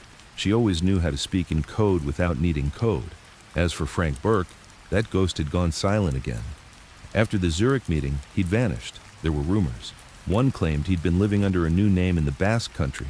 Another placed him as a silent partner in a charity for displaced journalists in São Paulo. Nothing concrete. Eli never tried to track him down. He figured if Frank wanted to be found, he'd send another tape. But the world hadn't completely moved on. Some things stuck. Several sitting senators had resigned after the ledgers dropped. A former U.S. Treasury official had died mysteriously 2 weeks before her subpoena date. A journalist in Brussels released a separate batch of documents connecting Gambit Holdings to land development contracts in war-torn regions. Jimmy's fingerprints were all over the story, just smudged enough to blur when convenient. And then, in late October, the anniversary of the Lufthansa leak, Eli received an envelope in the mail. No name, no stamp. Just hand-delivered somehow to a place few even knew he lived. Inside, a single photograph. Jimmy Burke, sitting in a lawn chair in what looked like a prison yard. Beside him, a man with blurred features. On the back in sharp black ink. You missed one piece. He didn't die in prison. There was no signature, no watermark, no trace. But the ink was fresh. Eli stared at the photo for hours. Could it be a fake? A leftover? A doctored relic from some internet conspiracy freak? Possibly. But something about it felt real. Not just Jimmy's posture, not the weathered edges, but the calm in his face. The kind of peace Eli had never seen in any of the mugshots, wiretaps, or court photos. This wasn't Jimmy the gangster. This was Jimmy the man. And maybe Jimmy the survivor. Eli made 2 calls. One to a former archivist at the FBI who'd quietly become a librarian in Maine. The other to Raffi. Yes, Raffi was still alive, still off-grid, still moving through holes in the map like a ghost in his own right. They both confirmed the same thing. Burke's death certificate was issued under questionable timing. No coroner signature, no body released to the family, no autopsy. In fact, the name on the cremation form wasn't even Jimmy's real one. It was an alias, one he hadn't used since 1982. By the end of the week, Eli was packing a bag again. Notebooks, a recorder, a burner phone, the photograph. He left a note on his table. "In case I don't come back, tell them the king didn't fall." He folded the board. The trail led him south this time, first to a cemetery outside of Buffalo. The headstone, James McGregor, a name Jimmy used once during a fake ID bust. Fresh flowers on the grave, recent. Then to a nursing home outside of Raleigh, North Carolina under the name Arthur Lane. No record of military service, no listed relatives. But the handwriting on the entry forms matched a sample from Jimmy's prison letters. The room was empty, the man gone, vanished 2 months prior. Transferred, the nurse said. No forwarding info. Eli knew what it meant. Jimmy had outlived the narrative. He hadn't died in prison like they said. It slipped away. Again. Changed masks, changed names, changed histories. But he'd left the photo, deliberately. He was watching, still playing, still 3 moves ahead. Eli returned to Vermont 3 days later, left the photo in a drawer. Didn't write about it, didn't leak it. Some truths, he realized, don't belong to the world. Some are meant to haunt you, not headline.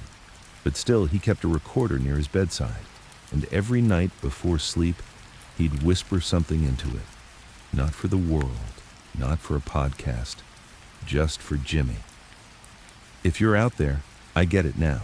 You never wanted to win. You wanted to be remembered, and you are, by the ones who listened, by the ones who didn't look away.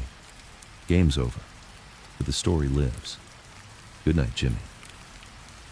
And in the quiet of the cabin, surrounded by trees that didn't care who lived or died, Eli would close his eyes and wait for sleep. And somewhere, far off the map, a man with thinning gray hair sitting in a folding chair by a river would press play on an old tape deck and listen to the story unfold.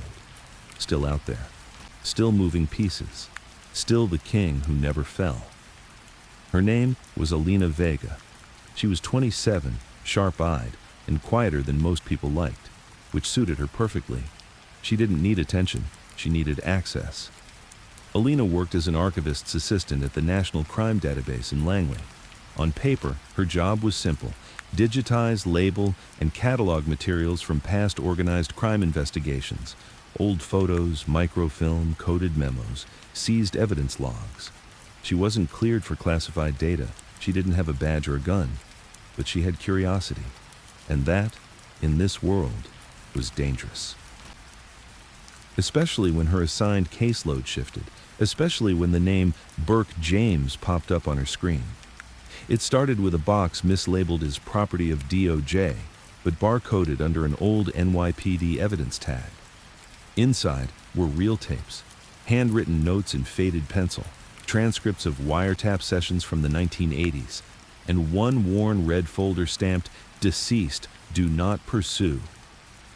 Alina frowned. That wasn't standard classification. She flipped through the folder. Inside, partial testimony from a Brooklyn jailhouse informant who claimed Jimmy Burke had faked a health crisis in '94 to trigger a transfer and disappeared during transport. A yellow sticky note was attached. "Reassign all follow-ups to closed. File W. Cemetery Notice." And just like that, the trail had been buried. Literally. But something didn't sit right. The handwriting on the sticky note, it didn't match the rest of the file. That night, Alina dug deeper, cross-referenced the inmate transfer logs, found a duplicate copy, one stamped with a different date, same bus, same names. But Jimmy's transfer time was listed twice, once at 2:43 a.m., once at 5:06 a.m., same route, same destination. Impossible, unless someone had created a dummy run, a decoy, a way to vanish someone inside the system. Alina didn't report it. She made copies, sent them to a dead email account she kept hidden under a false name, one she hadn't touched since grad school. Then she looked for the one person who would know what to do with this. Not a superior, not a journalist, but a survivor. Eli Navarro. Finding him wasn't easy. He didn't have a website, didn't publish anymore, didn't use his real name online. But in one of his last known interviews, he'd mentioned a cafe in Bar, Vermont. She took a week off, drove up, waited. 3 days later, he walked in. Older, bearded, moved slower than the photos suggested. But she knew him instantly. He ordered black coffee and eggs, sat by the window, opened a small notepad. She approached, slow and quiet. "Mr. Navarro?" He didn't look up. "You're either lost or dangerous," he said softly. She smiled. "Can't I be both?" He looked at her then, really looked. "You're holding something," he said. She nodded. "I think Jimmy Burke faked his death." They met again 2 hours later, on a bench behind the town library. She showed him the files. Eli said nothing for a long while. Then, finally, "I thought I was done chasing ghosts." Alina said, "Sometimes ghosts leave footprints." That night, they reviewed everything, the records, the bus logs, the photo from the anonymous envelope Eli had received years earlier, the transcript of Frank Burke's last known tape, and the timing matched. Jimmy's disappearance, Frank's final message, the end of the ledger trail. A perfect vanishing act, executed right before digital databases became standard. If Jimmy had faked his death, he'd done it just before it became impossible to erase a footprint. Alina made a case. Jimmy didn't just want to vanish. He wanted to control the story after he was gone. But someone helped him do it, someone with clearance. "Frank?" Eli asked. "No," Alina said. "I think Frank was the distraction. I think someone inside law enforcement helped Jimmy vanish, and then cleaned up after." "Why?" Alina shrugged. "Maybe Jimmy had something left. One last ledger. Or one last blackmail file." Eli closed his eyes. Jimmy always played long, played deep, and maybe he was still playing. They traced the bus route, found the prison record's original carbon copies, not digitized, buried in a basement storage facility in Albany. The signature for the 5:06 a.m. run didn't match any known guard. It simply read, "Gambit." Alina stared at it. "It's not a name." "It's a message," Eli said. She looked at him. Then he's still talking. They followed the trail to an old correctional facility, decommissioned in 2003, now used as a military storage site. There, buried beneath old intake records, was a surveillance photo from 1994. A man being led from the prison yard to an unmarked vehicle, head down, shackled. But the posture, Eli didn't need a label. That's Jimmy. It changed everything. Jimmy hadn't died. He hadn't escaped in chaos. He'd been escorted, with help, with paperwork, with cover. But why? And where had he gone? Alina and Eli began to put together a map. People who vanished from the Burke investigations, retired officials who moved off-grid, a pattern of property purchases in Montana, Idaho, and upstate Washington, all under shell corporations linked to old Gambit files.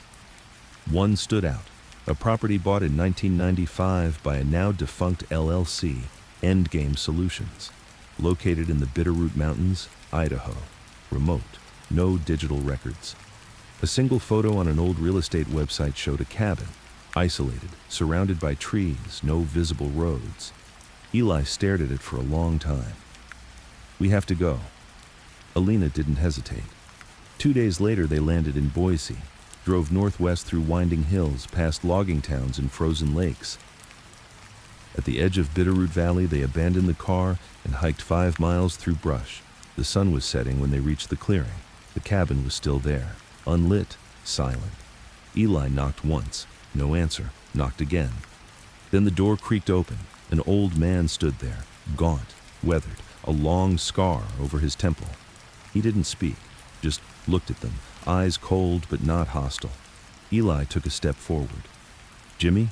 The man didn't move. Alina whispered, "It's him."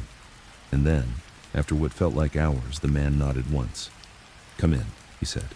The inside of the cabin was sparse. Books, maps, an old radio, a wood-burning stove, and on the table, a cassette tape. Jimmy sat down slowly, poured 3 cups of water. Then he spoke, voice rough with years. "You want the ending?" Eli nodded. Jimmy said, "I don't have one." Alina asked, "Why fake it all?" Jimmy looked at her. "Because if I stayed, they'd use me. If I disappeared, they'd fill in the blanks." "And the money?" she asked. He smiled. "There never was as much as they thought. Half of it was paper, stolen from thieves who couldn't complain." Eli asked, "Why the games?" Jimmy looked him dead in the eye. "Because stories live longer than bodies." He pushed the tape toward them. "My last piece. Do what you want." They left before sunrise. Eli held the tape like it was made of glass. Back in the car, Alina asked, "You going to publish it?" Eli watched the road ahead. "Not yet." "Why?" He smiled softly. "Because maybe some stories are better left in the hands of those who earned them." The motel room in Sandpoint, Idaho was small, creaky, and smelled like old lumber and pine dust. The kind of place where time stopped moving because nobody cared if it did. Eli sat on the edge of the bed with the tape recorder in his hands, just like he had years ago when this all began. Alina sat across from him, elbows on the table, her face unreadable in the early morning light. "You sure you're ready to hear this?" he asked. Alina nodded slowly. "If we're going to tell it, we have to hear everything." Eli pressed play, and Jimmy Burke's voice filled the room once more. "If you're listening, it means I outlived the lie. It means the suit stopped digging and the rats got fat and the world turned without me." "Good. Let it.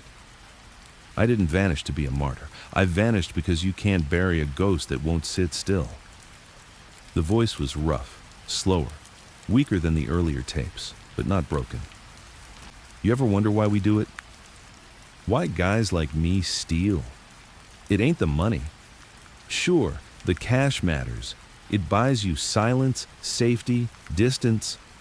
But that's not it. We steal because we were never invited to the party. Because we watched men in suits steal legally every day. From pensions, from workers, from old ladies who couldn't read contracts. But when we do it with a gun instead of a clipboard, they call us criminals. I call that honest." Alina leaned forward, her eyes sharp. Eli didn't pause it. He let Jimmy keep speaking. "The Lufthansa score wasn't just a heist. It was a message. We see you. We know how you move your money, and we can move it too." That scared them more than any bullet. That made them bury it. Not to protect the banks, to protect themselves. The tape clicked, rewound slightly, and resumed. "I had a chance to run that money into the ground. Could have bought islands, cars, women. You know what I did? I handed most of it off. To build things they'd never suspect. Schools, roads, infrastructure. Some of your cities were built on heist money, kid. Makes you wonder who really paid for America." Eli and Alina exchanged a glance. This wasn't just self-mythologizing. Some of this had been corroborated. In land records, offshore banking histories, shadow contractors. Jimmy wasn't lying. Not about this. The tape crackled, then continued. "The feds wanted me dead. Or locked. But they couldn't figure out what I still knew. Couldn't risk the ledgers getting out. So they cut me a deal, buried my name, and stuck me in a hole so deep I had to claw my way to daylight. I lived in silence. Because sometimes silence is power." Another pause, then softer, quieter. "But I kept one thing back. One name. The man who really signed the paper to let me go. He didn't do it for justice. He did it to cover up the fact that the government used my money, stolen money, to fund classified contracts they couldn't explain in the books. That's the final twist. They needed me more than I needed them." Eli froze.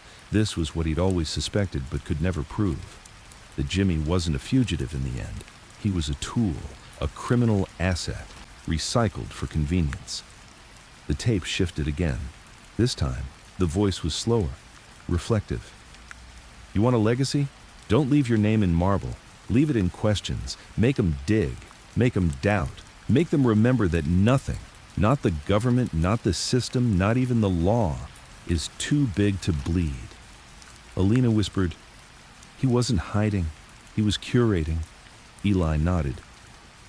And just as the tape reached its end, Jimmy spoke one last time. "Tell the story right, kid. Not because I was a saint, I wasn't. I hurt people, took things I couldn't give back, but I showed you where the cracks are. And cracks? That's where the light gets in." Click. Silence. The tape was over. Eli let it sit for a long time, then finally stood up, walked to the window, and looked out at the icy edge of the parking lot. "People will think this is fiction," he said. Alina replied, "Maybe, but fiction doesn't leave fingerprints on bus logs and burned IDs." He turned to her. "What do we do with it?" She answered without hesitation. "We tell it all, one more time, with no redactions, no deals, no gatekeepers." Eli smiled, a tired one. "You sure you're ready for that kind of war?" "I'm not," she said, "but I think you taught me it's not about being ready. It's about being the one who doesn't look away." They returned east 2 days later, started building a new archive, physical, digital, and encrypted. All of Jimmy's materials cataloged and backed up in multiple locations. Alina began drafting the framework for a serialized documentary, not just about Jimmy, but about the people he exposed, the ledgers, the fake transfer, the ghost money, the old blackmail files, and finally, the tape. The trailer for the project dropped a month later. No flashy graphics, just Jimmy's voice over black and white surveillance footage of JFK Airport. The world wasn't built clean. You just weren't supposed to notice. The public's reaction was electric. Old wounds reopened. Young audiences, raised on watered-down versions of the story, finally understood the depth of the rot. People demanded accountability, again, but this time, it was bigger than trials. It was about reckoning. In the middle of the noise, Eli and Alina received a package. No return address, just a chess piece inside. The Queen, carved from white marble, and a note. "New game, your move." No signature, but the handwriting, same as always, Jimmy's. 3 weeks after the release of the trailer, the buzz hadn't stopped. View counts passed 8 million in 6 days. The hashtag #ChockerBuiltInBurke exploded across forums, and more than a dozen private think tanks started releasing re-evaluations of late 20th century infrastructure projects. Burke was no longer just a name in mob history. He was an architectural ghost. And Eli and Alina, they were the curators of a truth that no one had seen coming. But just as momentum grew, something started to change. At first, it was small. A missing drive, a delay in a cloud backup. Then it became harder to ignore. Alina's email stopped syncing. Eli's phone began restarting randomly.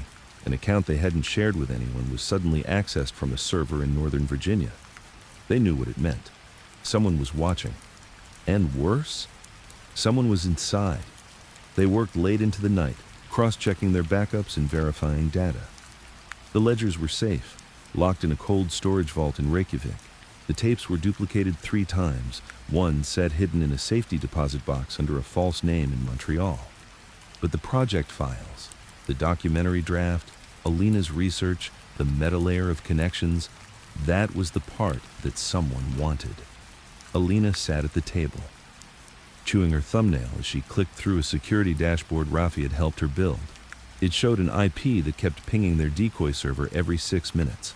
Not brute force, just probing. Eli stood behind her. "Government?" Alina shook her head. Too quiet, too patient. Eli thought for a moment. "Private contractor?" She hesitated, then pulled up a name. Black Veil Group. A cyber mercenary outfit based out of Dubai with known ties to state intelligence, ex-CIA assets, and international corporate security. Eli recognized the name instantly. They used to guard wirehouses, bank networks, smuggler convoys, their ghosts with credit cards. Alina leaned back in her chair. "Well, guess who just bought 3 domains tied to our project?" They moved locations within 12 hours, rented a 2-room cottage on a lake upstate, paid in cash through a broker. No Wi-Fi, no cell tower nearby. Only a satellite uplink Rafi had modified months ago. But the silence was different now. Not the calm kind, the hunted kind. That night, Alina couldn't sleep. She lay on the floor of the front room, staring at the ceiling, listening to the wind push against the windows. And all she could hear was Jimmy's voice from the last tape. "Tell the story right. Leave it in questions. Make them dig," she whispered. "We are, Jimmy. We are." Then her burner phone vibrated once. She scrambled for it. One message from an unknown number. It said only, "You're not the only one who listened." The next morning, they found the signal. A radio burst, shortwave, hidden inside a 24-minute frequency used for weather transmissions. It was Rafi's old code, the one they'd used to communicate when the FBI first came sniffing during the Foundation files leak. Alina decoded it by hand. The message was brief. "You've got 3 days. They're building the case against you. They'll call it espionage. Leak the Burke annex before it's scrubbed, or lose it all." She looked at Eli. "We never called it the Burke annex publicly, only in our encrypted chats." Eli nodded grimly. "They're reading us." But what the hell was the Burke annex? They dug through the archives, the boxes, the folders, the drives. And then they remembered. The annex was a buried subfolder inside the second ledger archive, labeled simply ACQ down. It hadn't made much sense back then, just raw names and code names. But now, with the context from Jimmy's final tape, it was a kill ledger. A list of targeted acquisitions, people who'd been paid off or removed. By whom? That was the real question, because next to each name in red pen were single-letter codes. G, F, D. V. Alina stared at the list, scanning the legends on a note card taped to the back of the folder. V. Voluntary cooperation. F. Flipped, under threat. D. Disappeared. G. Gone, presumed dead. She felt her throat go dry. Eli saw it too. Dozens of names, old officials, low-level whistleblowers, financial auditors, mid-tier law clerks. Half the names marked D or G, and buried at the bottom, one more. N. Vega, flag 2X. Probable F. Alina stepped back. "That's my aunt," Eli blinked. "She worked with the audit team in the 90s, didn't she?" "She vanished in 98, Alina whispered. "I was a kid. They said she had a nervous breakdown, went off the grid." Eli's voice was quiet. Jimmy knew. Alina swallowed hard. No, someone else knew. Someone kept tabs. Jimmy just took a copy of the file before he vanished. The Burke Annex wasn't just a side file. It was a list of liabilities.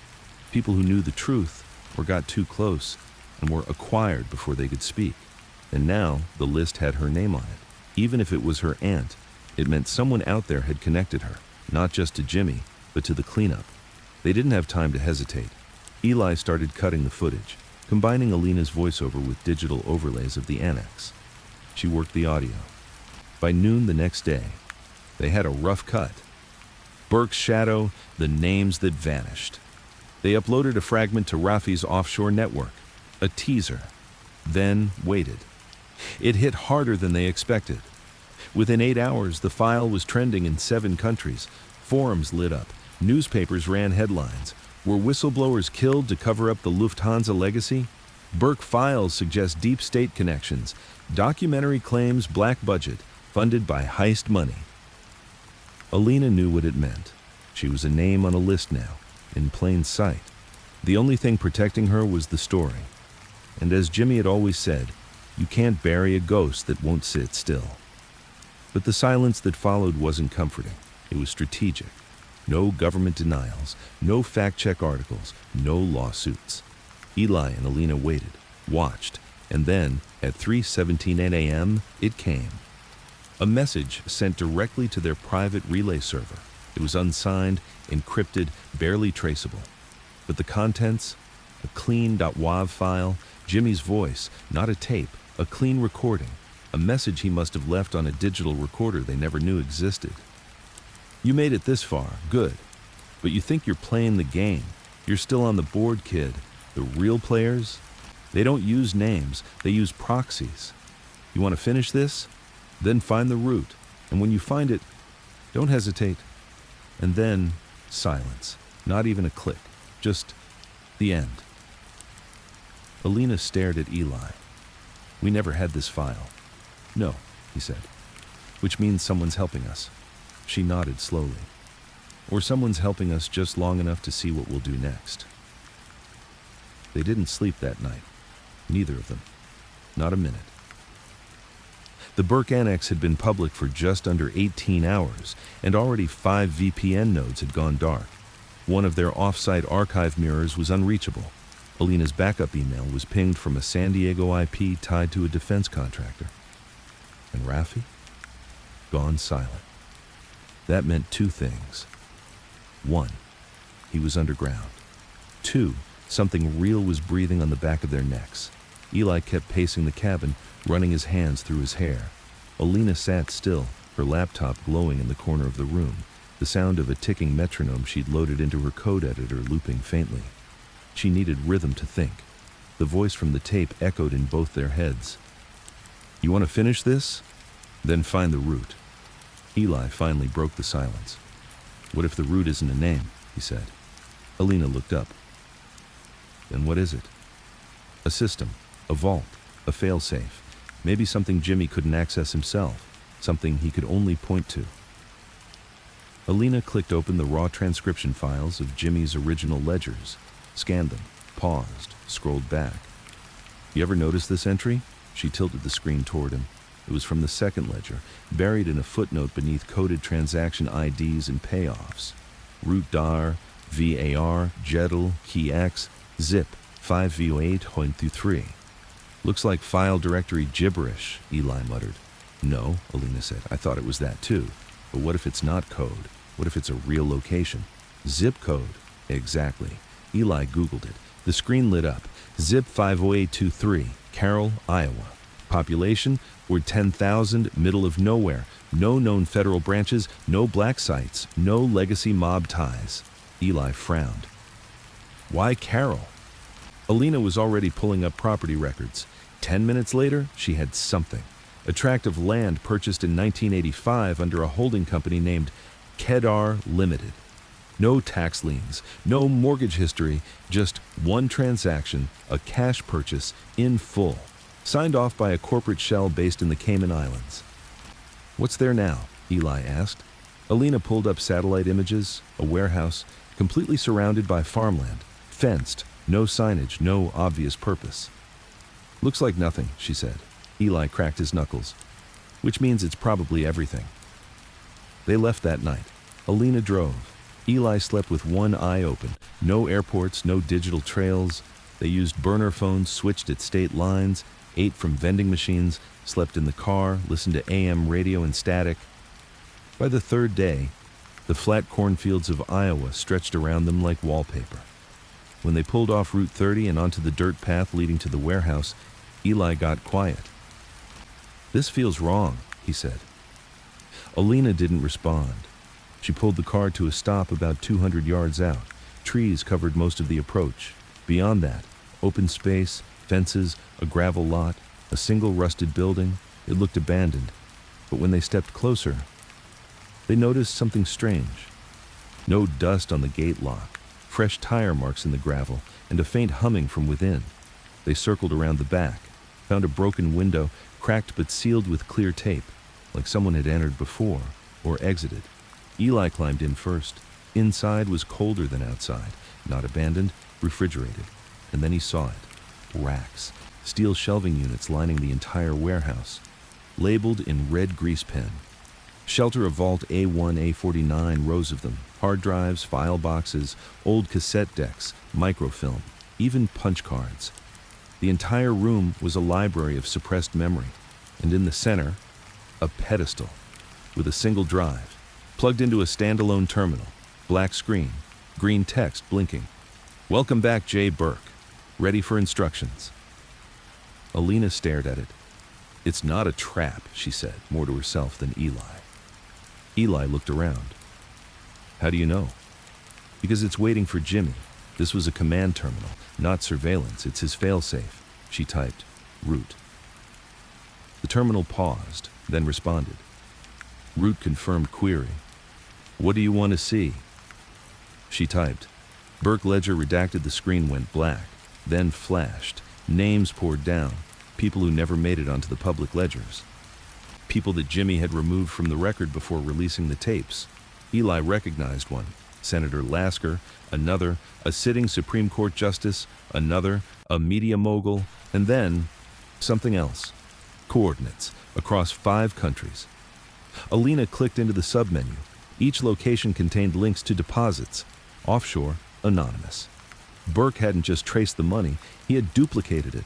Mirror accounts, insurance, in case the wrong people tried to erase him. And now, that mirror was theirs. A gift or a curse? The screen blinked again. A prompt. Do you want to release the root? Eli looked at Alina. This could be it, he said. The whole engine. Every name, every file. Alina didn't hesitate. No, she said. Not yet.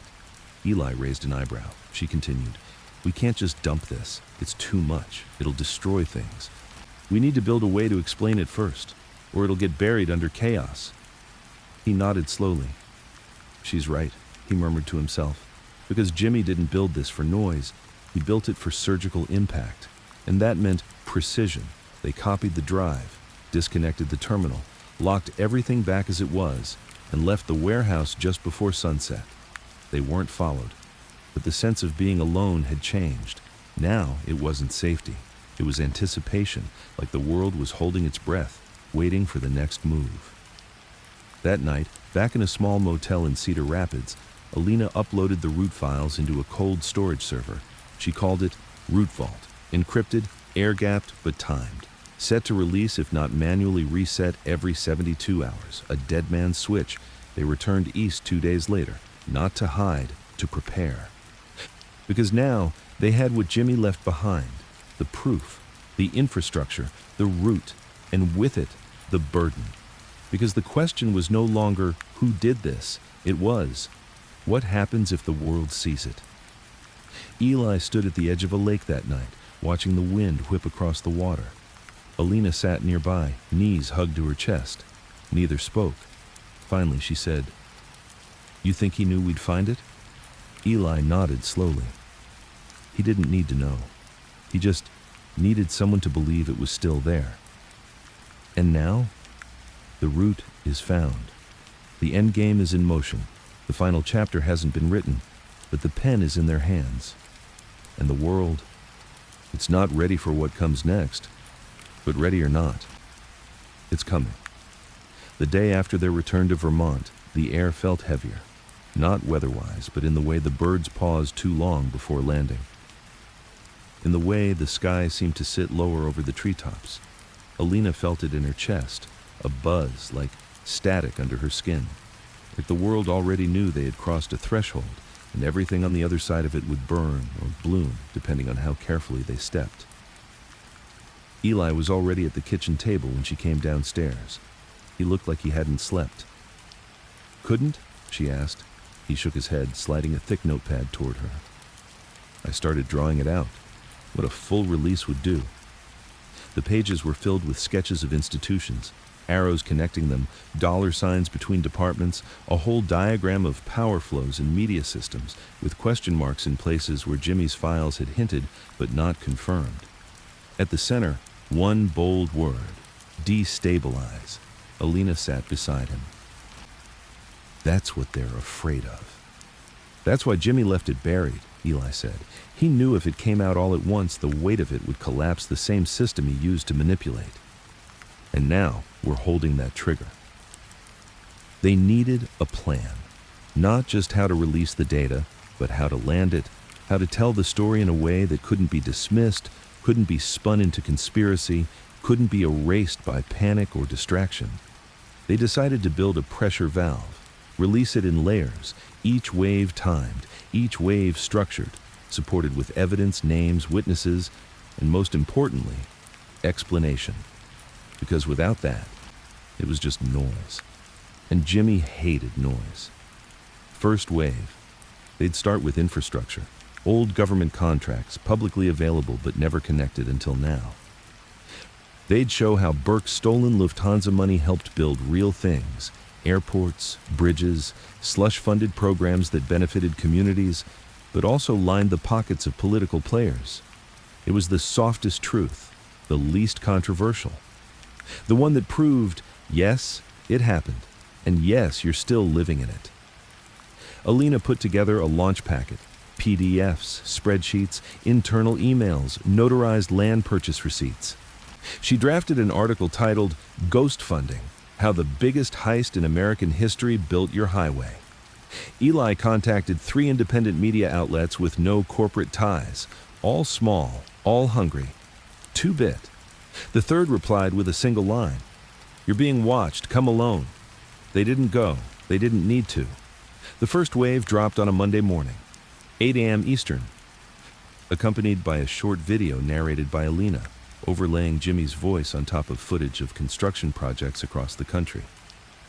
"You thought I disappeared, but I was under your feet the whole time." It was just obscure enough to feel mysterious, just grounded enough to be irrefutable. And just like that, the world flinched. Social media exploded. People began looking at their highways differently, not angrily, not with outrage, with curiosity. That was key. Get them asking questions, pull them in, let them want more. And so when the second wave hit, 72 hours later, the audience was primed. Second wave: shell companies. Alina followed the thread through the Cayman Islands, Jersey, Singapore. Each entity linked to real people, real projects, real money trails. The story ran with 5 high-resolution flowcharts. It was titled "The House That Ghosts Built: How Stolen Money Became Government Property." It named 11 companies, 4 contractors, and 1 dead senator. Still, no lawsuits, no official denials, which told them one thing: the people at the top were watching, but waiting. That night, Eli walked outside with a flashlight and checked the driveway. There were no tire tracks, no footprints, no surveillance drones. But he knew they were there, listening, waiting for them to misstep. Alina finished layering the third wave. That one would be riskier. It involved live names, still active players, judges, clerks, even a former White House staffer, who were all on Jimmy's deeper list. They'd been kept off the first 2 waves to buy time. But time was short now. Raffi was still dark. And that silence, it meant something was moving. On the 5th day, they got a package at the door. No postage, just a white envelope and a chess bishop inside, carved from onyx. Eli knew what it meant. "It's from Frank," Alina blinked. "I thought he was gone." "He never left, just changed names." Inside the envelope was a note. "You're doing it right. Stay on schedule, don't release the annex until the final day. It's rigged, trust me." Rigged. That word sat like a stone in Alina's gut. She looked at Eli. "He's saying the annex has traps?" Eli nodded. "Probably planted data, false leads, stuff that triggers lawsuits or discredits the rest." Which meant the annex, the deepest level, needed to come last. Once the truth had momentum, they moved quickly now. Third wave dropped. Insider operations, quiet payoffs, disappearances. It was darker, heavier. Less gee-whiz and more, "This is how power silences truth." Reactions shifted, some fear, some anger, some denial, but also validation. Whistleblowers came out. 2 retired auditors from the Treasury Department released statements confirming pieces of the Burke files. A former contractor, blurred and voice-altered, gave an anonymous interview claiming he built a storage facility in Iowa with no name on the books. It was working. Each wave pulled the audience deeper, and the closer they got to the core, the more dangerous it felt. And then, it happened. Day 13, the data mirror in Reykjavik went down. Hard, unrecoverable. That server was encrypted at military level. Only one kind of actor could have hit it. Alina stood up from her laptop, slowly, like the air had turned electric. "They're in the game now," Eli nodded once. Good. Because this wasn't just exposure anymore. It was war. And the story? still had 2 waves to go. That night they drafted the 4th wave, the final cleanup program, the disappearance files, people listed as having died of natural causes, but who'd been flagged in Jimmy's notes as risks, people who asked too many questions, who knew too much too early, who were listed with vague causes of death like heart event or car accident, no foul play. The title? Convenient Ends, a decade of disappearing descent. Alina's narration was colder this time, less like a guide, more like a prosecutor. By morning, it had 3 million views. The world had officially crossed the line. No going back now. They stayed off-grid for the next 24 hours, rotated drives, changed safe houses, and waited, because there was only one wave left. The Burke Annex, the final play, the buried names, the blood money, the route. And when that went live, everything would change. The night before the drop, the air smelled like smoke and pine. They had moved again, this time to a quiet coastal town in Maine, using a long-forgotten safe house Rafi had once called a one-way mirror. An old fisherman's cottage tucked into the cove. No neighbors for miles, no signal towers, just the sea and the cold. Alina stood on the porch in 2 coats, watching the water crash against black rocks, her breath fogging in the air. Inside, Eli was building the final structure, the landing page, the zip encryption, the self-destruct functions that would wipe everything if the files were tampered with. It was more than a release, it was a detonation. At 3:17 a.m., the same time Jimmy's final audio file had arrived weeks earlier, the email went live. The recipients were hand-picked, not journalists, not activists, not politicians, but librarians, archivists, old book restorers, digital preservationists, quiet people with no stake in headlines, but every stake in memory. The subject line read, "To all the caretakers of truth, the Burke Annex, inside, a single download link, time locked to 4 a.m., encrypted with Jimmy's last known cipher. Once opened, it would mirror to 39 public archives. If blocked, it would scatter to 300 dark web forums. There would be no pulling it back." This wasn't a story anymore. It was a record. At 3:59 a.m., the world was still. At 4 a.m., history snapped. The Burke Annex opened with a list, not of crimes, not of people, but of accounts tied to governments, charities, shell corporations, and then the names. Politicians still seated, CEOs still building, judges still presiding, journalists still anchoring, intelligence handlers still briefing. Names that had never been said aloud. Names that Jimmy never said on tape. Names that were only ever written. Some had signatures attached to foreign contracts. Others had wire transfers, traced by Jimmy himself, through oil trades, arms deals, and classified telecom blackouts. But the part that burned deepest was the index. Each name had a number, a risk score, and a single code beside it, insulated, reactivated, neutralized, dormant, pending. It wasn't a ledger.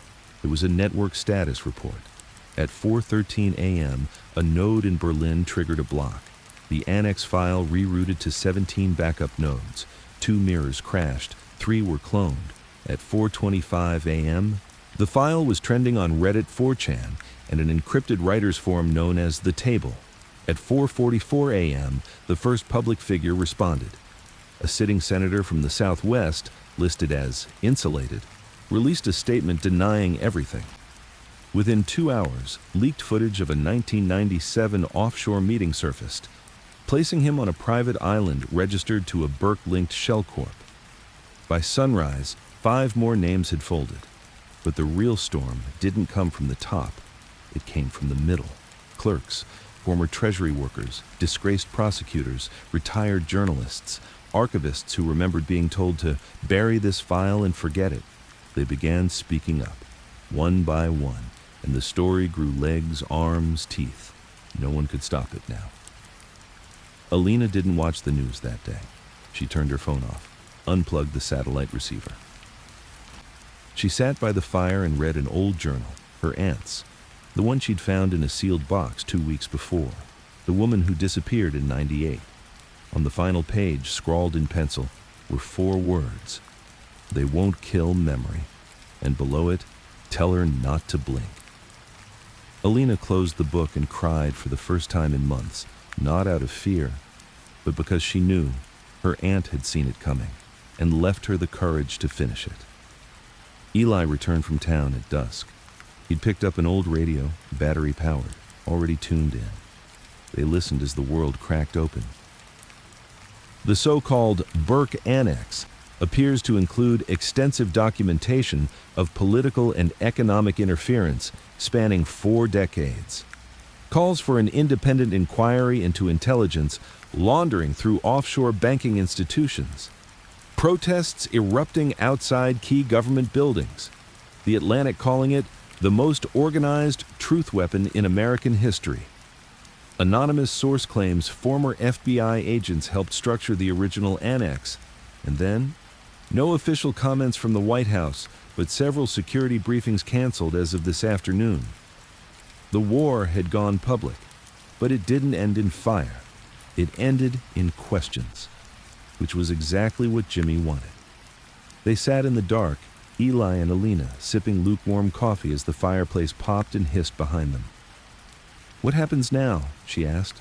Eli shrugged. "We disappear again? But what about the story?" He smiled, tired, peaceful. "It's not ours anymore." And it wasn't. Within 48 hours, copies of the Burke Annex were archived in 7 university libraries. A team of retired academics launched the Ghost Ledger Project, an open-source analysis of every line in the annex, podcasts, documentaries, translations into 19 languages. The data was too big to kill. It had gone fungal, invisible, growing underground, bursting up in places no one expected. A week later, they got one final package. No name, no postage. Just an old cassette and a Polaroid of Jimmy, smiling on a bench near a dock. On the back, scribbled in ink, "Checkmate."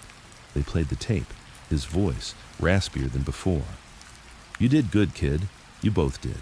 I didn't need a monument, just someone to finish the last move. History doesn't need permission. It just needs someone brave enough to tell it with the lights on." And then, the sound of waves and silence. The morning after the Burke Annex went global, Eli woke to the sound of static on the radio. He leaned forward, adjusted the dial, but the station that had been broadcasting late-night coverage of the leak was gone. Not switched, not offline, scrubbed. He tried another, then another. Dead air. That kind of silence wasn't a glitch, it was intentional. In town, things were worse. At the diner, a TV screen that usually played national news was off. A local told him it had been out since sunrise. The internet cafe had its router ripped out. Cell signal weak. Only outgoing calls, no data. And the library?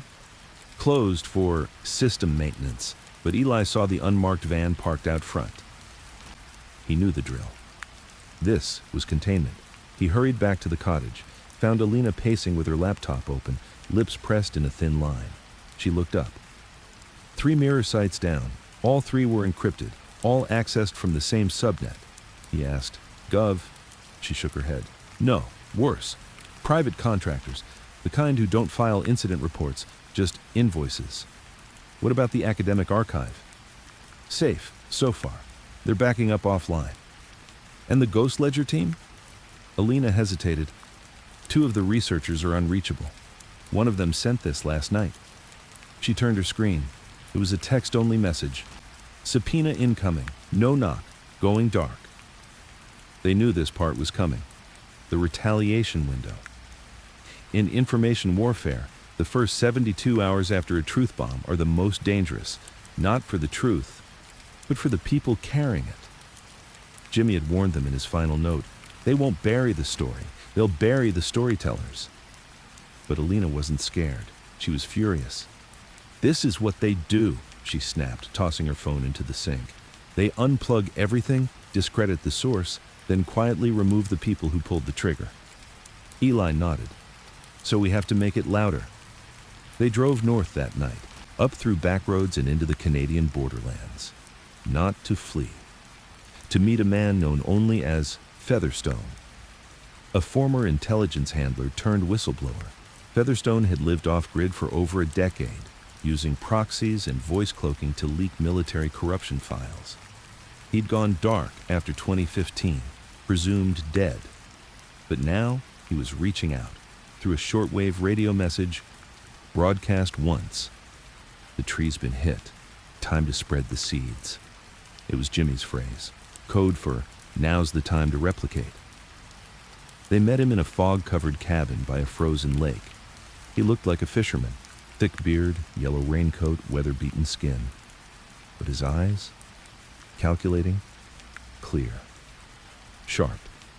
He didn't greet them, just pointed at the table where a steel case sat unlocked. Inside, 2 small black drives. Everything in the annex restructured by risk level, he said. One for you, one for your failsafe. Alina picked one up. You decrypted the raw? He nodded. Not just decrypted, recontextualized, labeled, explained. So even a teenager can follow it. Eli stared at him. Why help us? Featherstone shrugged. Because I helped build it, not the Burke part, the machine it fed into. Alina's jaw clenched. Then you were one of them. He met her eyes. And now I'm one of you. They didn't trust him, but they took the drives.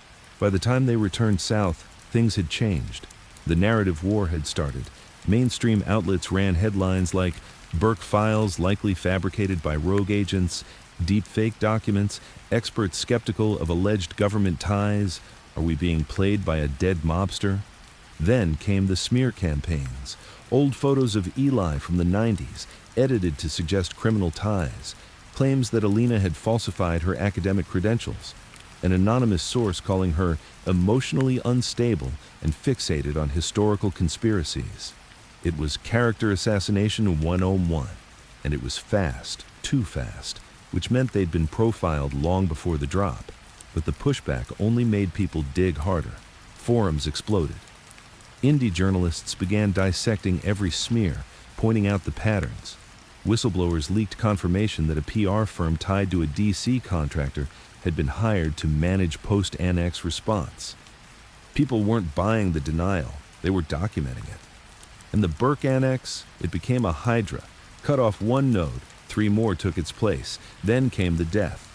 Glenn Rachman, former tax analyst turned documentarian, one of the first to analyze the annex, found dead in his home. Apparent suicide. No note, no warning signs. His wife said he hadn't been depressed. His files, gone. But his podcast episode, uploaded an hour before his death, was still live. If this goes down, just know, the annex is real. Jimmy was real. And what's in those files is why I'm about to be erased. It racked up 6 million downloads in 48 hours. And just like that, Rachman became a martyr. The denial strategy crumbled.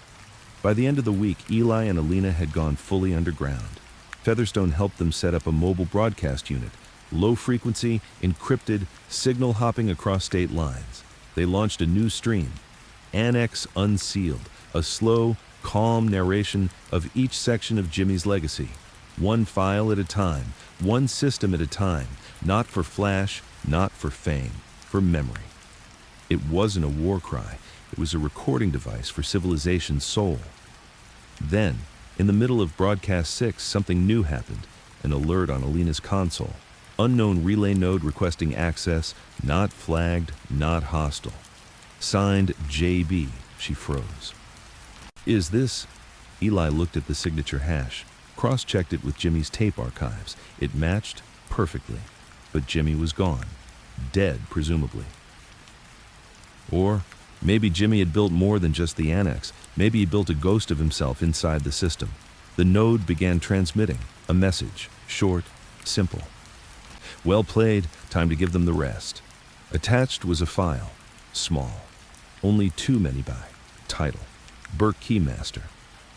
They opened it, and inside they found everything.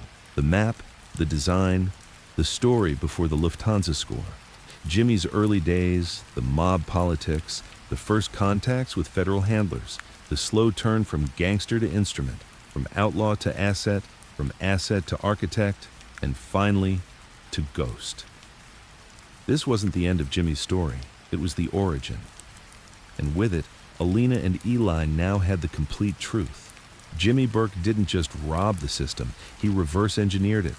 Alina stared at the file for hours before she opened it. She wasn't stalling. She was afraid. Because up until now, Jimmy Burke had always existed in half-light, a man of contradictions known through whispers and reconstructions. Even his taped confessions, as raw as they'd been, were still curated. But this was him, unmasked, a full data vault, built with surgical precision, part biography, part code base, part manifesto. It began with a single sentence in plain text. If you're here, you pass the test. No greeting, no warning, just validation. And then the structure unfolded. 10 folders, each named with a single year. 1967, 1971, 1975, 1979, 1982, 1985, 1987, 1990, 1994, 1996. Alina opened the first, 1967. Inside, scans of letters, photos, FBI memos. There was a surveillance photo. Jimmy sitting on a bench in Central Park talking to a man in a tan overcoat. A memo attached. Subject, initial contact verified. Handler Rook engaged. Burke expressed conditional interest in asset conversion. Eli leaned over his shoulder, reading quietly. Jesus Christ, he whispered. They tried to flip him in 67? Alina opened the next file. 1971. Wiretap logs, intercepted calls, internal memos. Burke appears to be maneuvering toward leverage-based compliance. Intelligence value outweighs prosecution risk at this time. It became clear, fast, Jimmy hadn't just outsmarted the system, he'd been part of it. By 1975, the documents changed tone. A contract, unsigned but official letterhead, offer of reduced sentencing, immunity on transportation and conspiracy charges in exchange for economic leverage operations in designated boroughs. Burke hadn't just taken a deal. He'd helped build the modern laundering structure of organized crime in New York, turning cash into clean contracts, real estate, and political influence. And the feds, they let him because he brought results. Every time he disappeared someone troublesome, every time he moved a briefcase through the airport, every time he buried a trail, he gave them something in return. They called it mutual threat de-escalation. Jimmy called it trading shadows. Alina opened 1982. It was a video. Jimmy, younger, still sharp-eyed but colder than anything she'd seen in the tapes. I don't have loyalty. Not to people, not to countries. I have gravity. Things fall into me. I just make sure they land the right way. He spoke like a man who'd already buried his conscience. Spoke like someone who believed the only sin was weakness. By 1990, it all came together. A digital blueprint. The annex wasn't a list. It was a simulation. Burke had modeled the ripple effect of each target's removal. Economies, elections, agency budgets, media cycles. He had forecasted chaos like weather and fed that model to handlers, fixers, and private players, selling access to future outcomes. It wasn't mob work anymore. It was systems architecture for state-sponsored entropy. Eli backed away from the screen, shaking his head. All this time we thought he was one step ahead of the feds. Turns out he was in the room with them. Alina didn't respond. She was still reading. There was a folder labeled Contingency, if system fails. Inside, a letter. To whom it may concern, probably her. You found the route. You survived the pushback. You saw the network run scared. You're smarter than I was. Maybe you won't let the cycle repeat, but I doubt it. Because systems aren't corrupt. They're obedient. They do what they're built to do. So here's your last card. You can release it all. The full map, the contracts, the handler names. Or you can bury this and walk away. One truth will burn the house down. The other will renovate it. Choose the fire or choose the frame. But don't lie to yourself and say you're doing both. J.B. Eli exhaled slowly. What the hell does he mean? Choose the fire or choose the frame, Alina whispered. He's telling us we can't have it both ways. If we release everything, it collapses everything. If we hold anything back, we become like him. They debated it all night, not yelling, just pacing, thinking, weighing the cost. Because it wasn't about fear anymore. It was about consequence. Release the master key, and everything Jimmy touched would be traceable. Every dead end reopened, every lie exposed. But it would also expose thousands of people who didn't know they were part of a machine. Judges, teachers, inspectors, veterans, people with clean hands who had unknowingly touched dirty systems. Collateral truth, too big to explain, too big to take back. By dawn, the house was cold. Alina stood in the kitchen, holding her aunt's journal again, reading the last page. Tell her not to blink. She looked out the window, the sea mist curling across the horizon. Then she turned to Eli. Load it, she said. You're sure?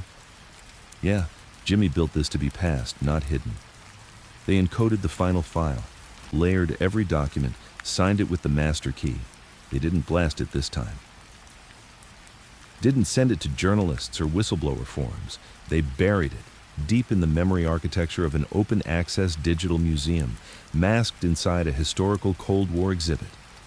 Then, they created a simple, untraceable seed, Burke K, master, shared only in whispers, passed hand to hand, posted once on an anonymous message board. No splash, no fireworks, just a fuse, burning. And then they left. No announcement, no farewell episode, no final voiceover, because the truth was already in motion. And once released, real truth doesn't need a narrator, it needs time. And time? Time was finally on Jimmy's side. The story should have ended. The Burke Annex was public. The master key had been seeded, and the machine that once buried truth in ledger lines and silent payoffs was now exposed, bleeding across the open veins of the internet. But the world, it didn't collapse. Governments held, markets hiccuped but didn't break. Institutions staggered, restructured, adapted, and for a moment, Alina thought maybe Jimmy had been wrong. Maybe you could rip the curtain back and still leave the stage standing. Until they got the letter. No return address, no postmark, just a thick envelope delivered to a P.O. box in Vermont they'd only used once. Inside, a newspaper clipping, a redacted security clearance badge, a photo, decades old, of Jimmy Burke standing with a group of 6 men, all wearing suits and military boots, in front of a sealed aircraft hangar. On the back of the photo, one sentence, "The 6th man is alive." Eli looked at the photo for a long time. This was never in the files. Alina felt her chest tighten. He said they were all dead, but Jimmy had lied before. Even in truth, he'd buried riddles. And now, a name they didn't know had just risen out of the ashes. They started digging. Back through the Burke Keymaster directory, cross-referencing the photo timestamp with the file metadata. Only one folder matched, 1972 OP violin. The file was mostly blank, except for one document, partly corrupted, titled Project 4 Cities. No names, no direct references, just schematics, data corridors, transit lines, communications infrastructure. And at the bottom, authorization code 6. Alina whispered, 6th violin, 6th man. Eli pulled up a ghost network database Rafi had built years ago, which tracked black budget operations through unclassified procurement orders. He found one result, Violin 6.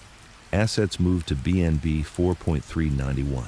Status, dormant, BNB, black notation base. An old term used for deep cover intelligence assets placed within organized crime syndicates.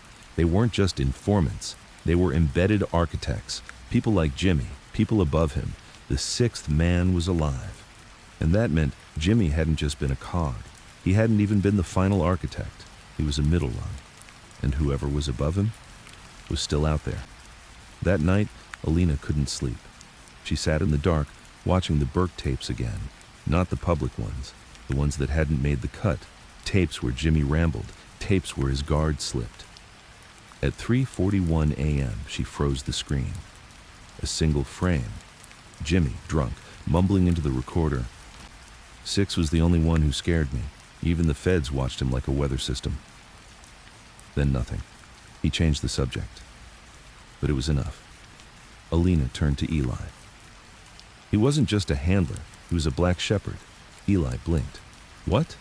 She pulled up an old document she'd hidden for months, a heavily redacted FBI memo referencing Operation Black Shepherds during the early 70s.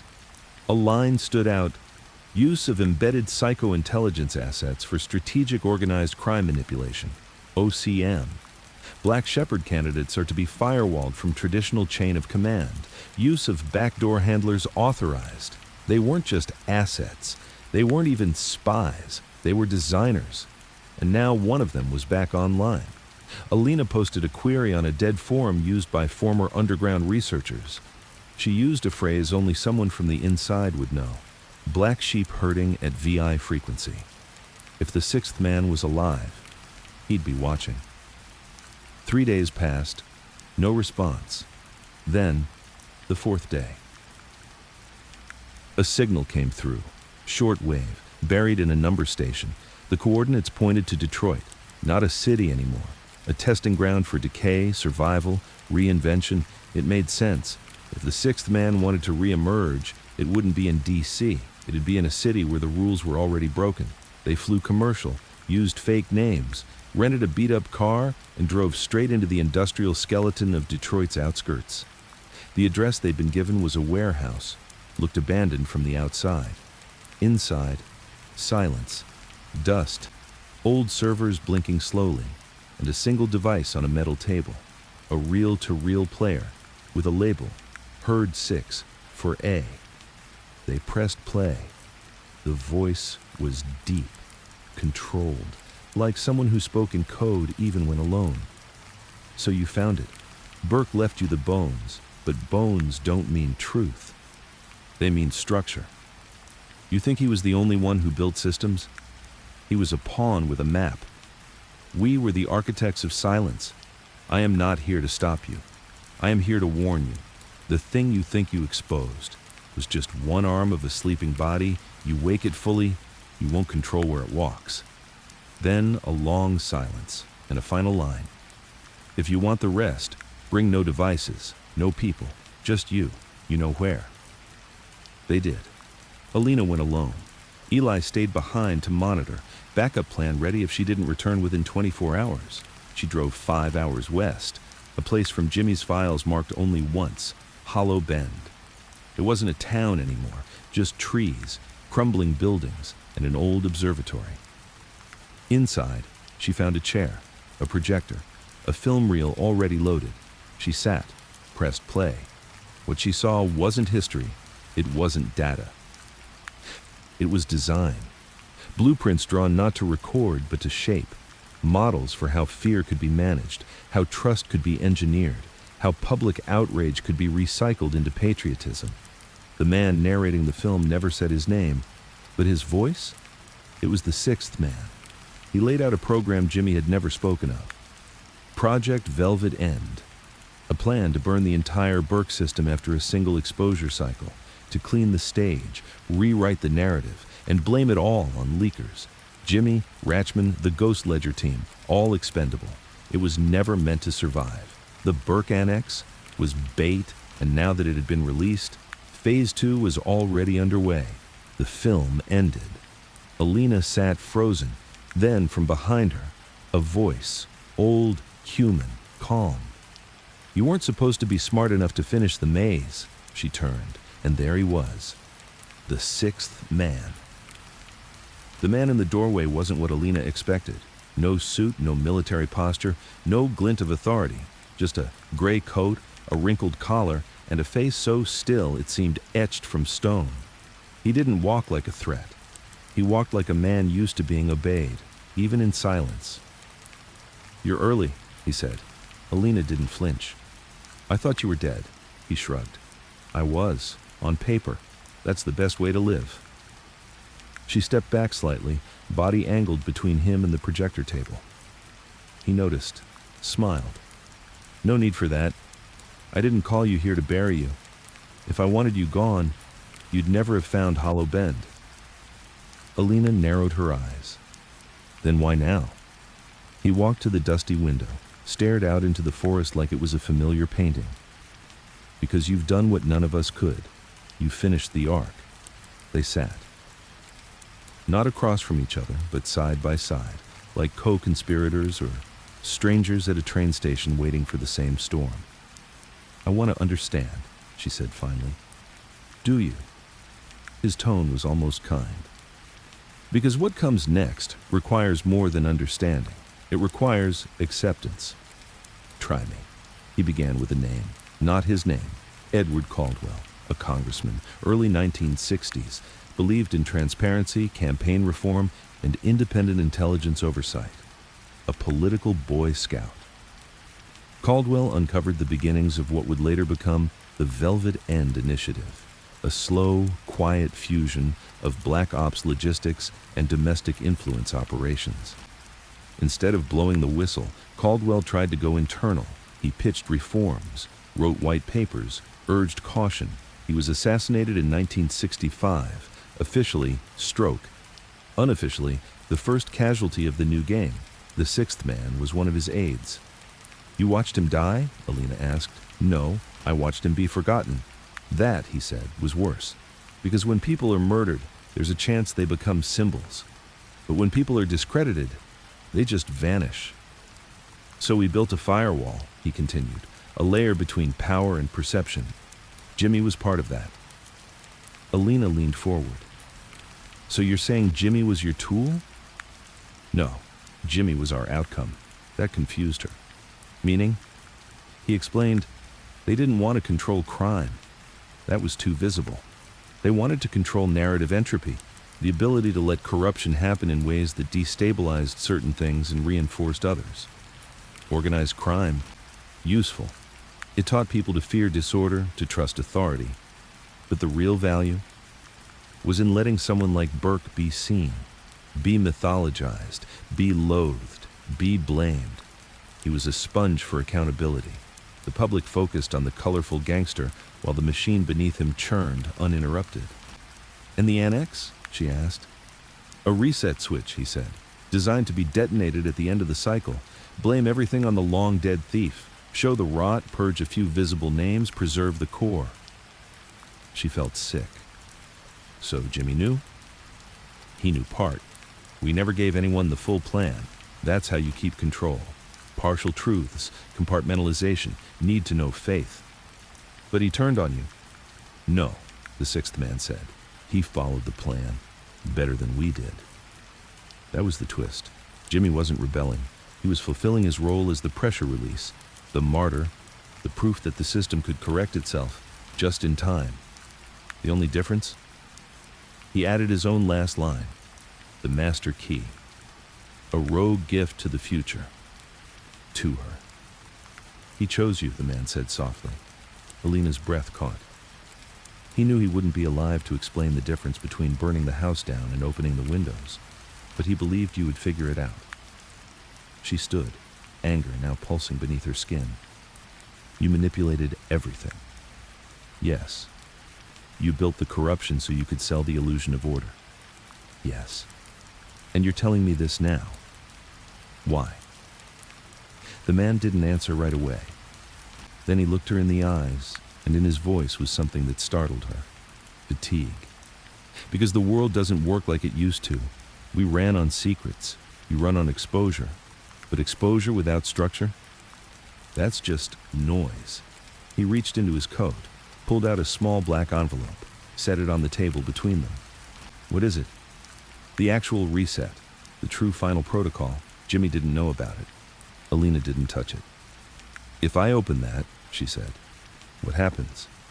You gain leverage, not on media, not on governments, on time, the ability to shape the next 20 years. What gets remembered, what gets taught, what gets rebuilt. She frowned. You're offering me your job. He gave the faintest smile. It was never a job, it was a weight. Alina stepped back. The room felt colder, smaller. The man's presence wasn't forceful. It was inevitable, like gravity. I'm not like you, she said. No, he agreed. You're better, which is exactly why you'll take the envelope. She didn't. She walked away, left the envelope on the table. She didn't speak during the drive back, didn't answer Eli's questions. She just watched the road bend ahead of them, wondering if it mattered whether she took the envelope or not, or whether Jimmy had already accounted for every possible outcome. That was the haunting part. What if all this was still part of the plan? Back at the safe house, she found a new message on the burner laptop from a source labeled simply Echo. He's not the only one left. You found VI. There are 5 more. Attached was a scanned photo. 5 faces. Only one she recognized. Jimmy. The other 4 were still unknown, but one of them had a date stamp beside it. 2023. Active. Her skin prickled. Eli leaned over her shoulder. What now? She turned the screen off. Now we stop reacting, she said. We stop playing their game. He blinked. And do what? We build our own system, with our own rules, in the open. No layers, no firewalls, just truth that doesn't blink. The fire didn't end. It spread. But this time, it wasn't just burning down the old world. It was lighting the path forward, one piece at a time. The safe house felt smaller after Hollow Bend, quieter, too still, like the air itself was waiting for permission to move. Eli brewed coffee in silence. Alina hadn't spoken since they returned. She sat with a notepad, pen pressed against her lip, staring through pages filled with diagrams, quotes, notes from Jimmy, from Raffi, from the Burke annex. Not thinking. Listening. Where do we start? Eli asked finally. She looked up. The one place Jimmy and the 6th man never touched, she said. Community truth. Eli blinked. What does that even mean? She leaned forward. We've been chasing centralized power this whole time. Governments, agencies, contracts. But memory doesn't live there. Memory lives in people, in the unnoticed, the undocumented, the ones too low to be worth controlling. So, what? Storytelling? No. Testimony. Verified, distributed, untouchable. Not behind firewalls or media paywalls. Real experiences, archived in open structure. She stood, more energized than he'd seen her in weeks. We're going to build the world's first decentralized memory web. They started in the smallest corner they could find. A community library in rural Pennsylvania, run by 3 volunteers, open only twice a week with no budget and half their books donated by the local high school 20 years ago. Alina reached out to the head librarian, a woman named June Hollowell. June didn't blink when Alina mentioned the Burke annex, didn't flinch when she described the fire. She just said, "You want truth without timestamp or sponsor? You're in the right place. Our boiler barely works, but our filing system is bulletproof." The pilot project was called Truth Cell 1. Alina and Eli donated 5 laptops, all with zero-knowledge encryption and open-source archival software. June trained 2 volunteers to collect oral histories from townspeople, war veterans, former union organizers, factory workers, a school teacher who claimed she once graded a senator's son under threat. Each story was transcribed, each transcription cross-checked by 2 unrelated sources, then uploaded to a decentralized ledger that split across 10 countries. No server, no administrator, no backdoor, just truth. Shared, then scattered. Word spread, not online but through old methods. Flyers, CB radio bands, encrypted ham frequencies.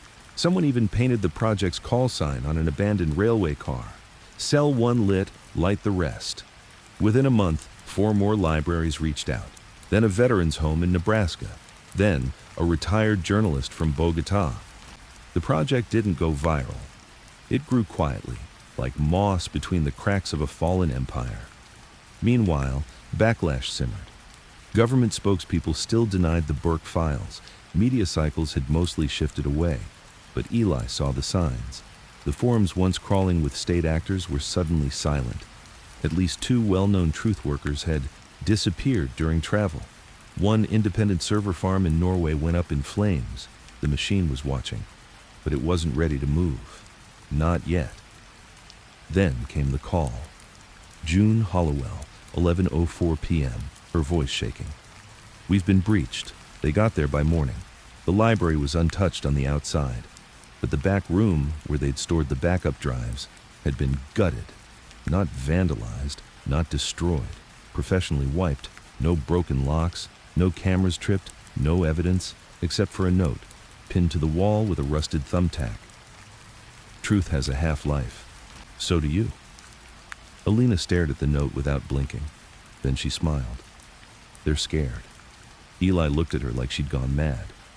They erased everything. She shook her head. No, they erased what they thought was central. June opened a drawer. Inside were 3 flash drives, identical in size, marked with simple labels: witness, red witness, blue, witness green. She smiled, calm as ever. They got the backups. We kept the testimonies separate. No names, no addresses, just the voices. You can't kill a voice that's already been heard. Alina turned to Eli. We scale it now. And they did. Cell 2 opened in Oregon, Cell 3 in Albania, Cell 4 on a fishing boat in Japan that doubled as a ham relay.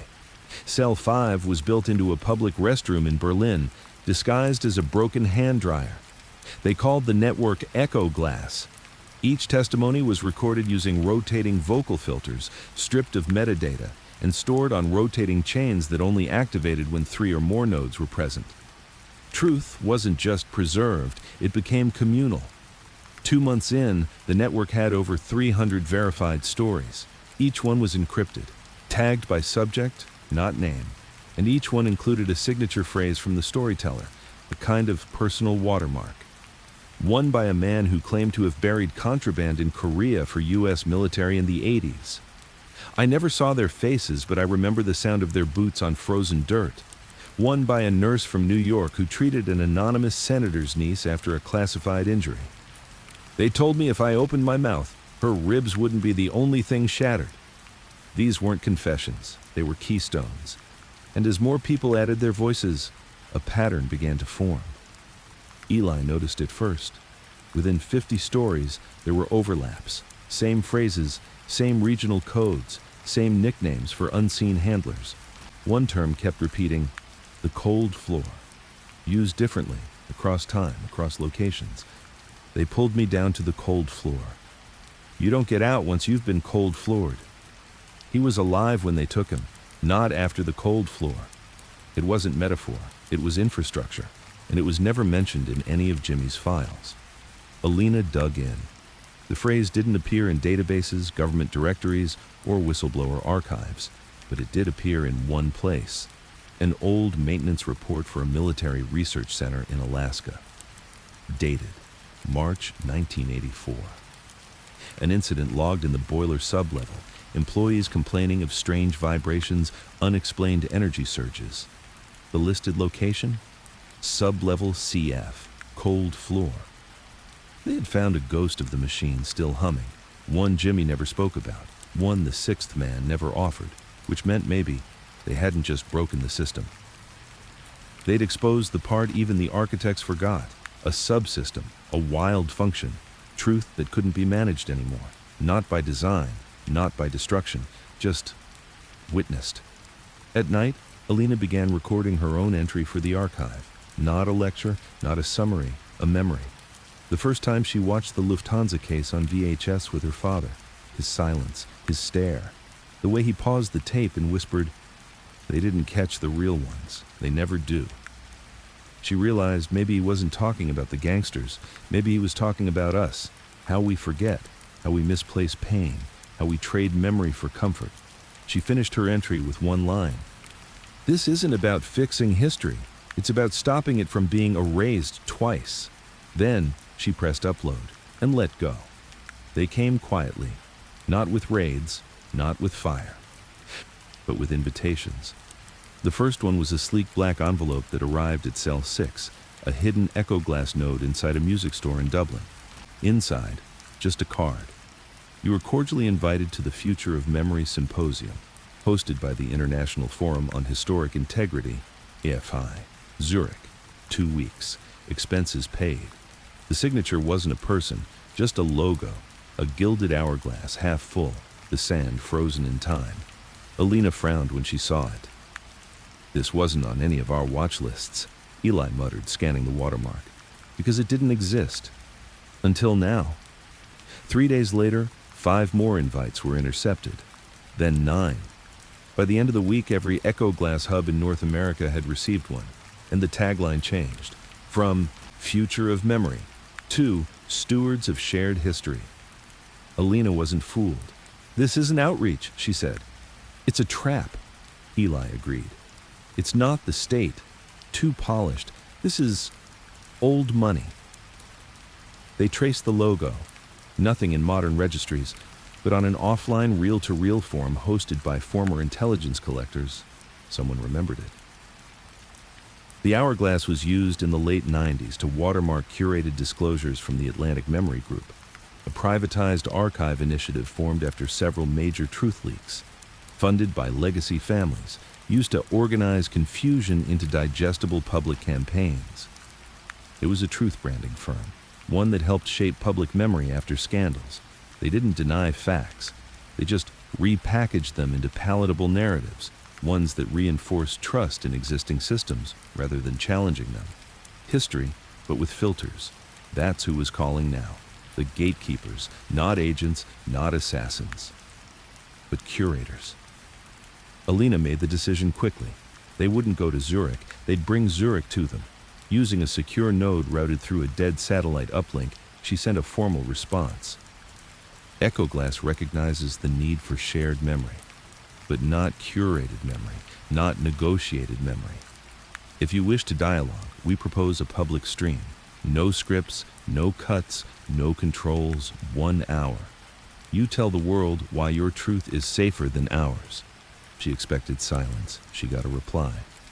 Agreed. 1 hour, 1 voice, public record. The date was set. The whole network braced. The broadcast was hosted from a neutral channel used by digital archivists, a stream watched by few, but followed by people who cared more about integrity than entertainment. Eli handled the encryption. Alina prepared the questions. And the gatekeepers?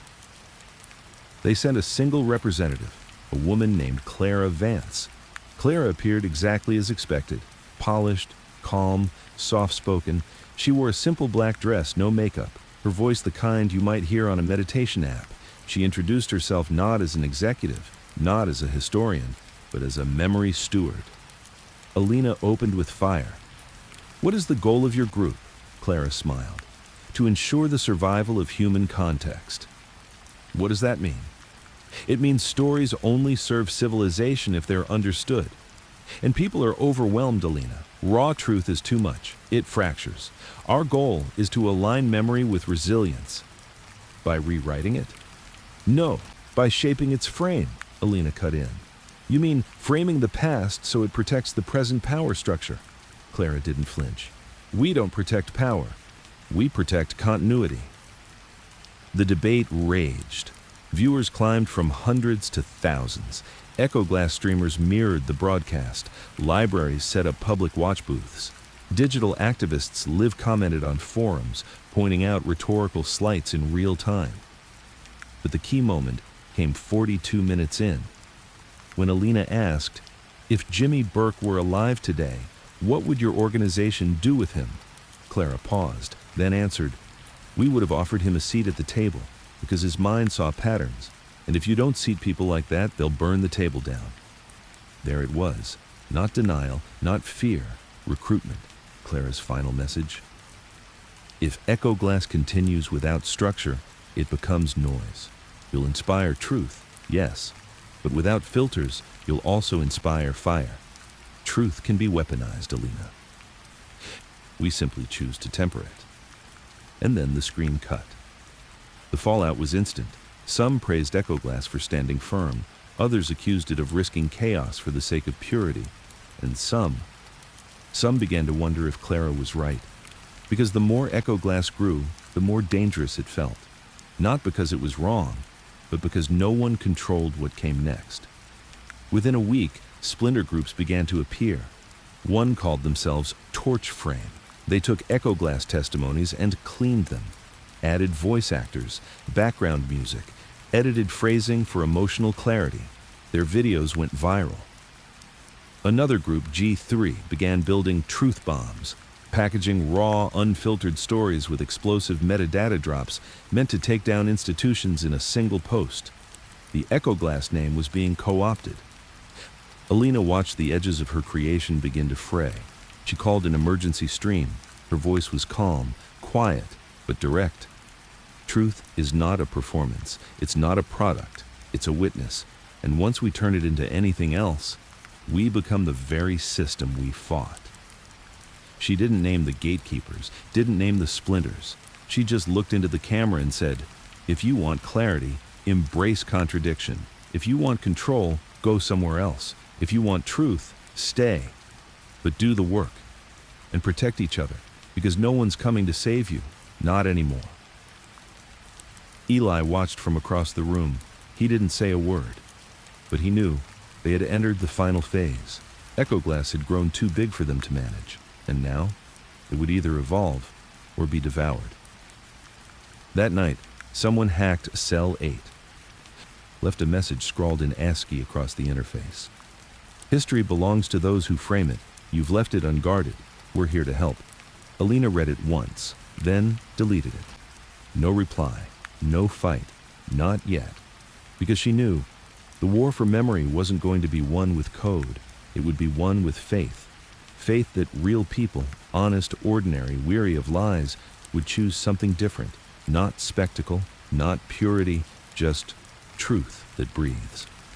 It began with a simple anomaly. At 3:17 a.m., Eli noticed a burst of unexpected activity from Node 14, a remote Echo Glass hub embedded in a community archive in Buenos Aires. The node was supposed to ping once every 72 hours. Instead, it had sent 17 packets of data over just 45 minutes, encrypted, rerouted through unfamiliar servers, and, strangely, silent. No message, no testimony. Just movement. He flagged it for Alina.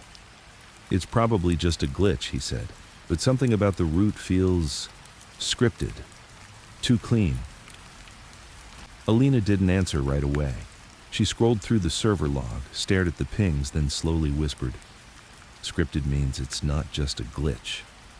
It's someone testing access. They reached out to the Buenos Aires team. No response. Tried the backup signal. Nothing.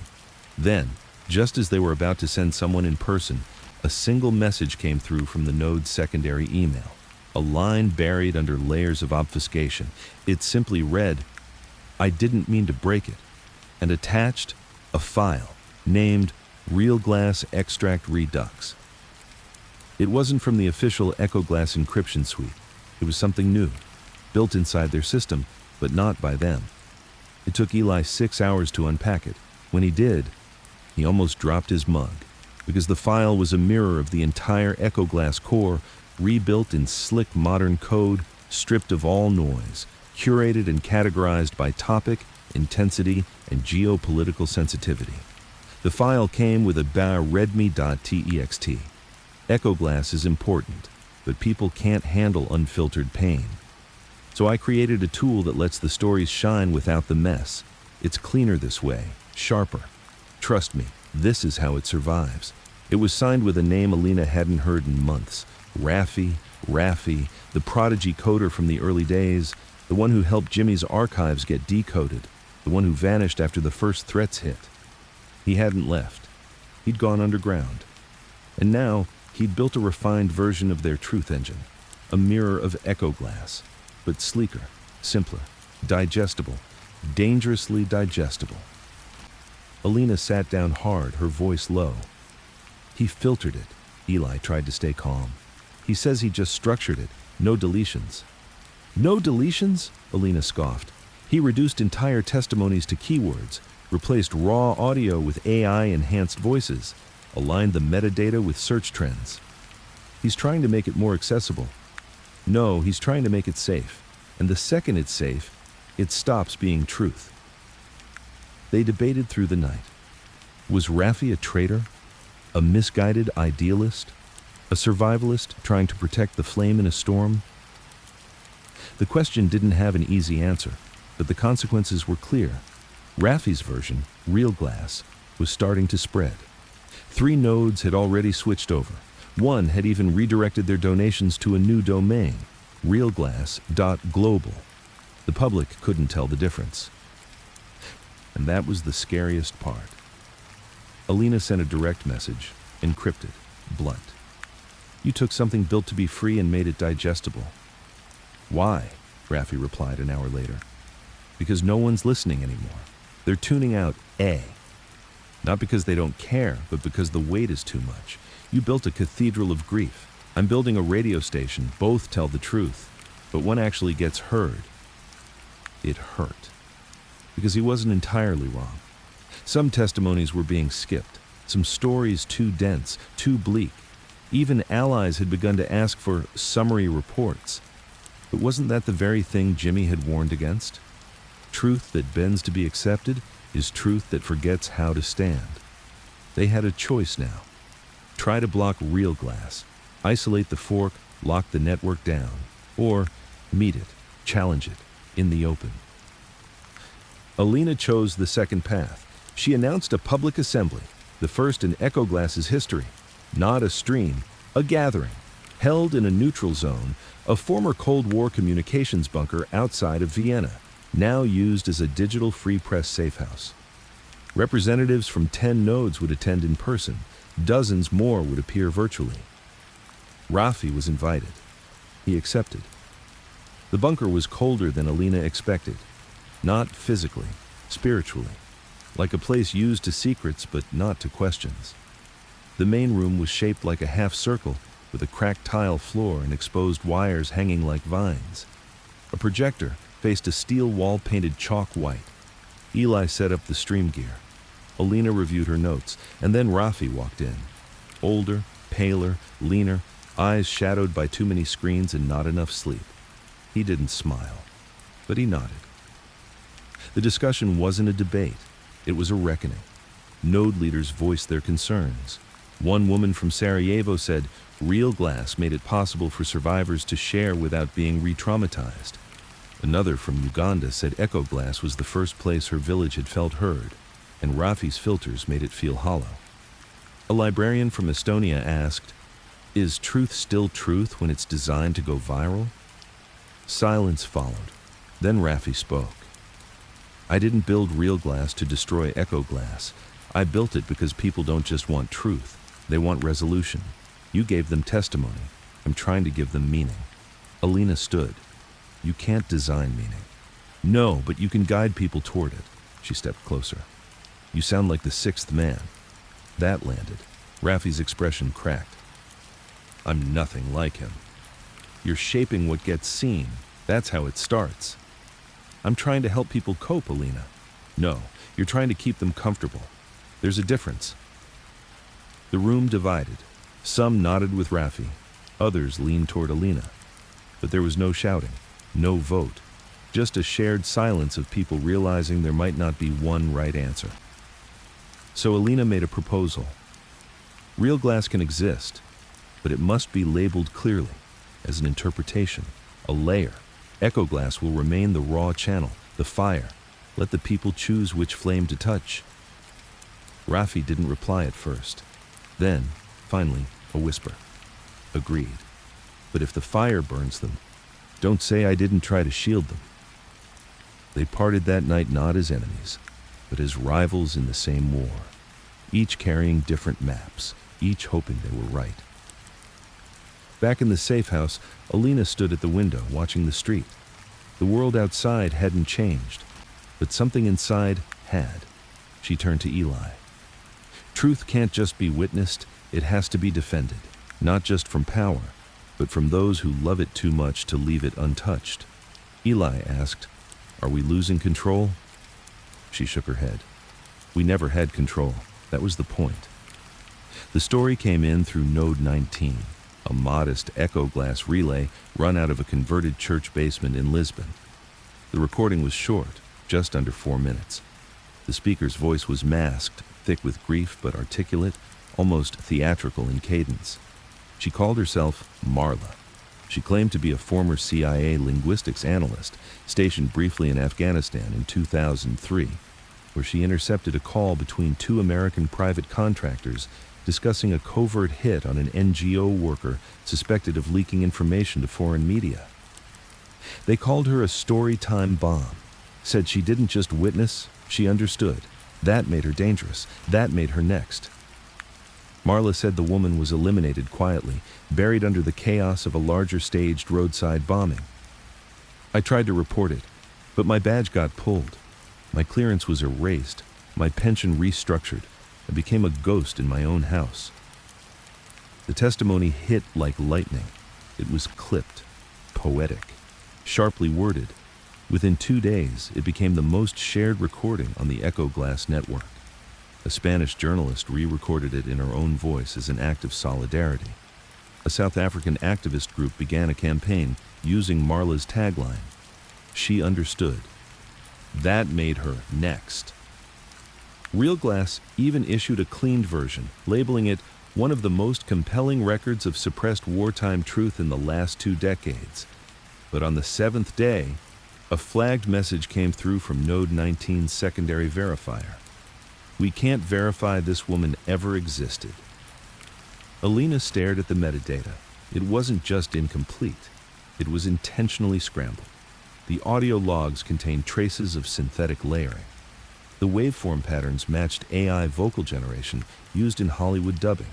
Even the acoustic background, which sounded like a small tiled room, turned out to be a looped 3-second stock clip of a Cairo hotel bathroom. Eli muttered, "Someone engineered this to feel real."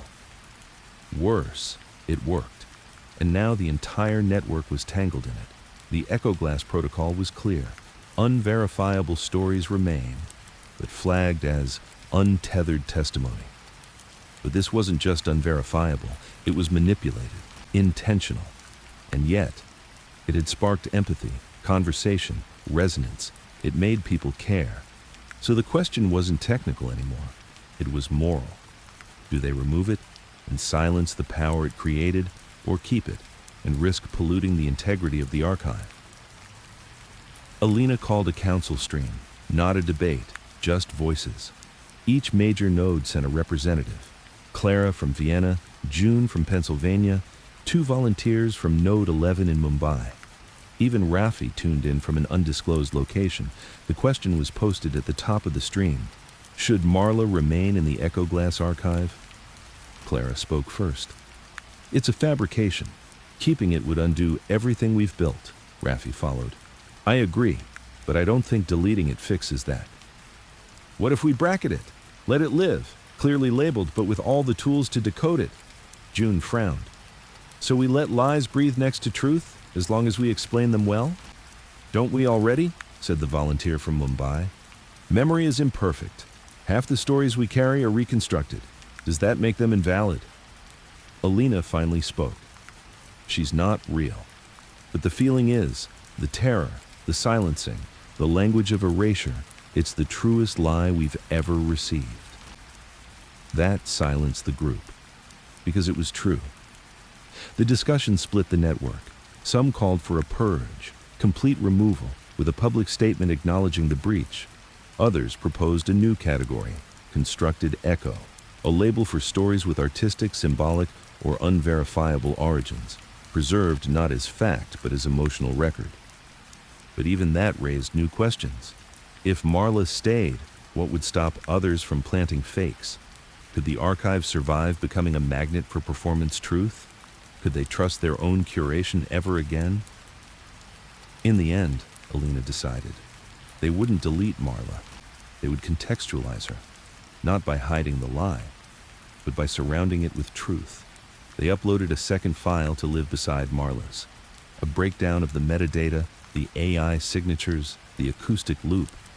Then a third, interviews with NGO workers who had experienced similar disappearances, even if not Marla's exact case, a testimony constellation.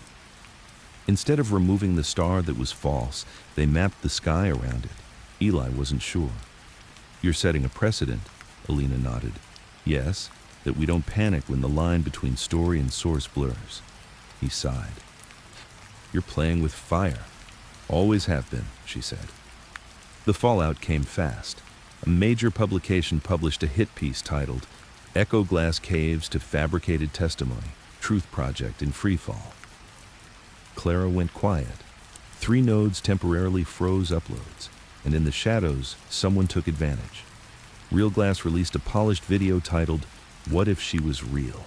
It blurred Marla's image into a silhouette and layered it over soft piano. Ended with, "We don't verify history to destroy it. We verify it so we can carry it. It went viral in 14 countries. And just like that, Real Glass became the trusted face of remembrance. But something strange also happened. A new kind of submission began pouring in. People who openly stated their testimonies were reconstructed, not fake, not jokes, but deliberate attempts to capture the emotional truth of something they weren't allowed to prove. One man claimed to be the son of a disappeared journalist who vanished in El Salvador. He admitted he had no records, no body, no tapes, just a dream his mother had about the last phone call. So, he recorded that dream, and it moved thousands. Alina created a new category for these stories: mythic witness, not evidence, not memoir, but emotional testimony rooted in memory's echo. The category came with a disclaimer. This story is unverified, but the feelings are real. Approach not as proof, but as presence. Some called it indulgent. Some called it brilliant. Some said it blurred the lines too far. But Echo Glass wasn't collapsing. It was evolving into something the architects never expected. One morning, Alina found a letter slipped under her door. No name, just a seal. Inside was a handwritten note. You're not curating memory anymore. You're building mythology. Be careful. Myths last longer than facts, and they're harder to erase. There was no signature, but she recognized the handwriting. The sixth man. She burned the letter, not in defiance, but in understanding. Because he was right. Myths were harder to erase, but sometimes they were the only thing powerful enough to survive the erasure. And now, in this strange, dangerous territory between fact and feeling, Echo Glass had stopped being a memory bank. It had become a library of survival. It arrived just after midnight. A new file upload. No warning, no source ping. It bypassed the standard verification queue, forcing its way into the public-facing node of Cell 5, a floating archive disguised as a maintenance substation off the coast of Sicily. At first, they thought it was a bot. The file was simply titled, "I'm Not Dead." The voice was gravel. Old, a blend of rust and whiskey that didn't care about sounding polished, only about being heard. They buried me in '85, but you can't kill what never left the room. Alina sat upright when she heard the name. They called me Dom the Tailor. Real name, Dominic Scarpini. And I was Jimmy's ghost, the one who stitched the holes behind every job. Lufthansa, I built the timeline. I built the fake manifests. I built the alibis that kept Jimmy breathing a full 5 years longer than he should have. Eli hit pause. Dom the Tailor died in '85. Car crash in Queens, confirmed. But Alina wasn't so sure. Confirmed by who? They checked the file. No metadata. No upload route. Just a tag at the bottom. Classic Cask, Rabbit 34. That changed everything. Classic Cask was a Cold War slang tag used for witnesses placed in indefinite protection via shadow protocol. So off the books, even the agencies who ran the protection didn't know where their assets ended up. And Rabbit 34? That was one of the only codes ever linked to an internal cleanup team that handled suspected leaks from the Lufthansa case. Which meant Dom might really be alive. And the story he was telling wasn't just personal, it was strategic. The rest of the recording was broken into fragments, each segment a confession, each confession a reconstruction of the job, not from Jimmy's side, but from the side underneath him. The planners, the fixers, the men who never held guns but moved schedules, arranged IDs, placed money in impossible corners of the system.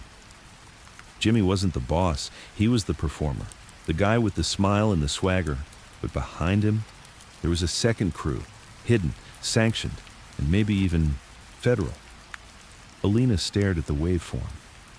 If he's telling the truth, then Jimmy wasn't just part of a heist, he was part of a state-enabled laundering operation. Eli was quiet, then said, "So why come forward now?" The answer came 12 minutes into the second segment. I stayed quiet because Jimmy kept his end of the code. He buried the sixth man's plans deeper than anyone thought. But now, I've seen what they're doing with his name, and I won't let them turn it into a fairy tale. It wasn't about guilt. It wasn't about justice. Dom had returned for one reason: to correct the story. But there was a problem. None of his claims could be verified. Every person he named, dead or vanished, every document he referenced, sealed or burned, and the man himself, still invisible. No fingerprints, no iris scan, no confirmed alias, which meant they had another Marla situation, but this time rooted in real names, real dates, and a case that had shaped decades of law enforcement strategy. The council reconvened. Clara was livid. Another unverifiable legend? Are we journalists or novelists now? Raffi was more cautious. I listened to all of it. The cadence, the pacing, the detail. If it's fake, it's the best fake we've ever received. June, old school as ever, leaned in. What scares me is, I believe him. Alina stayed quiet until the end, then said, let's test the story, not the man. If Dom's right, we'll find shadows in the cracks he claims he sealed. They began the dig. The first tip? A name. Frankie Gall, mentioned by Dom as the guy who held the manifest for the third locker. Alina couldn't find a Frankie Gall in Lufthansa records, but in a forgotten warehouse log from 1978, a Franklin Galloway was listed as a night shift freight handler who disappeared a week after the heist with no follow-up. Then there was the safe house Dom described. Blue siding, 3 floors, outside of Cedarhurst, with a broken oil tank in the yard. Property records showed a house that matched, purchased under a shell company in 1977, leveled in 1986 after a fire, never rebuilt. Piece by piece, Dom's story began to glow with legitimacy, not from proof, but from consistency. Eli looked up from his laptop, tired eyes wide. We have a problem. What? Dom's last file. It wasn't uploaded through any known Echoglass node. Then how? He turned the screen. It came through RabbitLink, the same cold protocol the sixth man used. Silence. Alina sat back. She felt the pull. If Dom was using RabbitLink, then he wasn't a rogue witness. He was still connected, still inside, or at least still being allowed to talk. It raised a terrifying possibility. What if Dom wasn't exposing the truth? What if he was replacing it? She called a stream. No counsel, just her. Thousands tuned in. The title of the broadcast was simple: The Ones Who Stay Dead. She spoke slowly, carefully. We build Echoglass to preserve truth. But what happens when ghosts start telling their version? How do we honor the voices that came before while making room for the ones that surface late? How do we hold memory steady when the timeline won't sit still? She paused. Let the quiet breathe. Dom the tailor may be real. He may be lying. He may be both. But Echoglass was never built to be certain. It was built to hold space for stories, even the ones we wish didn't show up again. The backlash was mild. Some praised her restraint. Some demanded Dom's files be locked until verified. But most, they kept listening. Because that was the strange thing about truth. It doesn't have to shout. It just has to endure. Later that night, Alina found a new message in her encrypted queue. One line. You heard me, didn't you? She replied, why now? The answer came a few minutes later. Because someone else is about to come forward, and they won't ask for permission. Attached, a blurry photo of a man stepping off a train, back turned. Wearing a coat with a familiar cut. She zoomed in, her heart stopped. It was the exact coat Jimmy wore in a surveillance shot taken in 1981, not a replica. The same, a bloodstain visible near the collar, the one Jimmy got in a fight days after the heist. She whispered, impossible. Unless someone had it, unless someone preserved it, unless someone wanted her to believe. Jimmy wasn't done speaking. It was early morning when the package arrived. Plain brown wrapping, no postage, no return label. Just a strip of red cloth tied around the middle, worn, faded, with the word remember stamped into it by hand. Inside, Nestled between layers of butcher paper was an old shoebox, and inside the box, a single cassette tape, no case, no label. Just a black shell and a faint scuff mark across the plastic, like it had been slid under something heavy or buried. Eli found it first. He didn't touch it right away. VHS, floppy drives, analog reels. Now a cassette, he muttered. They're dragging us backward on purpose, Alina nodded. Because memory lives best in dust. They didn't play it in the safe house. Too risky. They drove 2 hours north to an isolated studio once used by radio pirates in the early 2000s. The walls were foam padded, the hardware mostly analog, and the broadcast antenna had been rusted into silence for years. Eli set up the deck. Alina slid the tape in, pressed play. The hiss came first, then a pause, then a voice, quiet, gravelly, with just enough weight behind it to make the past throb like an old bruise. If you're hearing this, then either I'm really dead, or I got tired of pretending I wasn't. Alina closed her eyes. It was him, Jimmy Burke. The message wasn't long. No confessions, no names, just stories. Memories stitched together like old crime scene photos he'd kept in his head. He talked about the day after the Lufthansa Heist. It wasn't the money, never was. It was the silence after, the way the room felt, like we pulled the trigger on something bigger than a vault. He talked about the people. They thought I was the boss, but I was just a door. Behind me, rooms I never had the keys to, people I never saw without sunglasses and nicknames. Then he said this. The real job wasn't the heist. The real job was surviving what came after. Every man who made it out got paid twice, once in cash, once in secrets. The recording ended with 5 seconds of silence. Then a click, and Jimmy's voice returned, lower this time, almost like he leaned in. If they found the coat, they've found the rest. Don't let them wear me like a mask. The truth ain't pretty, but it's the only part I still own. Then, static. Then, nothing. Eli hit stop. The silence in the studio felt like someone pressing a pillow over the truth's face. Alina whispered, "That wasn't just a message." "No," Eli said. "It was a trigger." The coat, the tape, they weren't just relics, they were activators. And if Jimmy planned this, if he planted these artifacts to be found years after his death, then what else was buried? They took the coat to a textile specialist in Krakow, someone who had worked on artifact preservation for war museums. The woman, Karina, didn't ask questions. She ran a forensic thread test, and the results made her eyebrows rise. "This coat," she said slowly, "has been vacuum sealed for nearly 30 years. The blood, still active, human, male, type O negative, preserved unnaturally long." Alina asked what that meant. Karina leaned in. "It means whoever stored this wanted it found in perfect condition, just enough decay to make it feel real, but intact enough to be traceable." Traceable to who? She handed them a USB with the chemical readout. "If I had access to federal lab equipment, I could tell you. But this was meant to make you chase."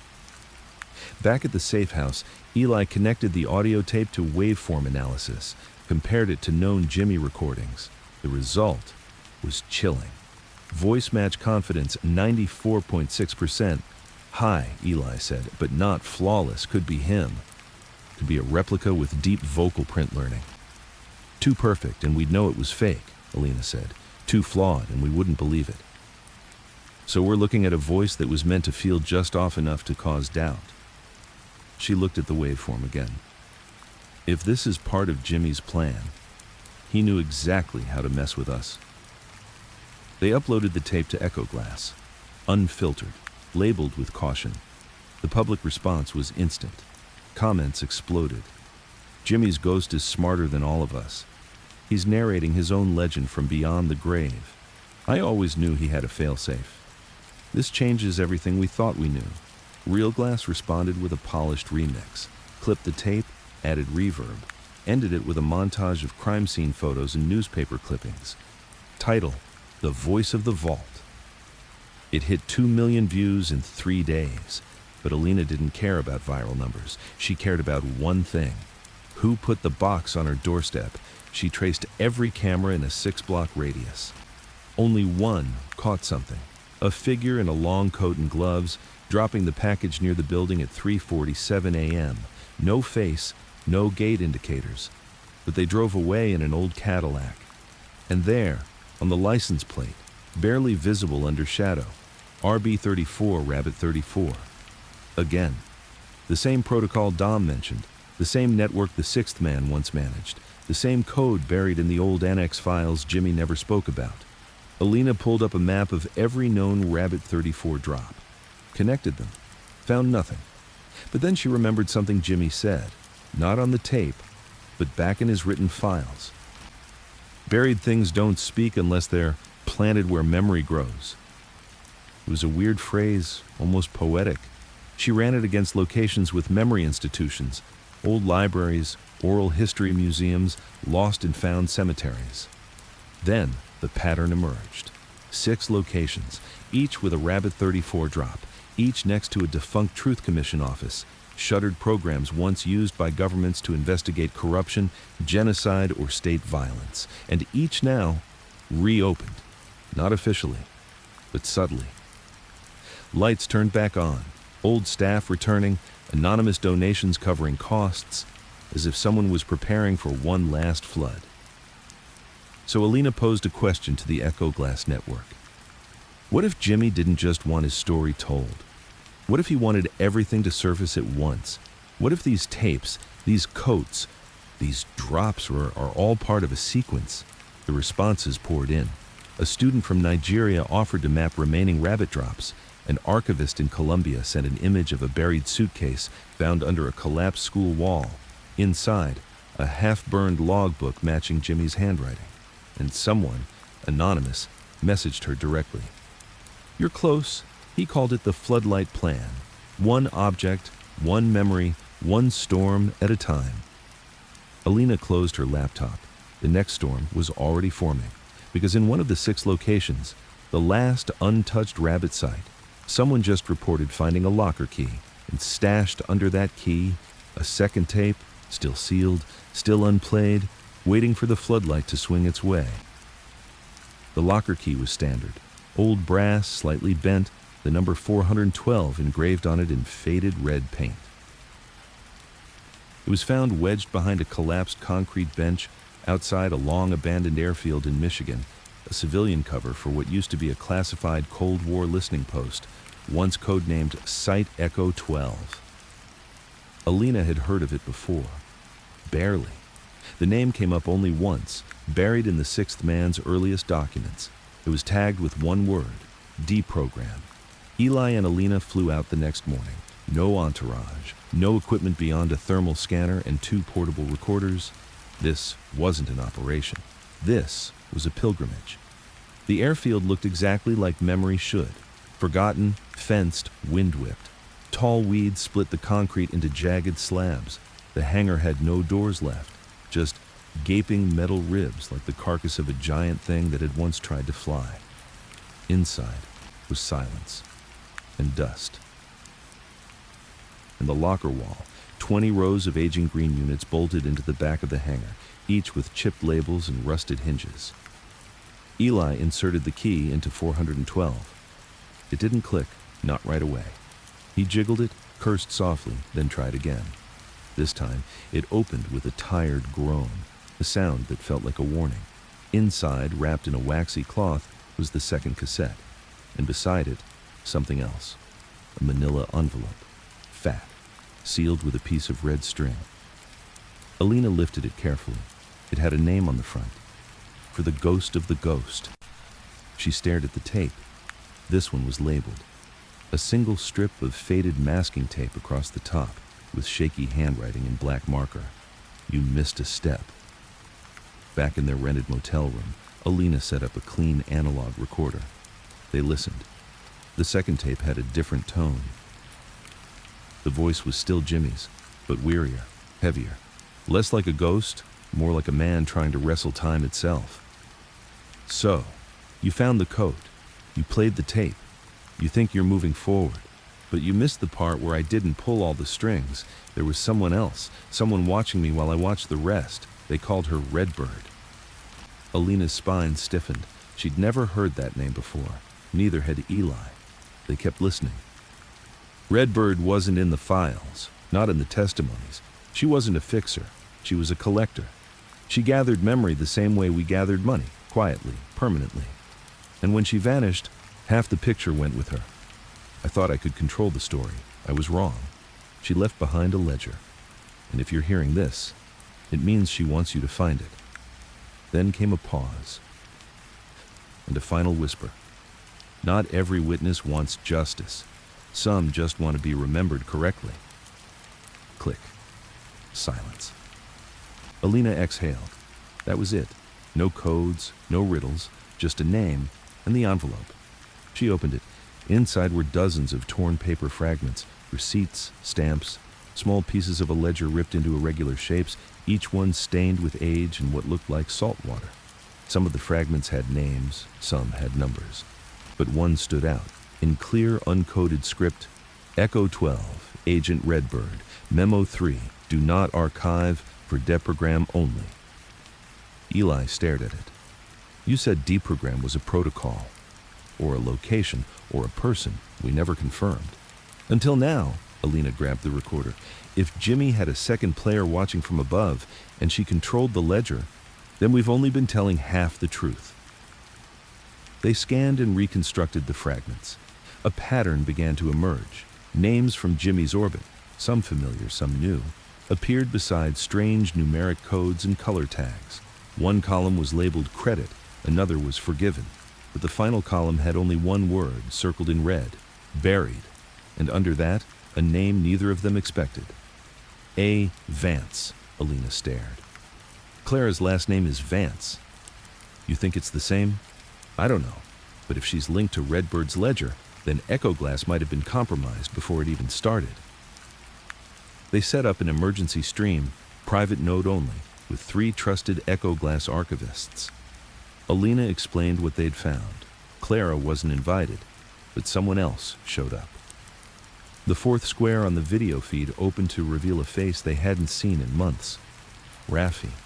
He looked older, sleepless, but calm. I've been tracking Redbird for 2 years, he said quietly. You just confirmed she was real. How did you know her name? She was the reason I joined Jimmy's inner loop. She funded some of the early decoding tech we used to unlock the Burke annex. You never told us. I wasn't sure she existed. I thought she might be a metaphor, like the 6th man's shadow. She's real, Alina said, and her ledger's full of ghosts. Raffi sent them coordinates, a warehouse in Marseille. 3rd drop in the floodlight sequence is there. It's tied to Redbird. But be careful. Someone else is already circling the site. Alina nodded. Who? Clara's people. They arrived in France under fake names. The warehouse was barely standing. A limestone husk near the docks, half the roof caved in. Inside, buried in the floor under a false panel, they found a steel lockbox. Inside that, wrapped in wax paper, was a 3rd tape. And beneath the tape, a photo. It showed a woman sitting at a table in 1979, blonde, unsmiling, eyes sharp. Across from her was a young Jimmy Burke, and in the corner of the image, half-shadowed, a name badge, Redbird. She was real, and she'd been with him from the beginning. They played the 3rd tape that night, Jimmy's voice again, but this time, different, tired, slurred, as if the weight of memory had begun to break him. Redbird told me memory ain't just what you carry, it's what you choose not to let go of. And if you hold it long enough, it starts to burn. He paused, then added, she had a plan for after me. Said truth couldn't live in one place, that it had to move, become a ghost like me. You're chasing the past, but you're already living inside its skin. Then, static.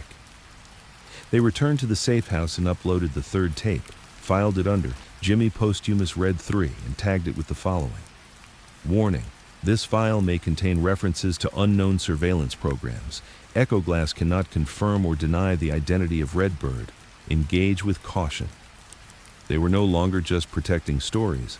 They were walking the minefield of someone else's memory map, and the detonations had only just begun. Alina didn't sleep. Not that night, not the next. The third tape, Jimmy's half-confession about Redbird and the design of a mobile memory system, rang too loud in her head. It wasn't the words that haunted her, it was the shape of them. Because they didn't feel like a confession, they felt like a manual. She sat alone, pulling up the original Echo Glass seed files, the foundational code she, Eli, and Raffi had built from scratch.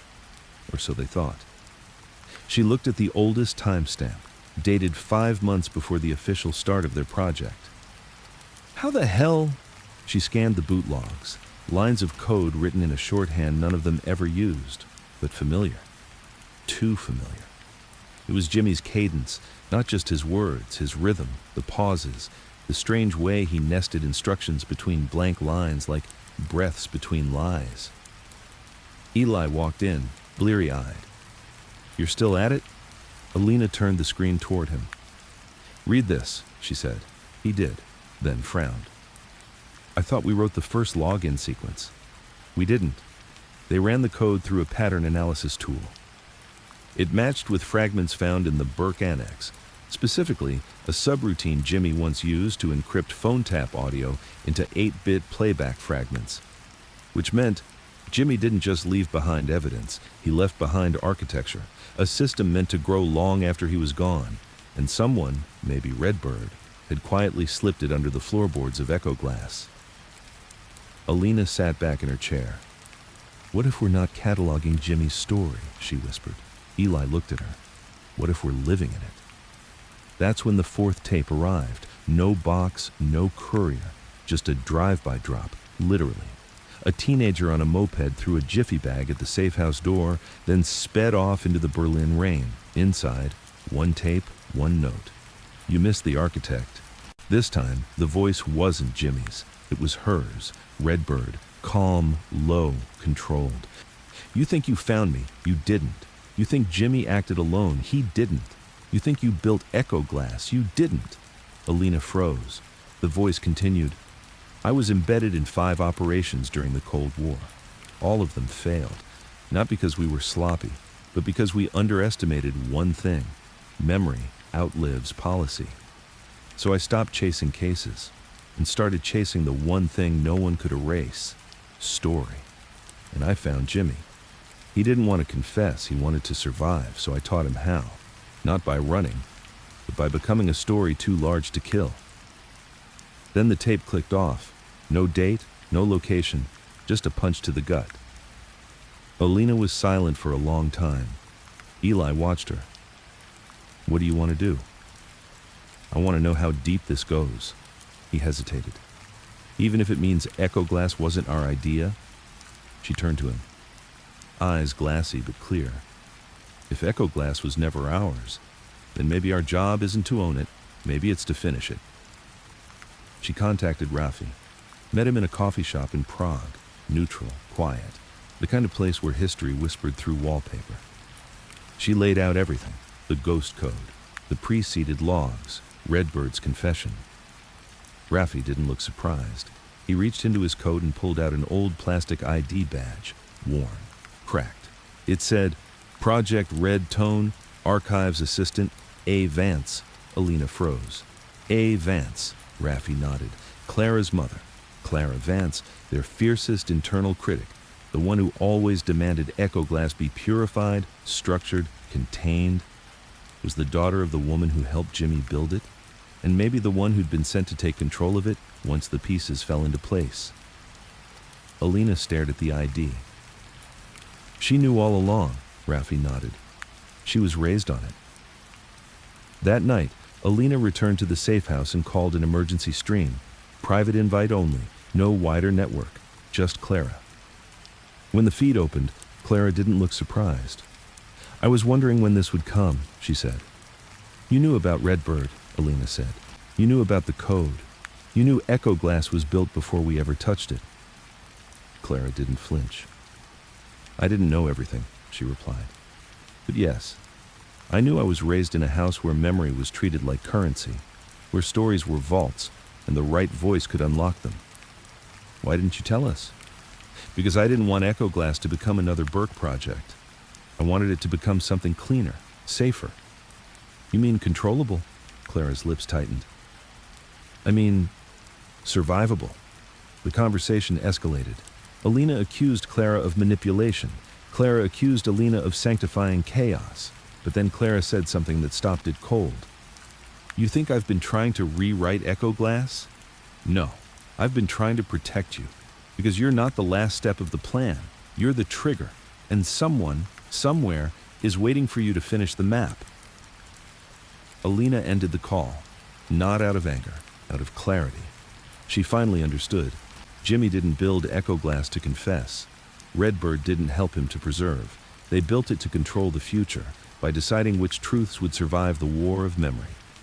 And Alina, she was the one chosen to light the final fuse. She stood in front of the terminal, typed one line, launch, finale fragment.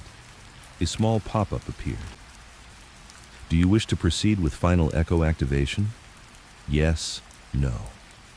She hovered her finger. Eli stood behind her. If you do this, there's no going back. She nodded. That's the point. And pressed yes. The screen blinked, then displayed 3 words.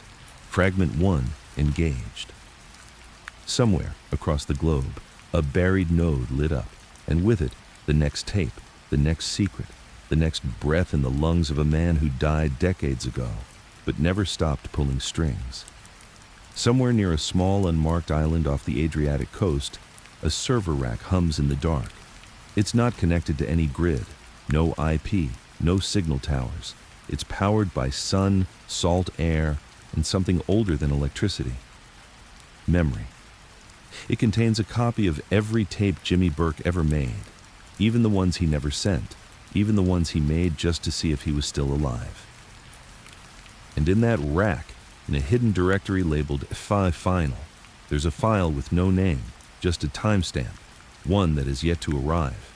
A final story, a last laugh, a legacy scheduled to release the moment someone tries to erase what's come before. Because that's what Jimmy understood better than anyone. The most dangerous truth is the one people try hardest to forget. Alina never pressed stop on Echo Glass. She didn't institutionalize it, didn't sell it, didn't hand it over to the right people. She did something far simpler. She stepped back. Echo Glass wasn't a platform anymore. It was a living thing, part rumor, part resistance, part raw human voice screaming against forgetting. The floodlight plan had run its course. Every node activated, every voice accounted for. And still, more came. Not just from the past, but from the present. Anonymous whistleblowers, retired agents, children of ghosts, and liars, good ones, who told stories so close to the bone that even truth flinched, and Echo Glass held them all, not because it wanted to be right, but because it didn't want to be the judge.